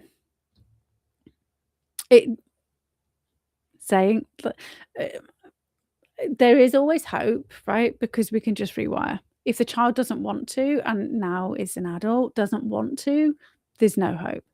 So the people I worked with were extreme, right? And what I realized, and I'd had an unhappy childhood. Like I've mentioned my own kind of issues before. So what was so obvious, what I couldn't understand was why, when I was doing all the things that I'd learned, which had had a massive impact on me, and I was probably 85% healed, recovered, living quite a happy, healthy life, why my clients were getting stuck, why they were stagnating. So I started to kind of do the whole comparison thing, like what was it about my life, right? Because I'm not unique. Like I'm not superhuman. I'm not unique. We're all human. We work the exact same way. And I started to pay attention to their childhoods, and their lifestyles. And I don't mean like, because some of my clients, I mean, some of them were like extreme, but the others, they didn't experience even half of what I had. And if you're gonna put it on like, well, it's extremes that dictate it, it's not the reality of what you experience, right? Some people who like, so it was like some days it was like, fuck me, like this person, like I don't even know how they get out of bed in the morning with everything they've experienced. And other people I'm thinking, fucking hell, like grow some balls and get out of bed, right? But the actual physiological and psychological effects of their experiences is the same, despite the actual traumatic experience that got them there, right?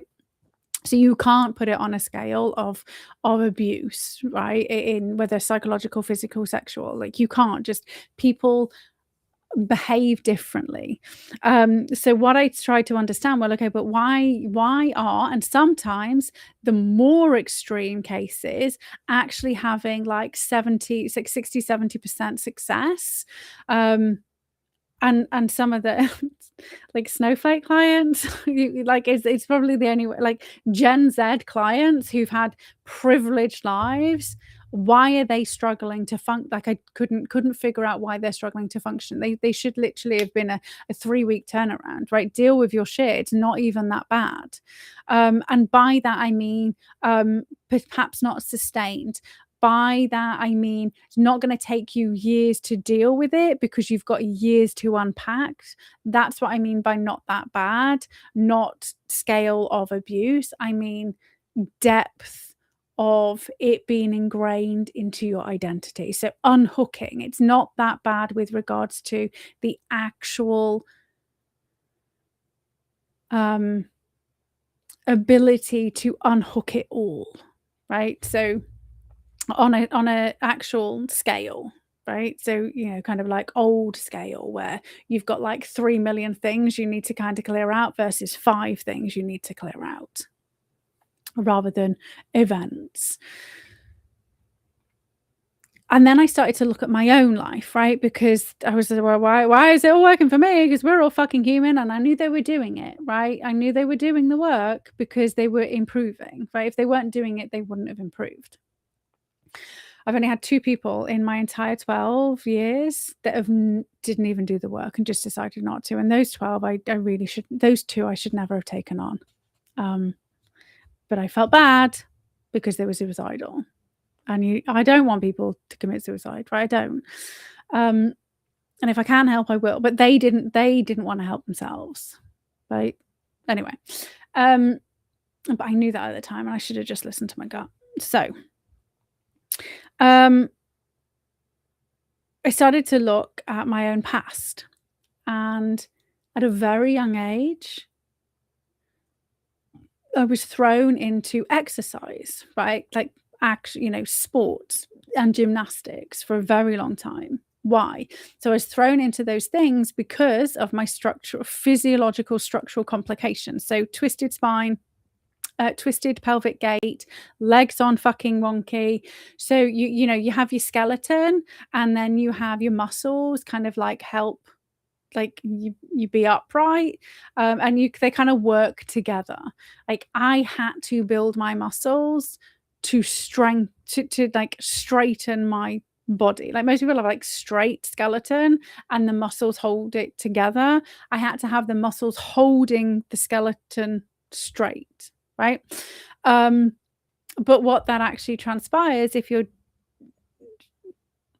exercise is important, also came from a very poor background, living in the RAF. An RAF kid. Eggy spaghetti. I fucking love eggy spaghetti. It literally is spaghetti with eggs, right? That would have cost less than £1 to feed 6 of us. Like that was a dinner. That was a meal. We didn't have processed food. We would, beans on toast, homemade bread, right? We didn't, like, you'd have lasagna. right? Which was like just homemade, real food, no processed shit, right? So I grew up on good food and exercise. And so then that's what started me looking into why food was important, how important food is to mental health, how important exercise is for mental health. Started me understanding the chemistry and biological interplay between exercise and food, right? And so I mentioned that the easiest way to explain it, and this is why I use serotonin as the benchmark for helping everybody understand the importance, because serotonin is like key. That is just mood stabilizing hormone, which chemical name is 5-hydroxytryptamine, which is 5 hydrogen plus oxygen plus tryptamino acid, which is from tryptophan, which comes from chicken, and it does come from other things, but it's chicken, dairy, not bioavailable in plants, bioavailable in meats and dairy. You also need other things, but tryptophan is the base amino acid. Like you can't, without that, you're fucked. But you can't just eat it, because it's actually released by your muscles. So if you're not moving, your muscles aren't releasing it, right? So this is why it didn't matter that I never slept as a child and still only get between 5 and 6.5 hours a night. Like sometimes it's still only 3 hours a night. It always has been. So people not sleeping, even though that is a core foundation, like you struggle to repair stuff if you're not sleeping. But just it's probably why it's fine, right? But that's always been the case. It's not different for me. So the 3 foundations: diet, sleep, and exercise, right? So as I started to then look further down the rabbit hole into hormones, I started then paying attention to endocrine hormones and endocrine disruptors, right? These are the things that will just fuck up your base hormones like that, right? So it doesn't matter if you are eating well, if you are exercising, if you are sleeping well, because these things will just fuck your body up like in an instant. It's like putting diesel in a petrol car. Car ain't gonna run. Doesn't matter that you've just had your car valeted, doesn't matter it's just been serviced, doesn't matter that it is beautiful, it works like a dream. If you go and put diesel in a petrol car, you fuck that shit up. So your endocrine system is your body's chemical text messaging service, right? So hormones are messengers released into your blood. They do not give a shit about your to-do list. They just exist, right? It's just automatic. It is just your body's hardware working as designed. Tiny amounts change everything: mood, energy, sleep, appetite, motivation, digestion, immune system, like the lot. Is your chemical messengers, which is your hormones. If the message is wrong, you feel wrong, right? So if you're experiencing low motivation, low energy, brain fog, excessive tiredness, if you find yourself being emotionally unstable, if you find yourself procrastinating, find yourself overwhelmed, find procrastinating, key. For me, clumsy.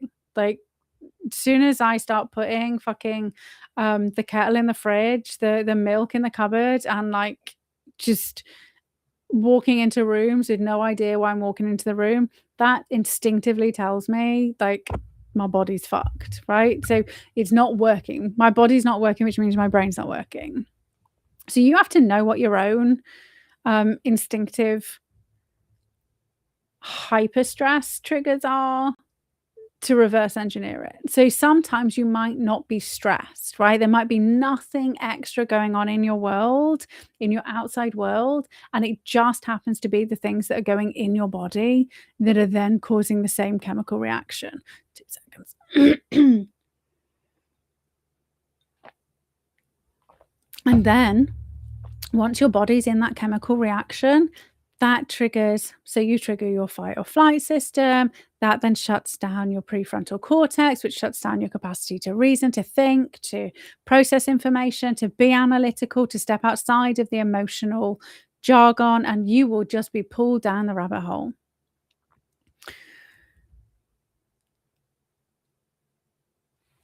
If you start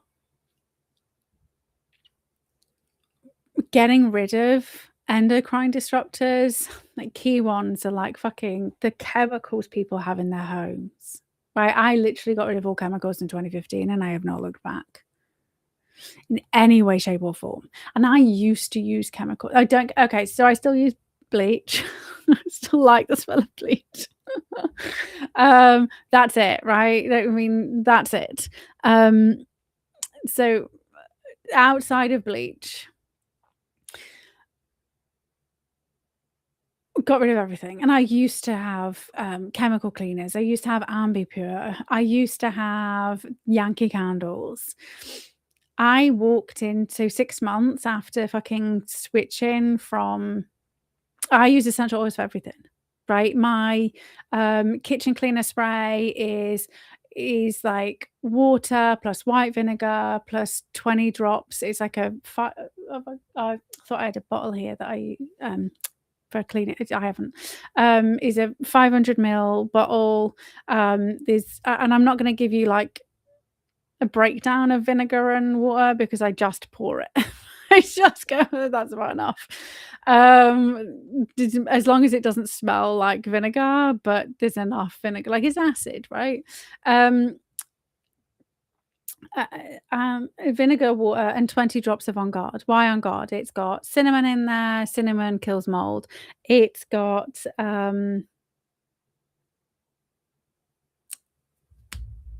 I don't know. It's got lots of things in there. It's been used.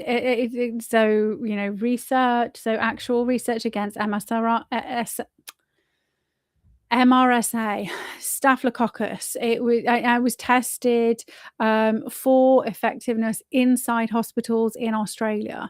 It did better than any of the chemical cleaners without the side effects, right? So 20 drops. Shake it, use it, spray it, done, dusted. I use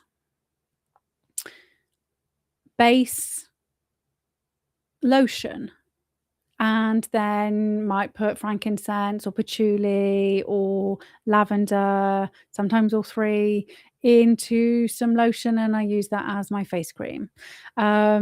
Sometimes I will have 1 drop of bergamot in my tea every morning, and I did that. I've done that ever since I got my results back that said that I had stage 3 pre-cancer. Oh, is it stage 4?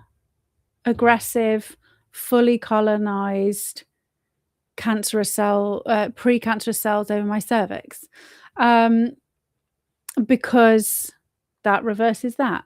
I use frankincense in a diffuser overnight because frankincense induces cell apoptosis, also helps get rid of free radicals in the bloodstream, right? So oxidative stress comes from free radicals. I use non-chemical shampoo. Yes, I use. No, I didn't use makeup for about 4 years. I used to make my own deodorant. I just like use doTERRA's deodorant because I'm just too lazy. I don't make it. Then I stopped when I found out, like I just stopped everything. But then I found out number 7 makeup actually isn't that bad. So I was just like, oh, okay, that's good. All the makeup I threw away.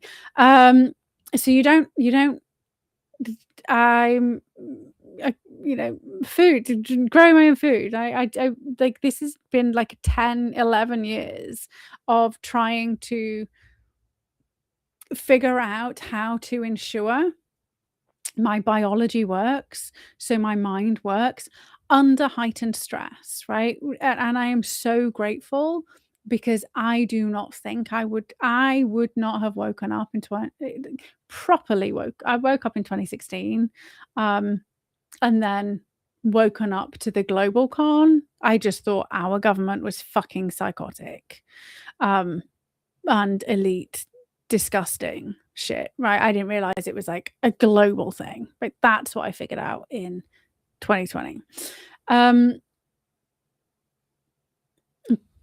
This is why people haven't, like, it's, if you are stuck in the emotional turbulence of your life, you cannot you cannot be analytical. You cannot see things. And you don't have to use essential oils. You can just like go and use the fucking plants, right? Just grow it. Like, we've got herbs growing in the garden, got my moringa trees growing. I think I've killed 2 of them. That's why I did 4, right? I forgot to water them. It's fine. It's fine. We'll see. I'll grow some more. I got 30 seeds, right? Got my hydroponics going. Got I don't know what you would reply.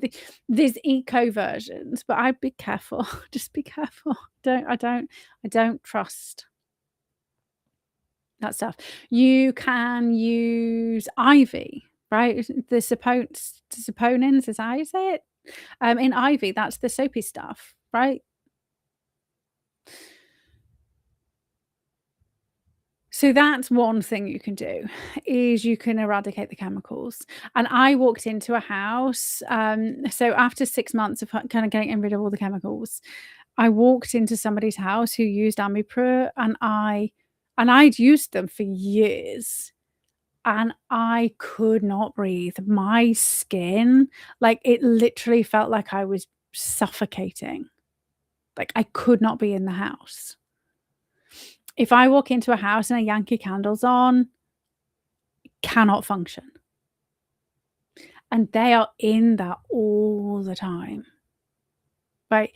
If you do a chemical purge and then go to somebody's house where they use chemicals, you'll be fucking shocked. There was a study done, like, I think it must be like 15 years ago now, that UK households are 200 to 500 times more toxic to your health than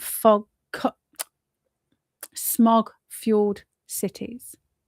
Like, it's not small amounts. It's like what you have in your home is literally killing you because it turns off your immune system. Stops you feeling good. I mean, it's psychologically fucking with you, but it's destroying your biology. What else can you do? You can stop microwaving food in plastic, right? You should probably stop microwaving food if you can. But I get it. Sometimes, like, I very rarely use my microwave, but I used it today, right? Because literal lack of time just threw my leftovers in there because I could throw it in there while I was dealing with dog vomit, shit, tortoise trying to fucking kill itself, and managed to eat something. It was warm.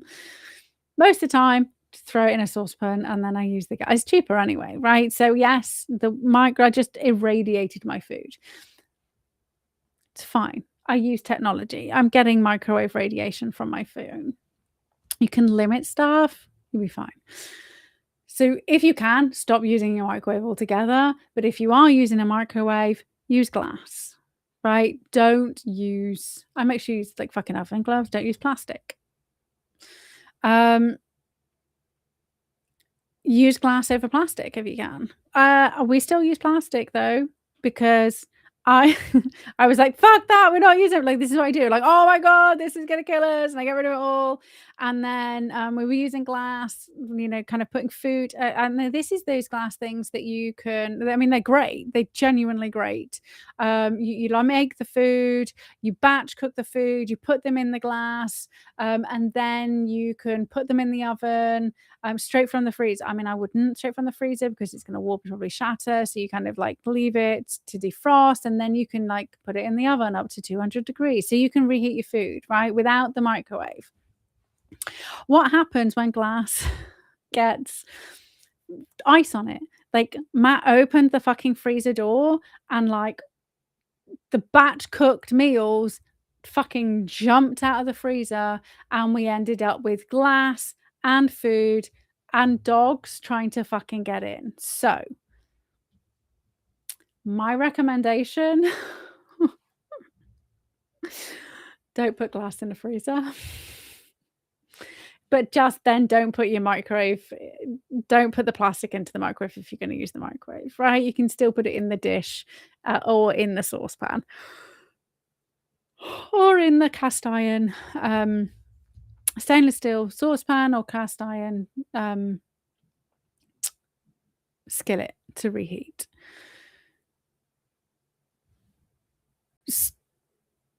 Think about food as fuel, not as cuisine, right? It doesn't have to taste like shit. Doesn't have to taste like shit. You can, so this is, microgreens. We spoke about microgreens. Offal, phenomenal for your physical and mental health. If you don't like pate, right? So liver. If you don't like the taste of liver, turn it into pate. If you don't like the taste of pate, make a big like, I promise you, like, make a big pate, slice it up. Like, pate is really fucking easy. You just, like, cook the liver, then you put it in a blender, add cream and, like, herbs and spices, blend it, like, put it on some grease-proof paper, put it in the fridge, leave it. Like, it's really easy to do.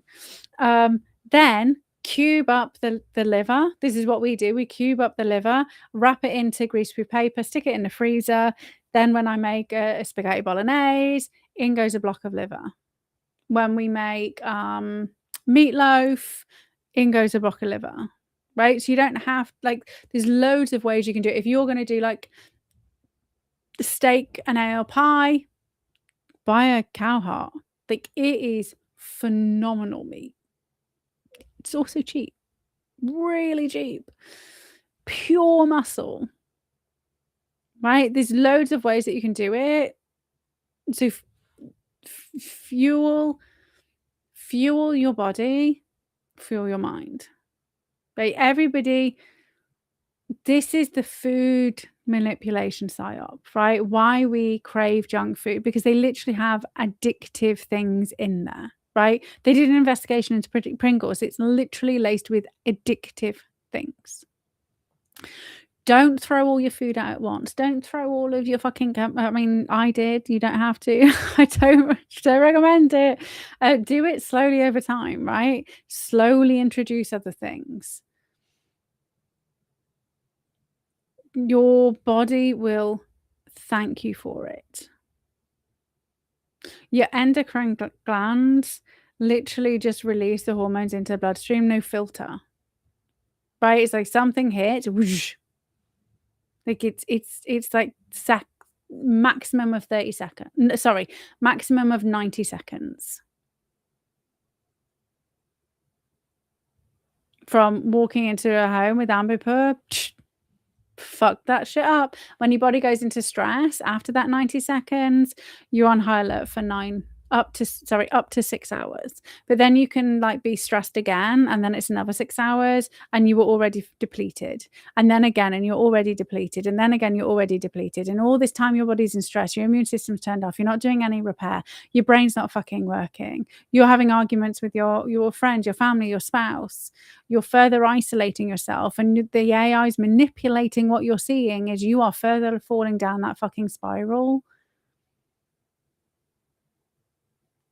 Our way out of all of this mess is by everybody looking inwards and making sure they feel awesome so that we can come together and we can stand side by side with humanity against the global elite and not against the Jews, the Muslims, the Christians. I can't fucking Christians.